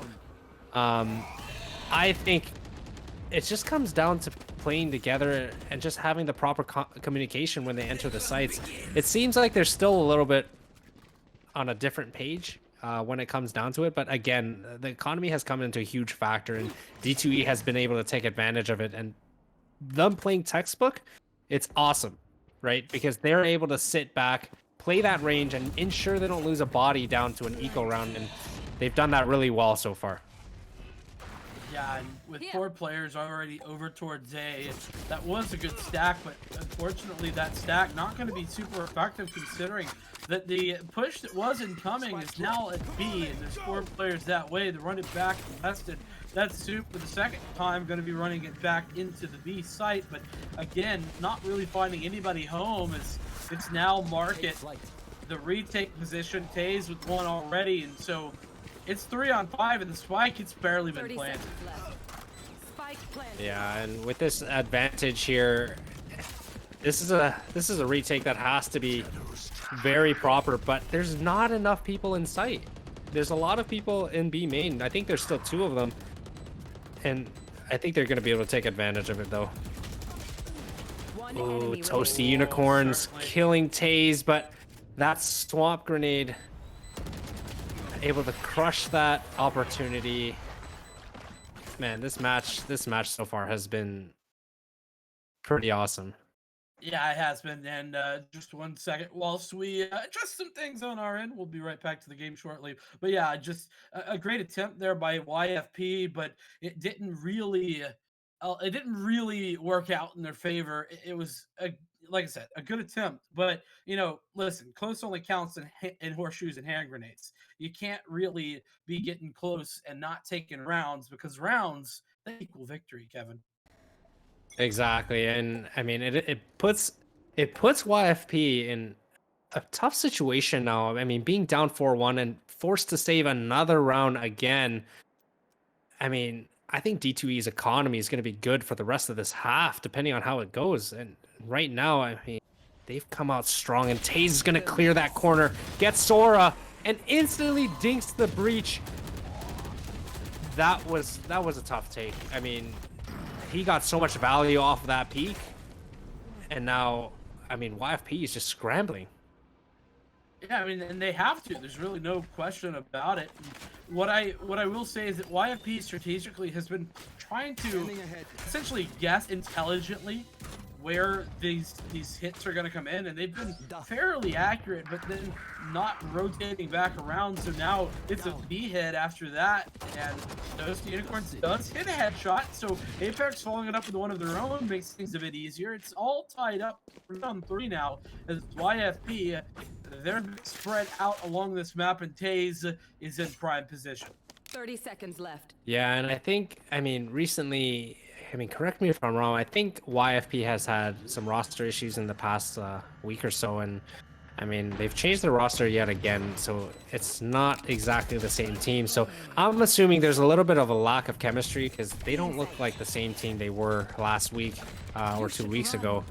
But nonetheless, I'm expecting them to be able to do some big things here, and oh, that Hunter's Fury just not able to get enough range, and Taze just takes advantage of that. But YFP did get a good amount of value there, taking down 3 people on that gun round. I mean, it's not going to do much to D2E's economy, but little by little, I think they're going to start chipping it away.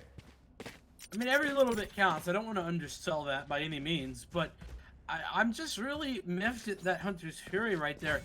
There was just no reason to pull it out. I mean, obviously, Toast Unicorn knows that you're very exposed whilst using that, and the strike just got planted, so clearly knew somebody was on the site. I don't know. It just really confuses me why you would invest that Hunter's Fury at that point, considering it's an eco round. I'm just a bit miffed by it, is all. And, well, I would say Scrounge might be a bit miffed after that one as he gets hit through the smoke by Eye Candy. Sora, though, not going to make that shot to follow things up. The operator player, Jet, doing wonders. Sora, one of the star players for this YFP roster that I've been really impressed with every single time I see them play. Yeah, he's really gotten some crucial picks to try to even up the round a little bit. And right now, I mean, being a 4v4, the defense is spread a little bit more thin because, like you said, every 1v1 situation you take and are able to win on the attacker side, it's to the benefit. And even if you were to trade it, and the more you take out, the thinner their defense gets, and the more they have to cheat over on rotations.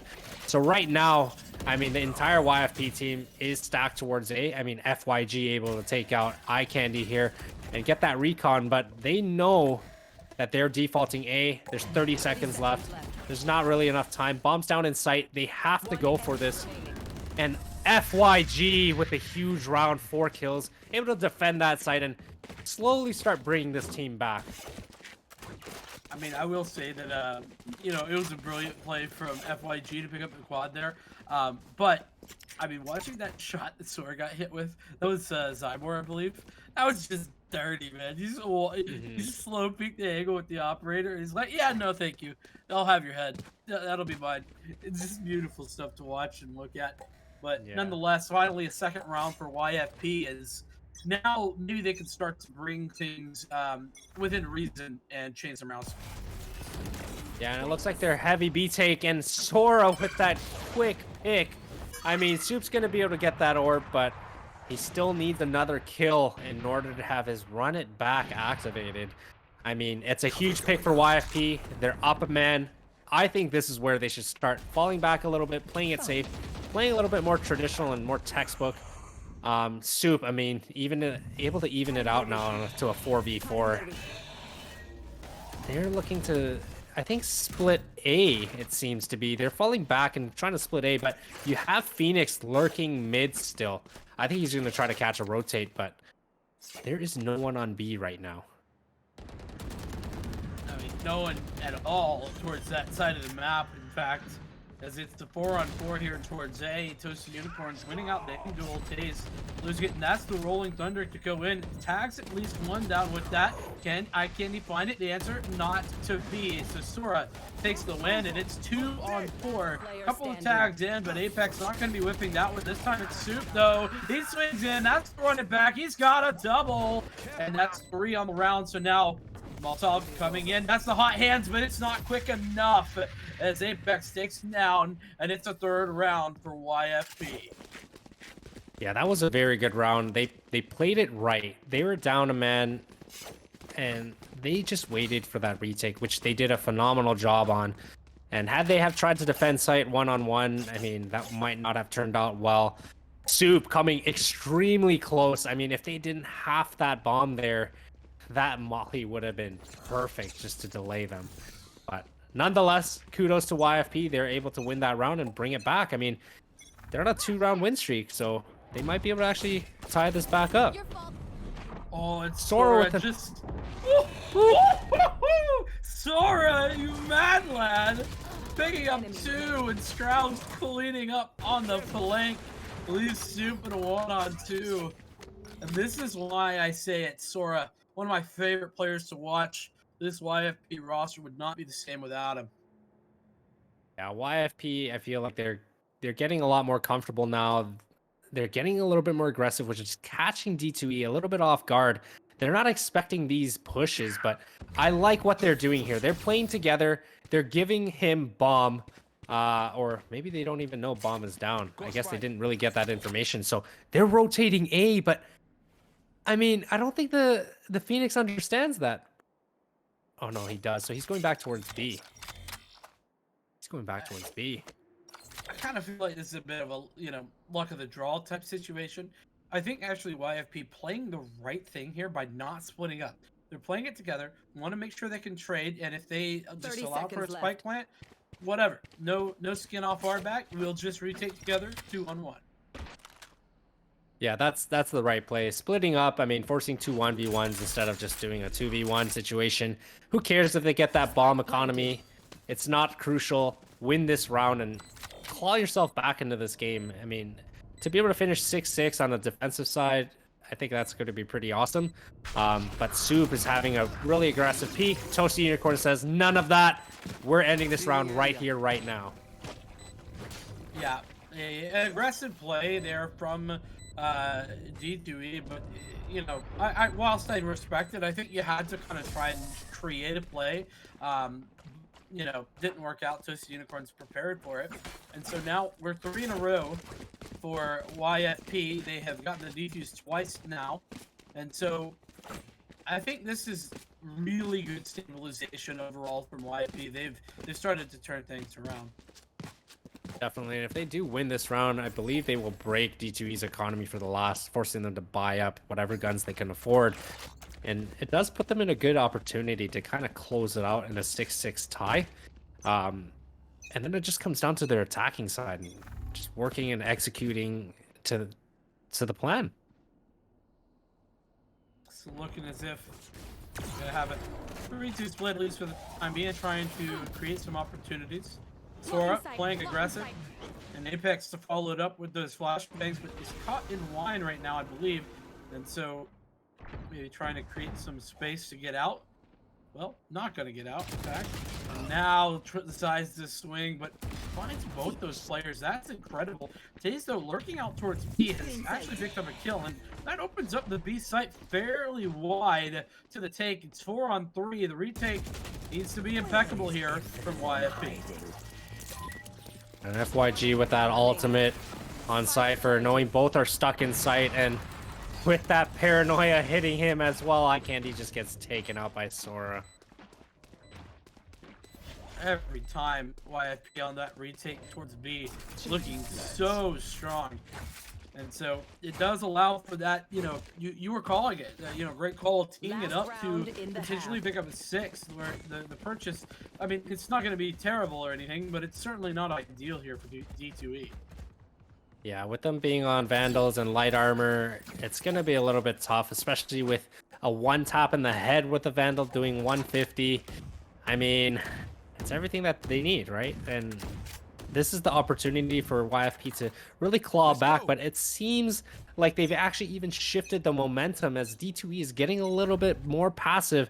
They're more scared to kind of peek certain angles because of their aggression. And I mean, as you can see here, they're trying to take over A, and I mean, Sora's been doing a really good job along with Apex, playing off of each other, flashing, smoking, and just getting these trades. And Sora able to get that instant pick on Soup, trying to obtain the orb, and Taze is left alone. I'm really not sure why they were holding that type of an angle. Yeah, it is a bit baffling, I would agree, though.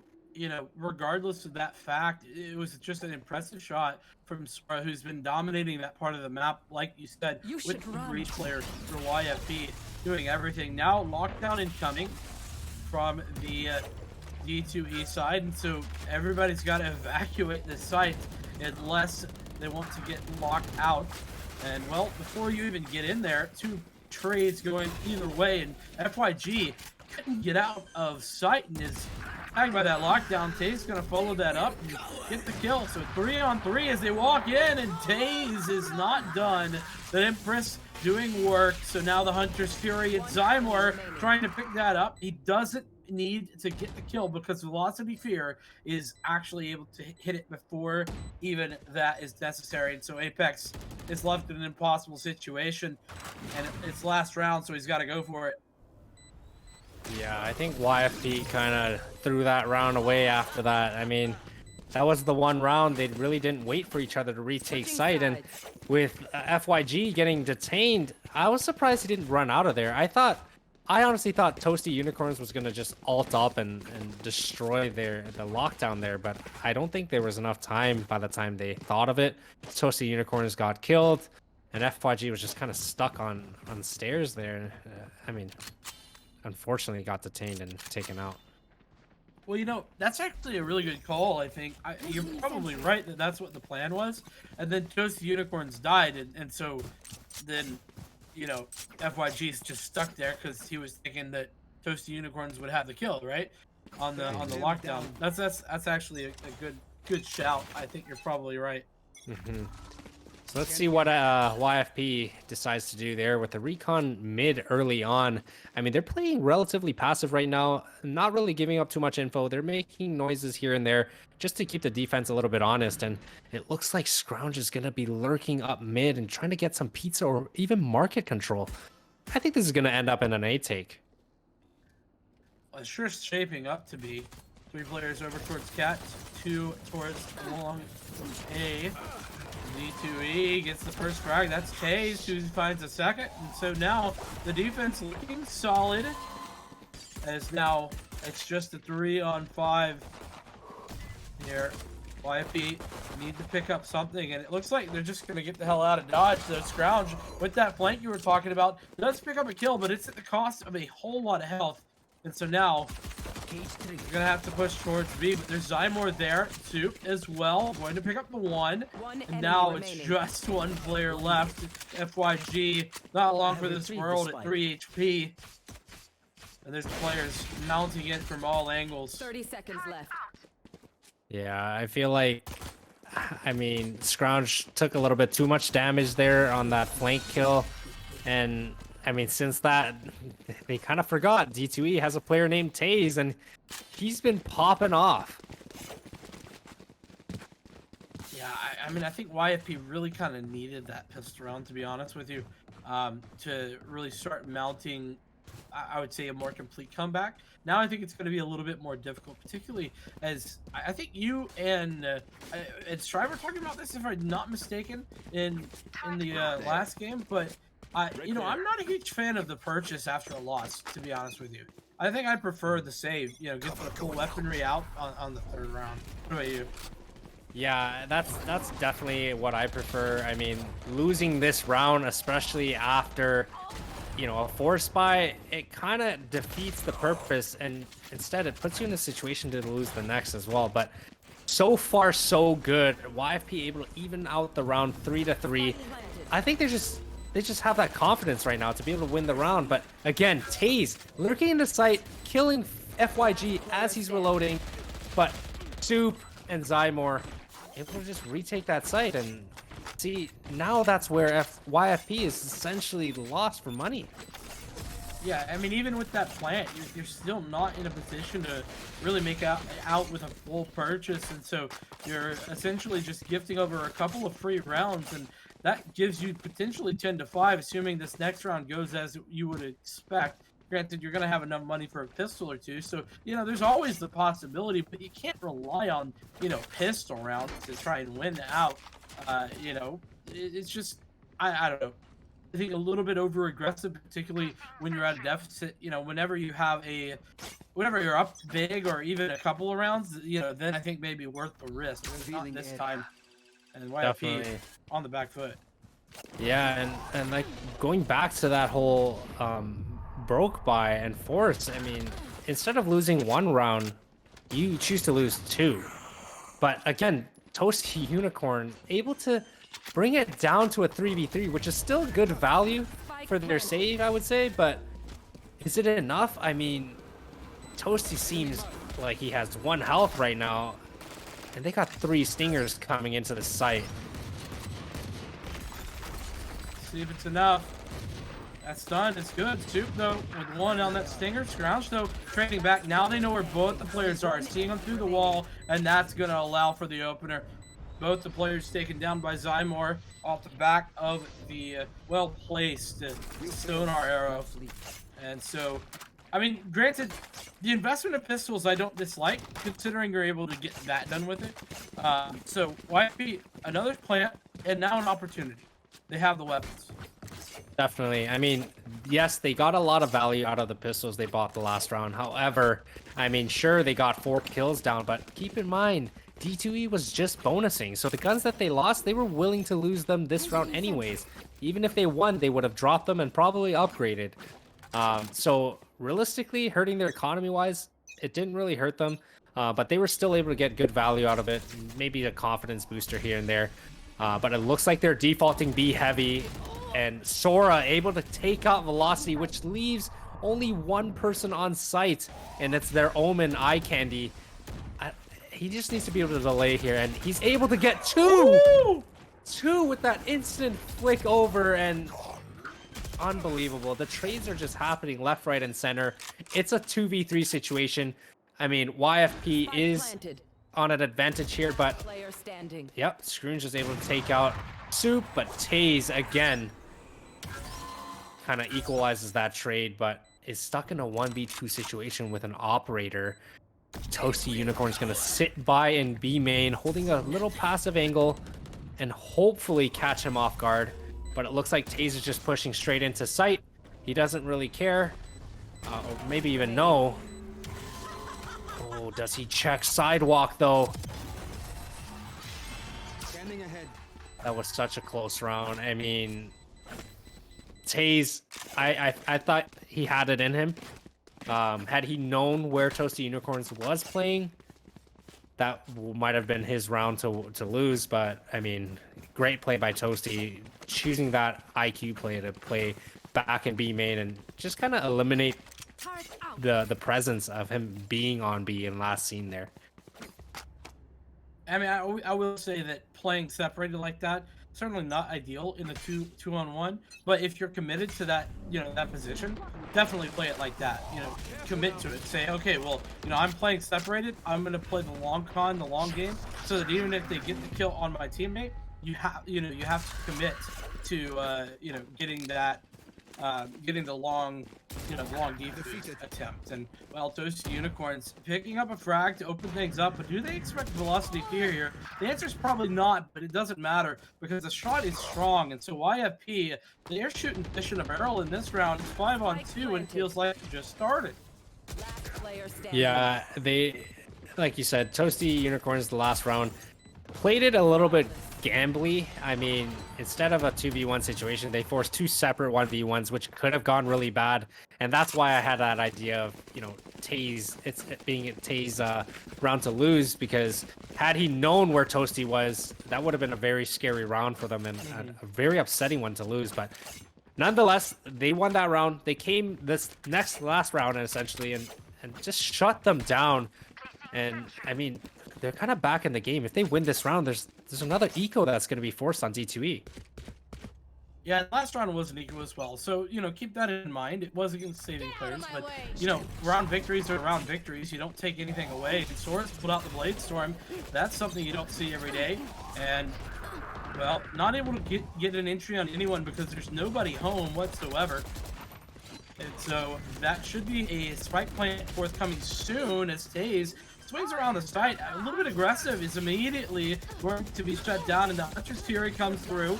Not able to dodge it is Sora, and that's a kill. So everything going the way of D2E is now Toasty Unicorns is going to have to pull off yet another miracle, and it's not to be. Shut down before it could even begin. That's Soup, who picks up the final kill of the round and takes D2E gold to their 11th. Yeah, I think they're flashed there by Phoenix. I mean, that flash by Soup really blinded Sora and made him fall off of heaven and even get caught in that Hunter's Fury. And I mean, that round kind of unfolded on its own. There's a lot of unfortunate events that happened, but hey, D2E is going to take that and continue to run with it. Yeah, and Sora with that Blade Storm was the linchpin, and going down in that fashion to the Hunter's Fury, that really turned around on his head, didn't it? Yeah, Sora able to dash onto site quickly, and it seems to be the trend of them getting into sites, getting Sora to kind of dash in, but they didn't factor in the Killjoy lockdown, but Toasty, I guess, did factor it in with his Heaven's Fury to be able to destroy that. And just like that, they took sights, but it's a 5v5. I mean, the retake is definitely possible. There's not a lot of room to be hiding in A to begin with, so I would say D2E still has an advantage here. Yeah, an advantage, but it's not long for this world. It's now 3-on-3. A couple players tagged down on either side. Is now Sight fully in control here of the defense as iCandy finds another, but Toasty Unicorn not going to allow that to happen. Fortunately, though, it's going to be very strong with the kills, and the defense should pick this up. It's a close one, but not that close. Just 2.18 seconds left on the clock. It doesn't matter, though, because it's match point for D2E Gold. Yeah, that was unfortunate. I mean, sitting behind the smoke, trying to spam it, we all know that's not a great idea. And they did the right play by pushing that long A, knowing that site was clear and knowing that tree and garden was clear. They fully invested in taking that push and killing them through that smoke. Because, I mean, at the way they were playing, they had to peek the bomb. So what do you do if you're YFP right here, Kevin? What do you think? I think, honestly, play more disciplined, play a retake. I feel like, I mean, when you get that site control, try to back up a little bit or further for information, because sitting in sight doesn't really work. I mean, you're stuck in a set few areas. There's not a lot of places to go, and you're kind of sitting ducks, right? With retakes, being able to take sight, it's very easy for them to kind of take it. But it's hard to say, man. Their backs are against the wall. Sora's got to stop dashing into sites alone.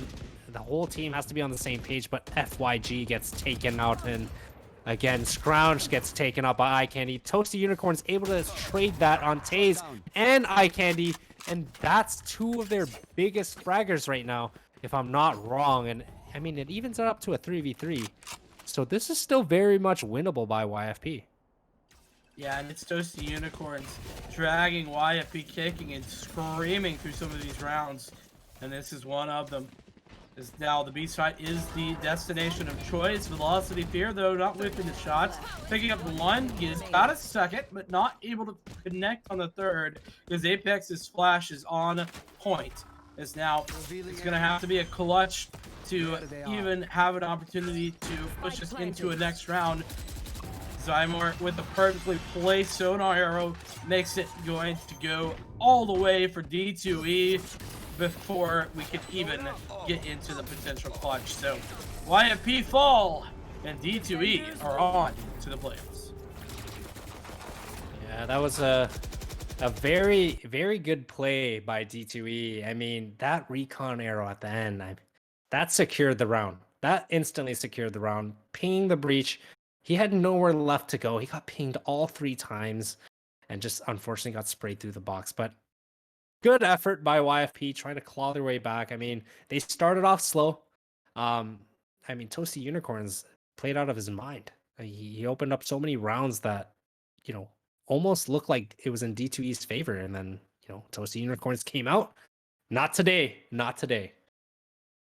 Yeah, I mean, you know, you talked about Sora getting a little over aggressive too, and I think actually Sora played pretty well as in addition to Toasty Unicorns. But I think near the end, what we were seeing is, you know, some attempts to kind of put the team on his back, you know, feeling responsible and trying to jump and make those big plays. But you know, that's just the thing about big plays. You can't make those happen, you know, by trying to create big plays. You just make those happen by being a big player in big moments. You know, it has to happen naturally most of the time. So, you know, it ended up kind of looking a little bit feedy there at the very end, to be completely blunt about it. But, you know, any final thoughts here, Kevin, about that matchup and, you know, or maybe what YFP needed to improve on? I think they just really need to play a little bit closer together. It might honestly be that they just didn't use code GLG10. I mean, That must have been I it. think that's what I'm gonna go do now. We're gonna be back real quick with the semifinals. which is basically a best of one. And then the grand finals will be hosted on our main channel. But we'll be right back. I'm gonna go use code GLG10, order myself some more drink control, and we'll see you guys soon. How close it starts to end up on the brink. I tried so hard, but all these scars, they cut so deep, I bleed. I fell so fast from heaven, it's like someone clipped my wings. Now I'm falling, and I can't see the ground. Can we stop this gravity? It keeps bringing me down. I can't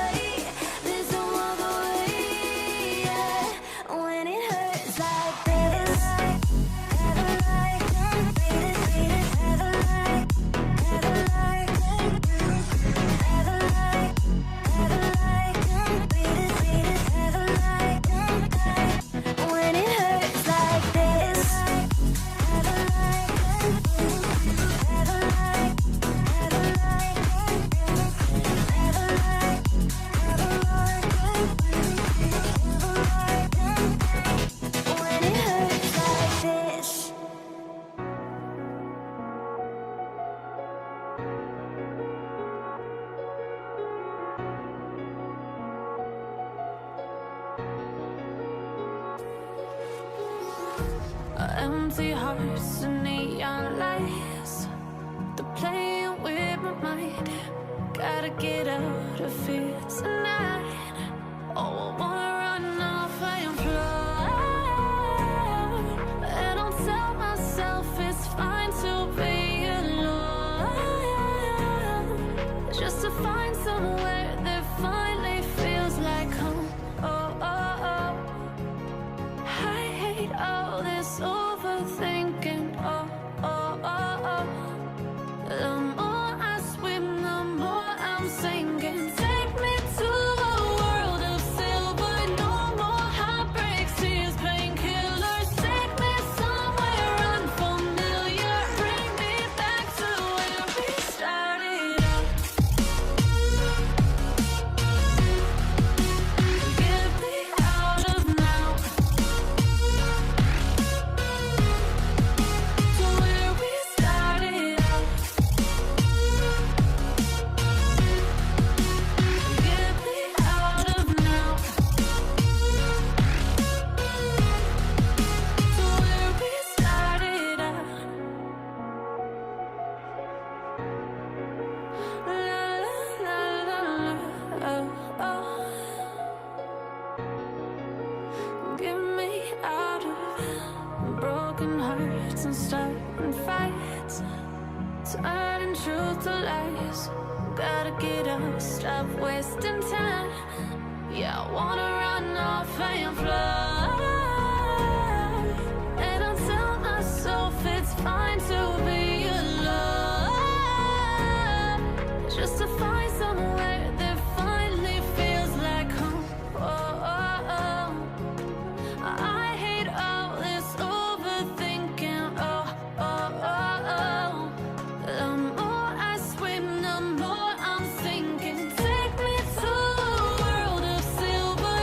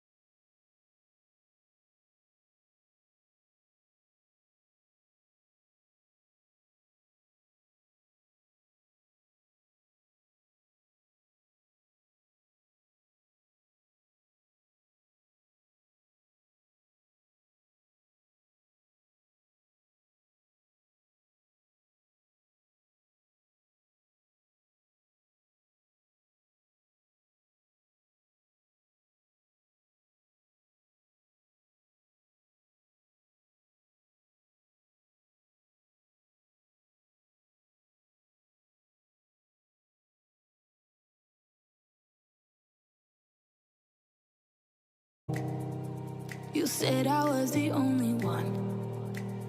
No one likes being lied to. You made this mess and left me with the pieces. Now I wanna burn all the bridges between us. I can't focus, I can't forget. I've been thinking too much lately. I just need to clear my head. I just need to clear my head.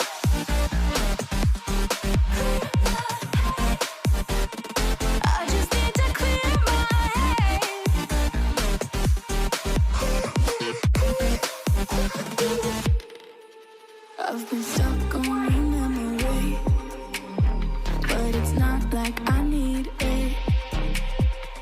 And we may have some history, but we don't have to. What is going on, everyone? We are back. Looks like we are going to hop into this one here. We're looking at the DTP versus Red Lotus. And it looks like we're going to be playing Bind. Excuse me, Endless. Welcome. Thank you. I think we're slapping some semifinals here.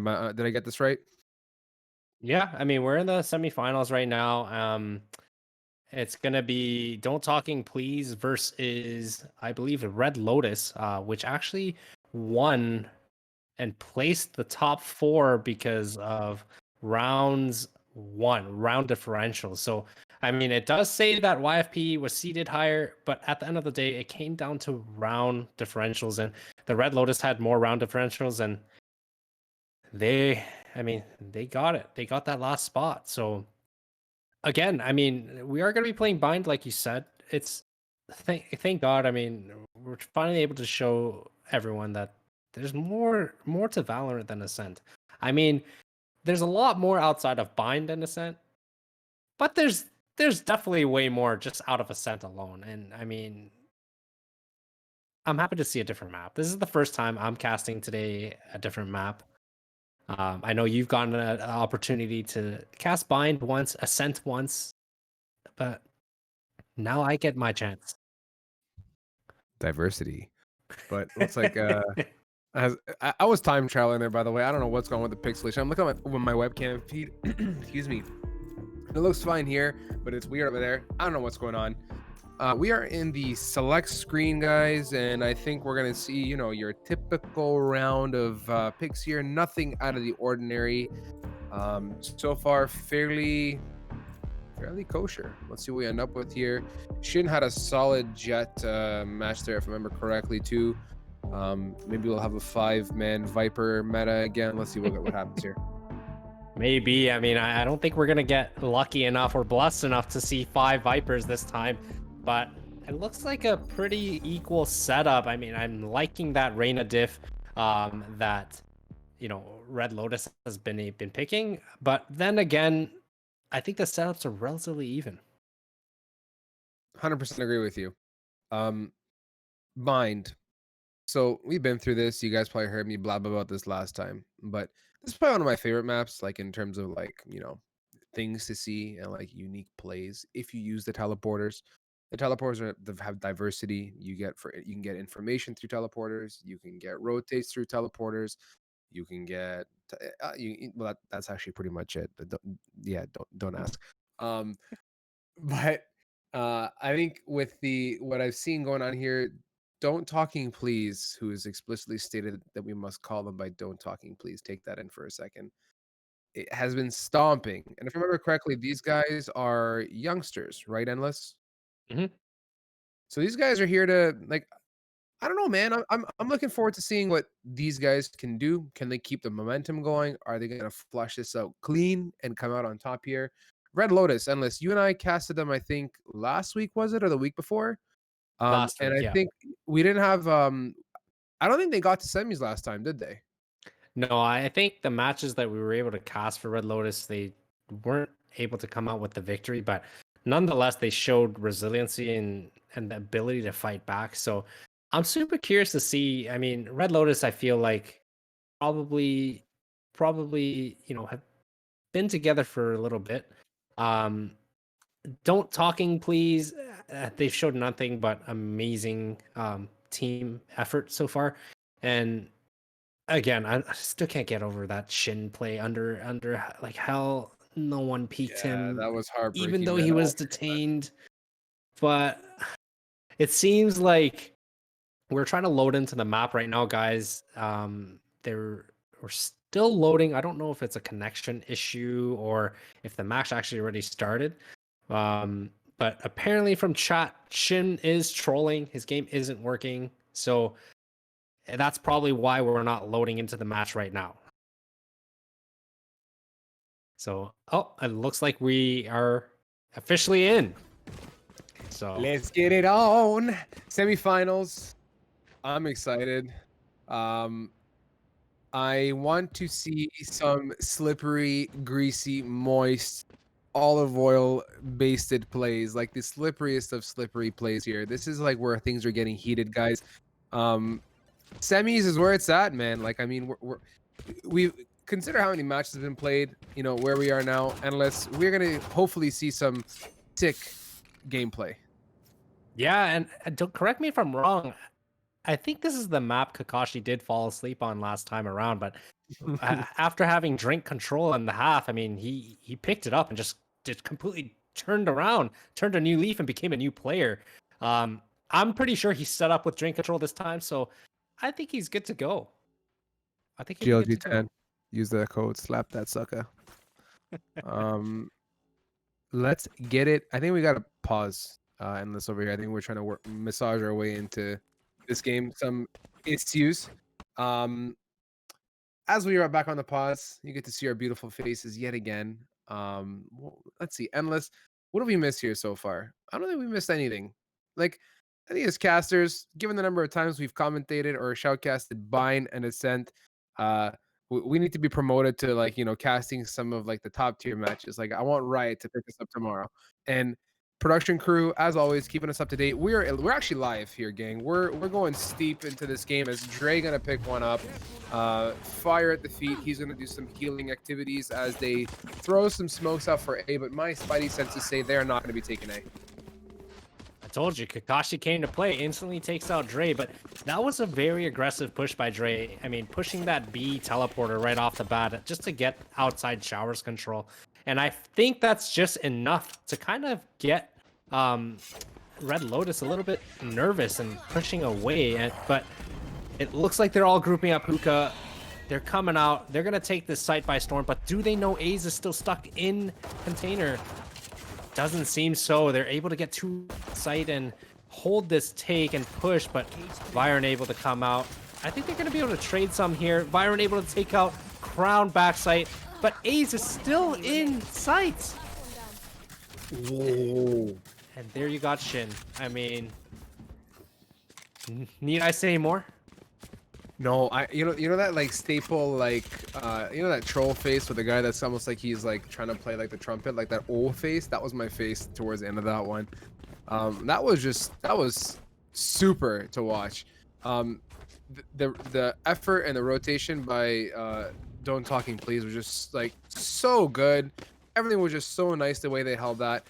I mean, Byron, I thought Byron was going to pop off there with the cage on the right, and then he was going to get the left and then swing around, but it didn't work out. Just the way they held that and retook that site together was just beautiful, man. So good. Yeah, they did a really good job and really retaking the site together. And again, A's just maneuvering around site, trying to stay alive. And it looks like a heavy A take, but Shin able to spray one down through the smoke as well. Gets two and a third. Man, this guy's playing out of his mind right now. Yo, Shin's aggression is just so good. Like, I love that the dash backwards to get away and clear himself from the shore, and then through the smoke, he knows they're gonna keep pushing. He just went mouse one and absolutely stomped. Like, that's so good and so satisfying to be 4-0 at round like 3. This is just so nice. If this is what's gonna set the pace for the rest of this game, when we see some of this kind of action coming out of the Red Lotus team, this is gonna be so good here. Endless. And given the way things are looking financially, unless some magic happens here and Shin does some Houdini stuff, this might be another dub. Yeah, I mean, Red Lotus is really needing this round, and Dre again with that aggressive push, but he gets Shin. They know he's stuck on the far right of TP, but not anymore because the Molly has eventually disappeared. But look at that, they regained full showers control. They're forcing Red Lotus to fall back and kind of default either to short or all the way to B. Yes, sir, indeed. And that Dre has done that TP activity, what, like 2 times now? Like, that's so cool. You just go TP, smack the kill, close the door, and just hide in the corner where they, you know, the chance of them spamming you is too low, really, and just sit in the fire and heal. It's a great way to get some access. It's almost like you're kind of like a, you know, a jet in and out, right? You get in, TP door open, slap the kill, and you're away and hitting again behind the door. So looks like the gang is rotating off towards the B site. Omen smokes coming out as they're going to work their way in. Crown is pinned inside container. Going to get sprayed down by Cruz as he takes him. Spike getting planted in your standard corner for long octagon. And they are heavily posted up as we have a super late rotate by Don't Talking Please. Phoenix is marathoning from A over as the rest of the team is posted up as Viren picks up the one. A is going to take out Nair, the Jet, and it is now a 2v2 position. Ray's heavily lit. Strat gonna take him out. Raze was heavily lit anyways, and now 1 man out for Don't Talking Please, and it looks like a Red Lotus round to me.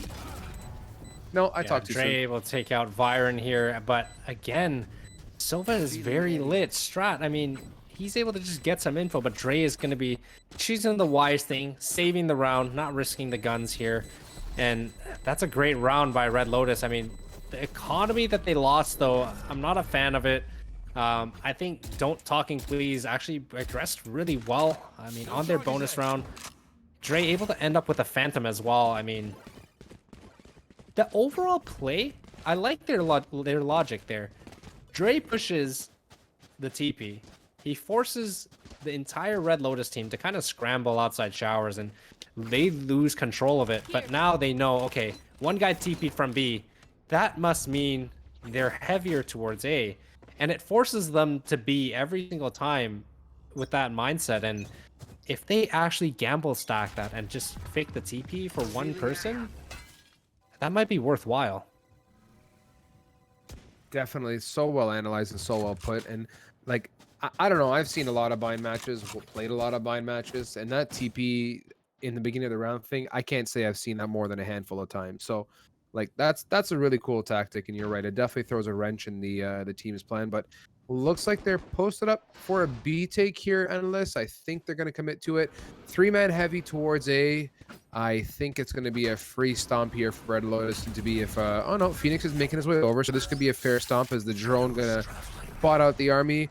Crew's going to send out his smokes, and this could easily be a TP and get out of here activity. Let's see what they do. I think they're going to try to go ahead and commit here. I mean, 3 people are long, but there are 2 people fully invested in hookah trying to get into sight, and it might be a little bit of a fake. Yeah, they're trying to fake some TPs here. Crew's going to dump double TP, and I don't think anyone fell for that. There's just not enough noise and exits taking place. It just seems a little too fishy to slap 2 TPs. They're going to run the timer down, though. Probably push it to a last 20-second take here. Here's the blind coming in. They are pushing into sight. Crew's going to spam Maroni. Crown going to get 1. Crew's trading, and Dre with 1 for himself. And Strat comes in heavy with 1 as well. Spam by Dre. 12 seconds. Put that spike down there, son. Ace, paint can to the face. Gets another one as well and gets traded out. That was a lot of back and forth for not too much of a, you know, meeting the objective and planting the spike. I think they pushed a little bit too tight there, Endless. Yeah, I think they defaulted a little bit too long there, and it's going to kind of force Red Lotus into a pretty rough economy. I mean, with Cruz able to buy for next round, but it doesn't seem like they're going to really gamble that. They're going to play it safe with the light Sheriff, light Spectre, and hope for the best. I think this is the round that they should kind of group up, do something together, try to get as many guns down as possible because they need some economy here. Yes, sir, indeed. And let's just see how this pans out here. A is going to send that out. The dart lands right in front of his face. Can he get the one? Yes, he does. A's is raised. Holy cow. Connects with Kakashi. Strat going to get 1, and Dre with 1 more for himself. Cruz saying, "Not today in U-Haul. Can he get one more?" Shin absolutely slaps him across the face. And it looks like it's pretty free at this point. Nothing is stopping them. But Shin is in a great spot to get one as well. And yes, he does. Yeah, that just proved to be a little bit too much. I mean, don't talking, please. Playing that range game, and I mean, with Aze's ult on Raze, I mean, that was a well-placed ult. I mean, I'm surprised he only got one. But I mean, that's all it took. It scared the people away. They backed up, they split up for that split second, and they were able to peek and take advantage of it. A's on the Rays. It's gonna be the same for this one here, guys. So I think we have a strong, like, don't talking please is continuing to assert their dominances. Looks like Phoenix gonna do the ye olde teleporter trick, but no one is really there to meet and greet him. He's not gonna make his way all the way to short as that run it back completely goes away just as he's about to turn the corner. Sova ult. Let's see if we can get some information here. Tagaroni 1, Tagaroni 2, Strat gets slapped. Sova to Sova contact. Me gusta. And looks like Viren is going to make some action here on short. Cage down, endless. I think it's going to be an A take. Yeah, that was a very smart ult there to catch Strat and his own Heaven's Fury. And I mean, we all know when you're in that Heaven's Fury or Hunter's Fury, you're essentially stuck. You can't really move. And Shin able to take out Viren and Cruz. Dre picking it up, and Angel just cleaning up that round. And again, another round win for Don't Talking Please. Bring a bucket and a mop. That's a wrap. I don't think I'm allowed to say the other version of that on this this child-approved stream. So guys, I think Don't Talking Please is just really continuing to show their ability to rotate and work as a team. On an attacking situation, knowing how to throw fakes and pull rotates. The one thing with this map too is the proximity really, I think, helps you float on rotates. So having someone who's, you know, early able to come in, make some action and B, run his way back towards CT, and by the time he's there, he's ready to jump and react. The flex is the flexibility of this map really makes it special, especially with the teleporter. So Shin gets revealed. He's not too concerned. He's more than safe. By the time that thing goes away, they're in a good position. Darts are out. Shin shoulder peek. Nothing going to connect here, and he's going to continue to push his luck in showers as things are slow here, unless very slow. Yeah, I think Shin is getting a little bit aggressive here, trying to catch them off guard. I mean, he's basically wasted a couple of his of their knives already, and still trying to get some info. And it looks like they're going to start shifting closer to B. Not really sure if it's an A fake, but with that recon dart, I mean, they're back, they're staying, but they're going back towards B. You think they're gonna? I think they're totally gonna take this B. You're absolutely right. I thought they might do a double back or something here, but oh, what was that? I think Shin just went like tap to. Okay, Shin and Crown are just like Shin. That shot through shower, I think, was through a smoke. I could swear it was through a smoke. That was something. And just like that, numbers are down, and no one is really taking any damage on the Don't Talking Please team. Shin gonna come around the corner, spray through the container, can't connect it, but gets half the HP on Cypher. And I think it's another round for the defenders. I don't know. I mean, they did bring it pretty close, but Byron's stuck in this 1v2 situation. Bombs planted in container. It's not a lot of luck there. Indeed, the luck is not on the side. And moving in here, guys, round 7. Economy looking pretty strong on the defender side. Economy, we got to get a dub here for the Red Lotus team. I don't. This one goes down the list. I don't think the next one's gonna work out in the Red Lotus' team favor, at least financially for the guns. Yeah, they really need to start grouping up. Again, I think they're taking too many 1v1s. They need to really play together and just take a site. It feels like when they're executing sites, there's always people trailing behind. They're not really together. And look at this, a 3-person stack long B. Who's gonna win this fight? Angel and Dre able to take out the first two, but Strat doesn't know when to stop peeking with the bomb. And now they have full bomb control. This is gonna be a tough take, and I mean, they're already getting flanked from Hookah. They are able to take out A's. And I mean, it is a 2v3 situation. Shin, again, it's his positioning. He's playing it safe. He's lurking back, making sure that both are in sight or even in hookah. That way they don't get flanked in general. And I think this is going to be a very, very hard retake for this bomb control.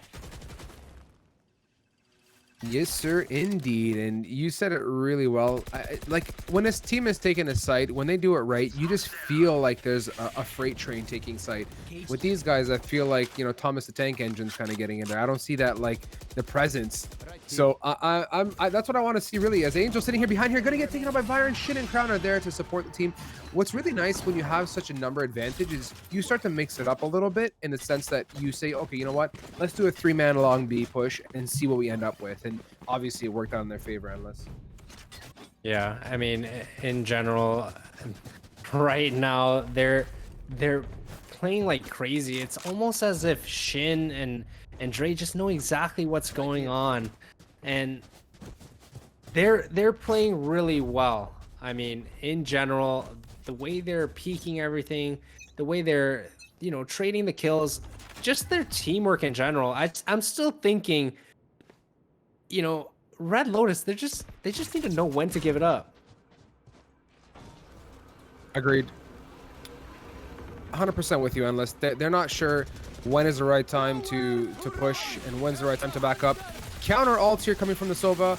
They're being traded out. Angel's not going to connect with too much here. Yes, he does. He actually gets one of his shots off on his Hunter's Fury as Cruz is posted up ready to hit the Paranoia.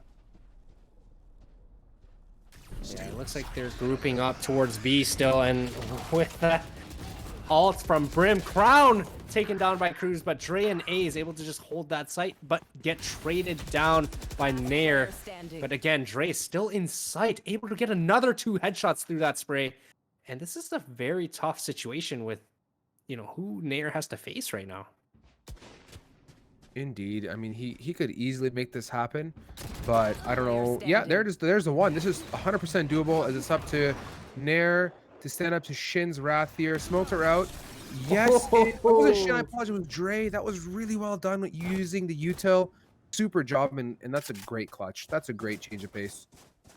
It's that dash. It's that dash. I mean, whenever you hear that jet dash, you majority of the time you kind of assume that they did actually dash and that they didn't fake it, because I mean, that dash alone just gets you so much ground control. It's crazy.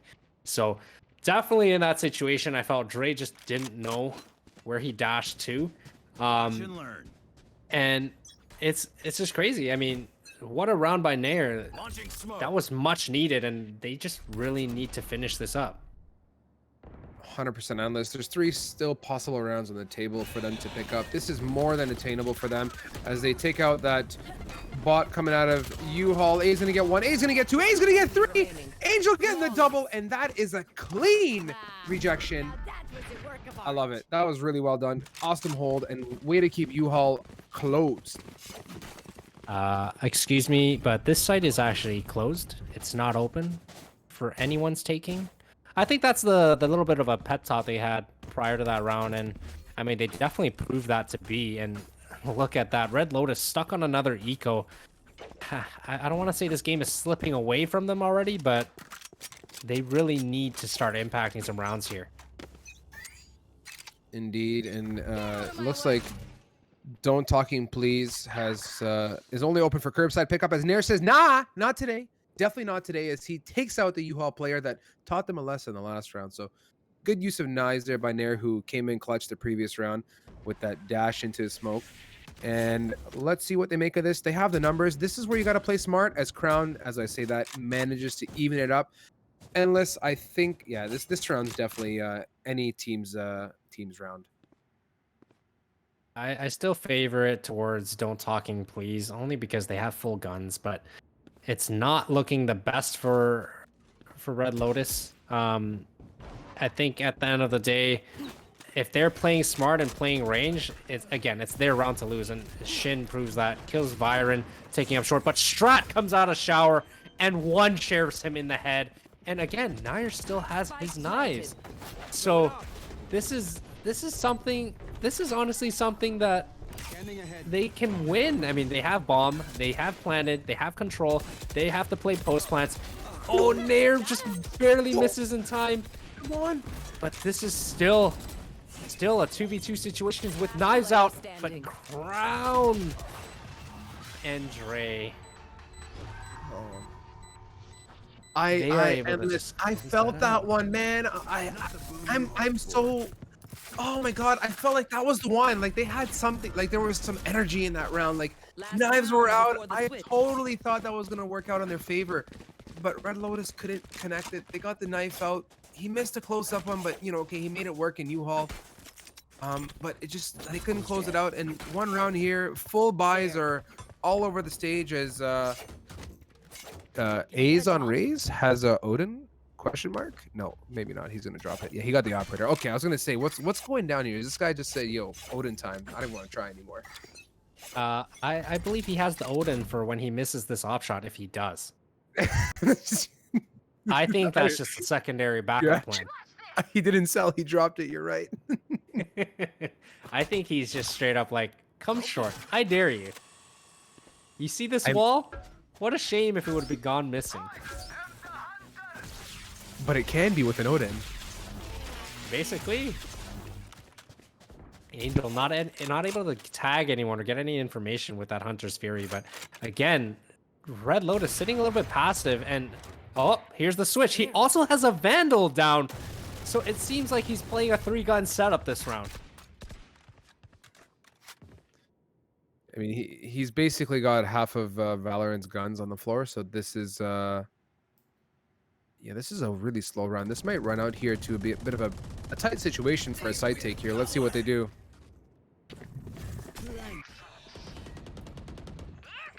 Nair. Oh! Gets Shin on that jumping shot. That was quite incredible, actually, the timing. But A is able to nade down Strat. And it is a 4v3 situation still in the favor of DTP right now. Definitely. Let's see if they can play a strong post plan here. I mean, the numbers are evened up, so let's see what they can make of it. Cruz is coming in, throws the blind. He knows there's an enemy there. He's going to take out Dre with the help of Byron. Numbers are looking not so great for the DTP gang, and awesome job, Red Lotus. You guys definitely needed that one. Yeah, Byron was able to finish up that round there, and man, that was good. That was much needed. I mean, winning this pistol round goes to say nothing less but then, I mean, they need it. At this point, it's not about a want, it's they need it. And I mean, they got to win this, man. They got to win this round to stay in the game or somewhat in it, because DTP right now is looking very, very strong, and their defense was pretty tough.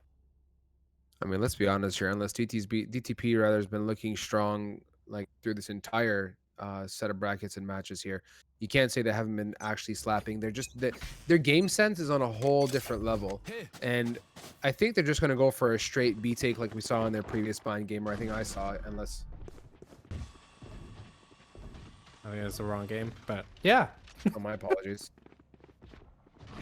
But I mean, right now, Kakashi able to teleport, and Strat.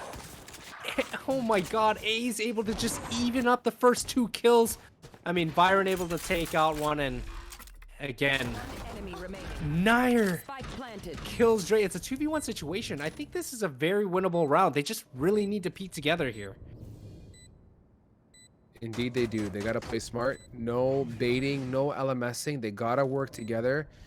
Shin is classic in hand. Byron, wow.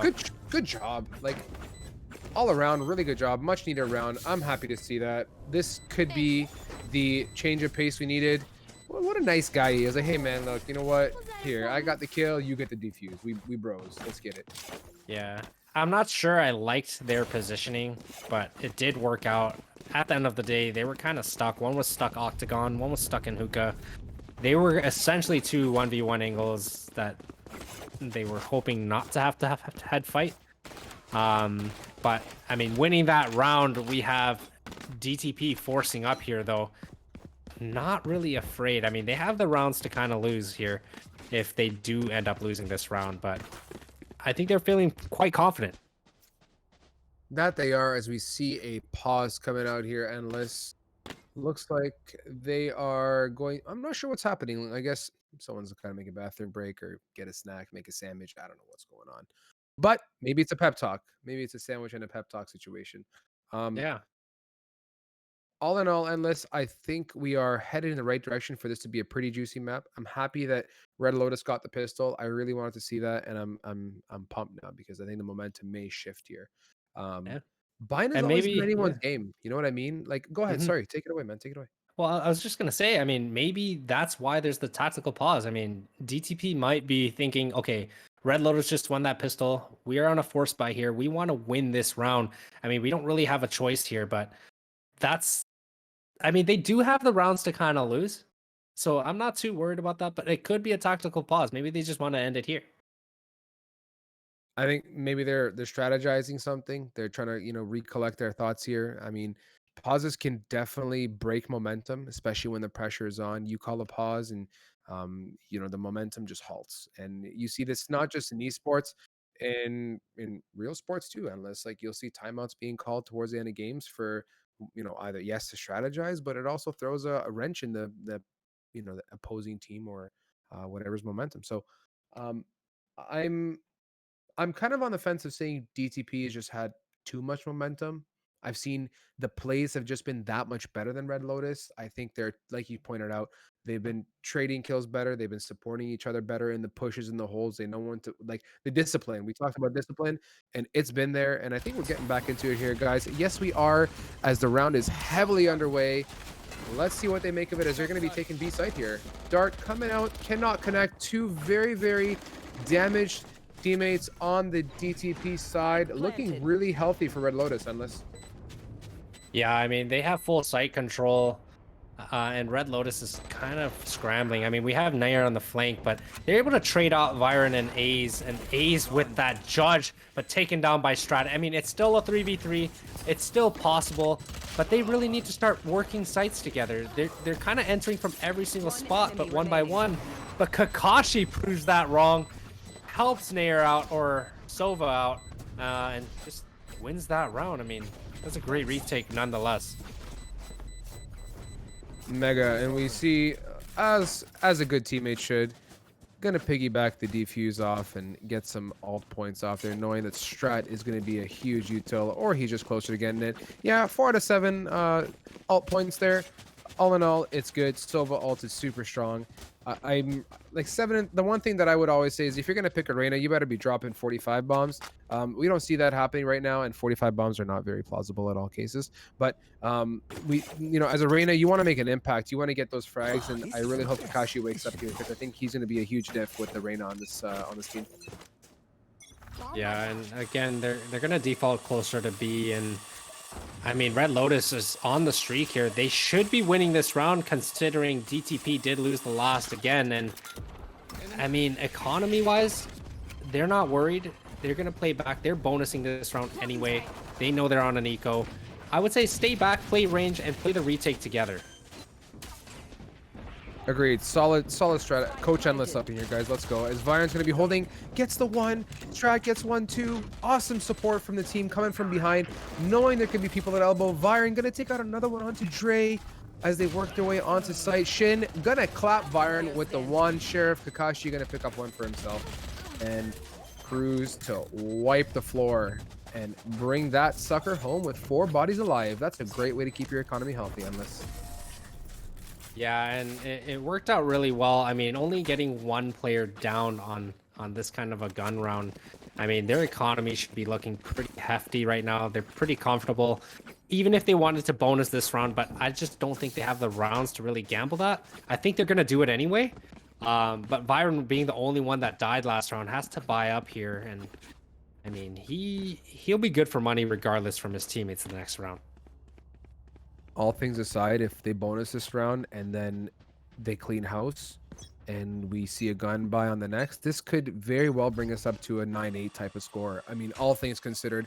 Shin holding at head level here, gets swung out, dashes away, throws the smoke, manages to survive that, spam with another to get away, and he's clean. He was not expecting that. He went to focus. That's a great use of a dart. Again, guys, like we said, knowing how to use util like that you know, you shoot the dart thinking that the enemy's going to look up, and when they do that, you swing, and that was just really nice. Yeah, that was a very interesting mid push too by the Red Lotus there, being able to push them back. But did they keep control? I think they fell off as well. So they kind of gave that control back, and the Cruz is here trying to hold it. And here's a couple market, but I think he might be a little bit too close for comfort here. Ace makes a decision. He says, yo, you know what? Let me clean this guy up in Cubby here as they work up their way up. Strack on a 1 dart, 2 dart. They're going to land that potentially. Yes, very nice. Gets it on Shin. Ace and Angel going to pick up 1 apiece. 3 versus 2. DTP bodies up. Vyron posted in heaven. Is he the diff? We're going to find out here as TPs are slapped over to B. Put your Jordans on. You got to rotate.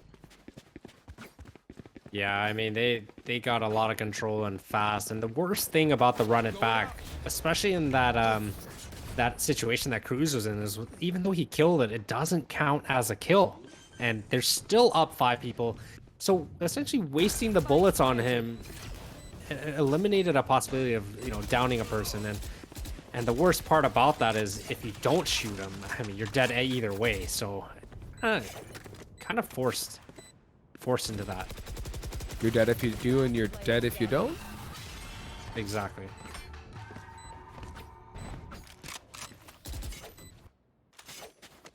But that was the bonus. I mean, DTP was expecting. Red Lotus, sure, they didn't win that round, but they're still going to be able to buy up here.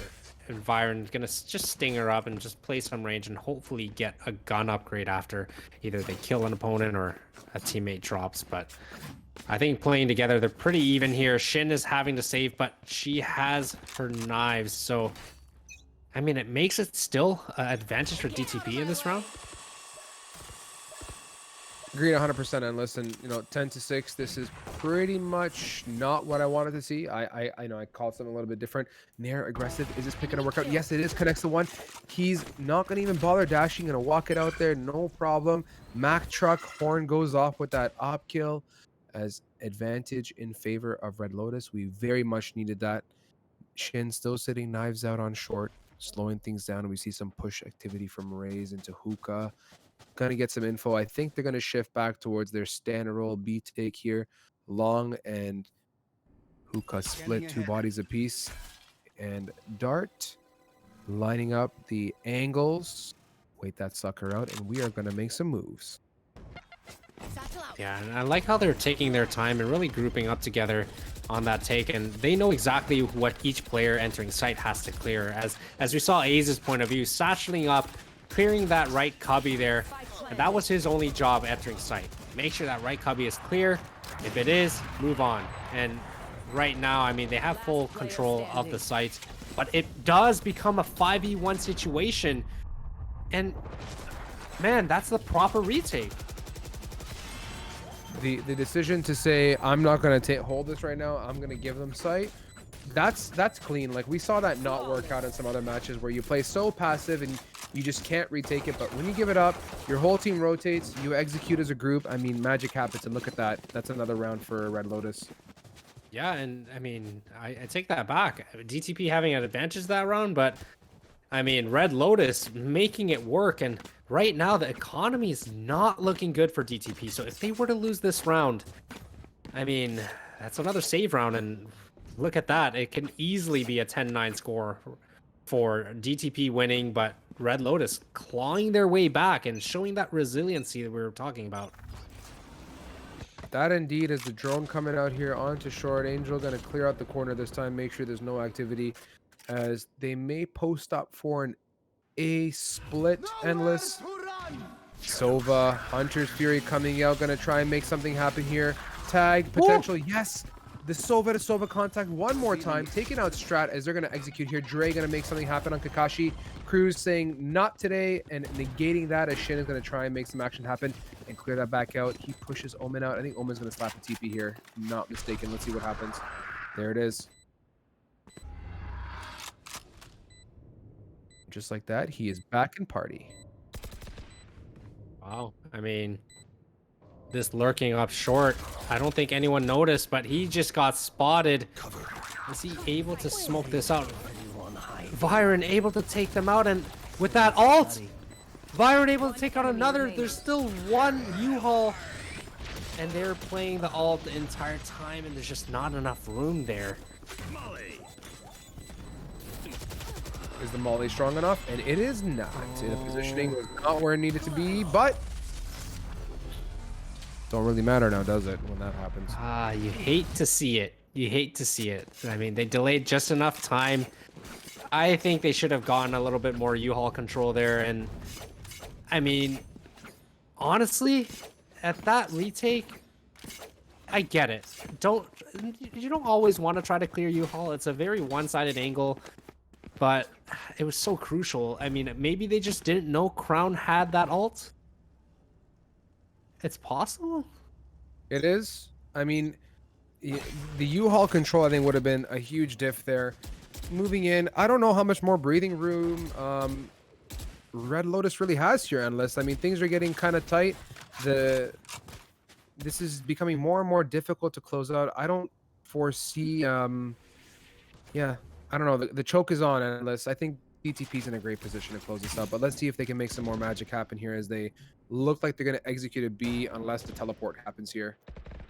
Yeah, again, DTP, even though they're on the attack side, they're playing relatively passive, and A's getting shot a few times through the smoke. Not a lot of damage taken, but I mean, now they're just looking to fall back and probably reaggress A.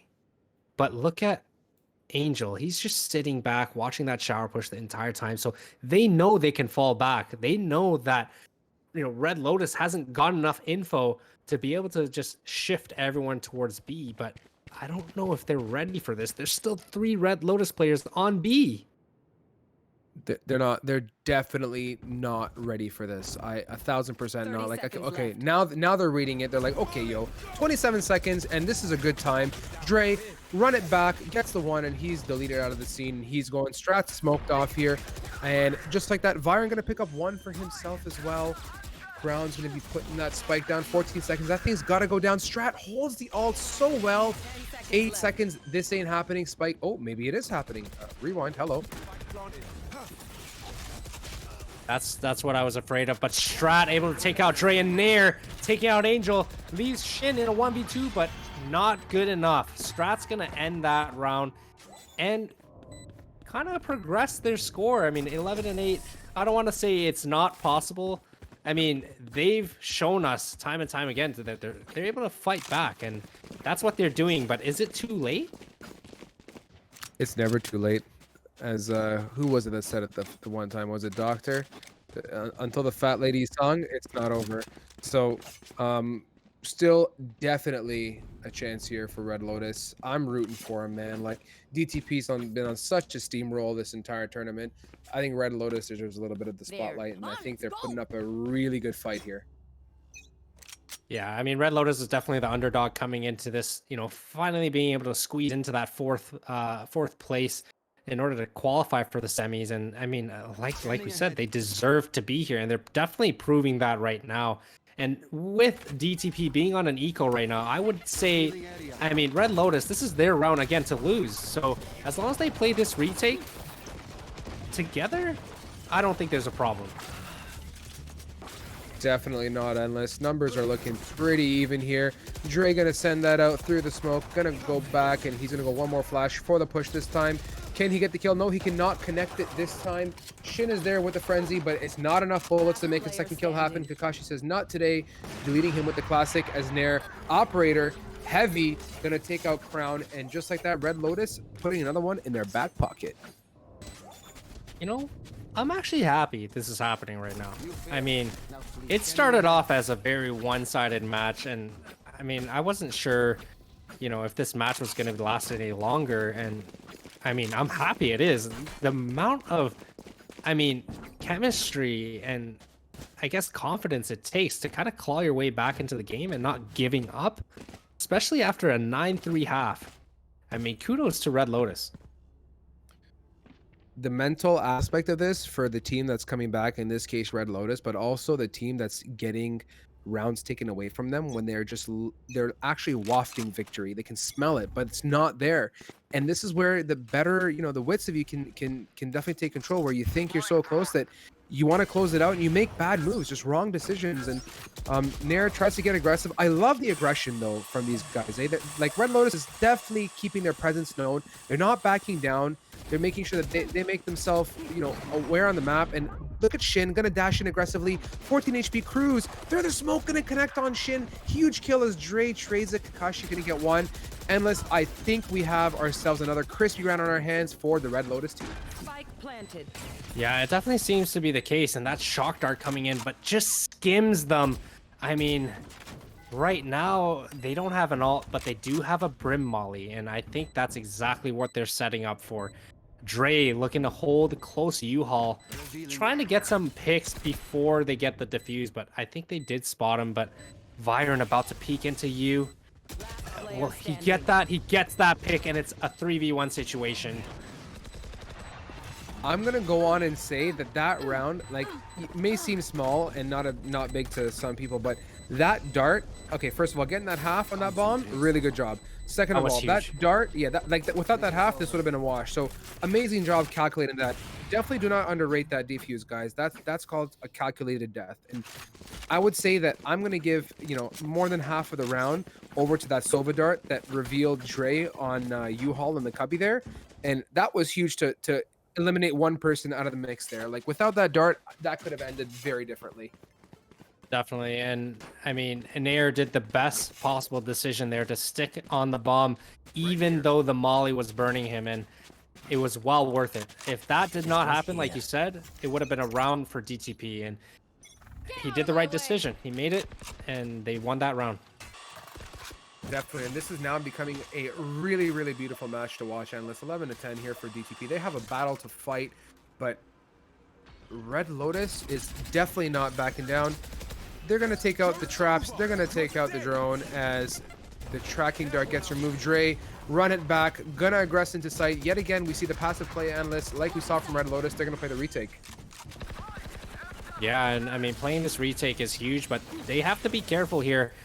The Brimstone has their ult, so they're most likely playing for that, along with a Molly as well. So you can see Phoenix and Brim backing up down long B, and they're just playing for bomb here. Wow. Oh my god. There was just so many questions to be asked on that one. That was an absolute... yeah. Yeah. Oh geez. Okay. That I don't broke know my what heart. happened I don't know that what. round. Me neither. Honestly, I blinked twice, and then I went to look to the bottom or the top to see who's alive, and then I looked down and it was over. That was just really brutal. I mean, 12-10 now. Last round. Keep up. I thought their decision to go passive would work, but I guess not. They attacked and held it way better. That's it. Yeah, I think they just took advantage of it, and again, they didn't even have to use their Brim ult, and now that Angel has an ult on their Sova, I mean, that just makes it all the more difficult, especially now that they have two ults to counter a bomb plant. Definitely is Strat gonna pick up one as Shin swings out through the smoke, and A's gonna take out one as well on the trade. Numbers evened out across the board as the spike being planted. There is a fantastic potential to hold this for a post plant. Let's see if Vyron can make something happen. Look at that greasy camera. It's like hidden in between the panes up there. That's so slippery. As he comes around the corner, gonna get spotted out. Cruz gonna be there to support his teammate and get the trade. Here comes the Brimstone ult. And everyone's off. They're chilling right now. Angel also ready. Hunter's Fury is active. He's gonna get swung right now. As he gets one, his teammate's taking the bomb. Crown with the Molly lineup from Narnia. As he is now posted up on the Molly. That Molly is burning away half of it. He's ready. He's no! But it doesn't matter. It doesn't matter. He has it! He has it! He has it! Oh my god. Yes! That was such a crucial pick. The second I saw Cruz go long, I was like, oh no, like, he definitely thinks he's playing long. But good enough, he came back and looked right at Hookah, was able to take that trade, even while running through the Molly. And man, do they need that round. That round was massive. Why did Crown get on the box? I don't understand. What is your desire to be on that box? Listen for the beep and shoulder peak. Swing it. There's half of it. I get it. He's got to get on it. He can't get off. I'm not happy with that. Crown could have closed it off for his team. Just a bad decision. I guess pressure getting to him. I don't know.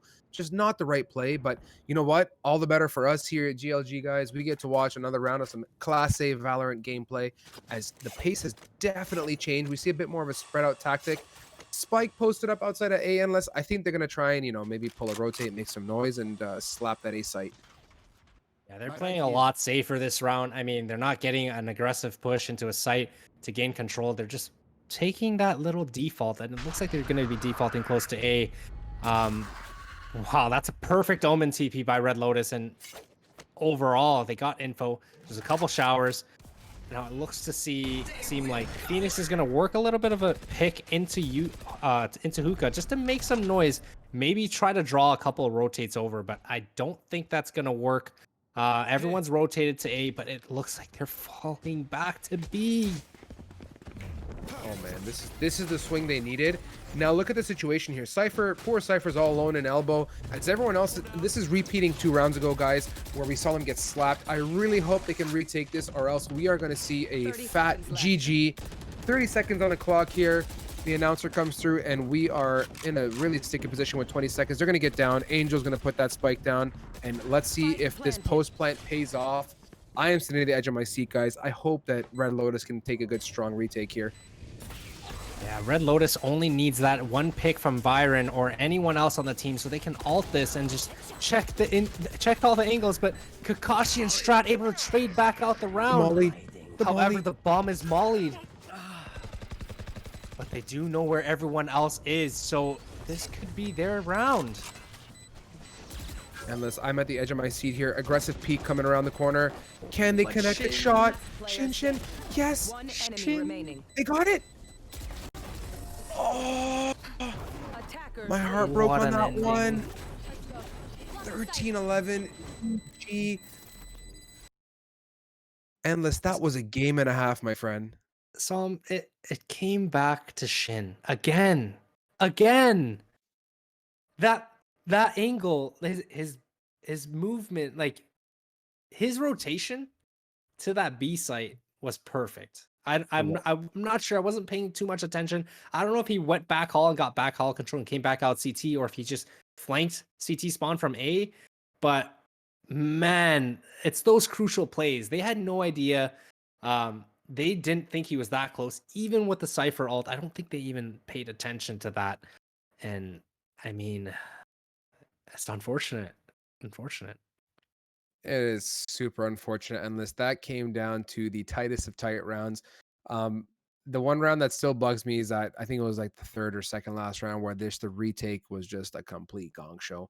We ended up with 5 people alive for DTP, and they just clean house so bad. And I think, like, I don't want to dismiss this though. Red Lotus should definitely give themselves a huge pat on the back. Like, let's look at the week on week progression that we've seen. Like, Red Lotus came and they played a strong semis and lost by 2 rounds to a team that has been absolutely stomping their way through the brackets here. So huge. I want to give them all high fives if I could, but really good game. I was blown away by that Endless. Like, I couldn't be more happier, and I'm so happy we got to cast this one because that was one of the best matches tonight for sure. Yeah, I mean that potential comeback that Red Lotus was springing, and man, like did they get close? That's all I can say. They got so close. It came down to the last kill, and I believe they even halved the bomb of that last round, right? So had that Reyna gotten that kill, I mean, that was their round. That was their round. But I mean, nonetheless, Shin did a great job. Took care of that match, and they're going to move on to the grand finals, which is going to be a best of 3. I'm not sure if we know who won the other matchup yet. Haven't gotten updated here, but I mean, it's going to be an amazing one, and it's going to be on our main channel. So we're going to end the stream soon. Stop by our main channel, but before you do that, and I already know you know what I'm going to say, use code GLG10. Get hyped for the finals because it's best of 3. It's going to go late. It's going to be awesome. Get hydrated and enjoy it. Get yourself some control. Use code GLG10. On behalf of Endless and I, We want to thank you guys. Lots of love from us in our cold home here in the depths of Canada and Toronto to you guys, our viewers. Thank you for supporting. Thank you for participating in our chat, and be sure to migrate your lovely faces over to the main channel, um, GL Gaming Lounges, and watch the BO3 that's going to pop off there for the grand finale. Endless, anything you want to say before we sign out, my friend? No, I mean, it's been a great tournament. Again, signups are open for next week's Pit of Valor. It happens every Wednesday. Doesn't matter the type of rank you are, or if your team's just looking to practice. I mean, it's much better than just getting into a competitive or just an unrated, whatever it may be. Come have some fun. Maybe we'll even shoutcast your match, give you that little bit of glory that we get to have ourselves. I mean, it's truly been a blast, and it's been a great event. I'm super excited to see the finals, essentially. And we're going to throw it over to them, and we'll see you guys next week. Start to think, oh, the Tahoe closest starts to end up on the brink. I tried so hard, but all these scars, they cut so deep, I bleed. I fell so fast from heaven, it's like someone clipped my wings. Now I'm falling, and I can't see the ground. Can we stop this gravity? It keeps bringing me down. I can't breathe and I don't wanna die. Can we stop this gravity? 'Cause I wanna say goodbye.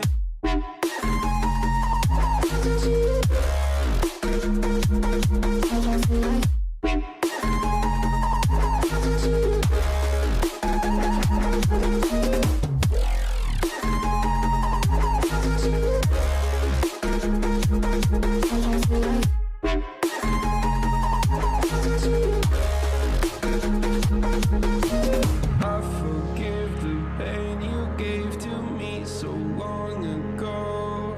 Sleepless nights I laid awake just begging to let go. I almost got to suicidal thoughts, but you stepped in.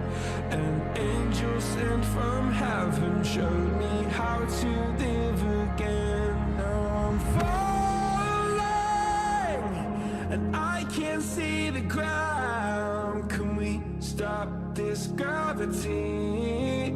It keeps bringing me down.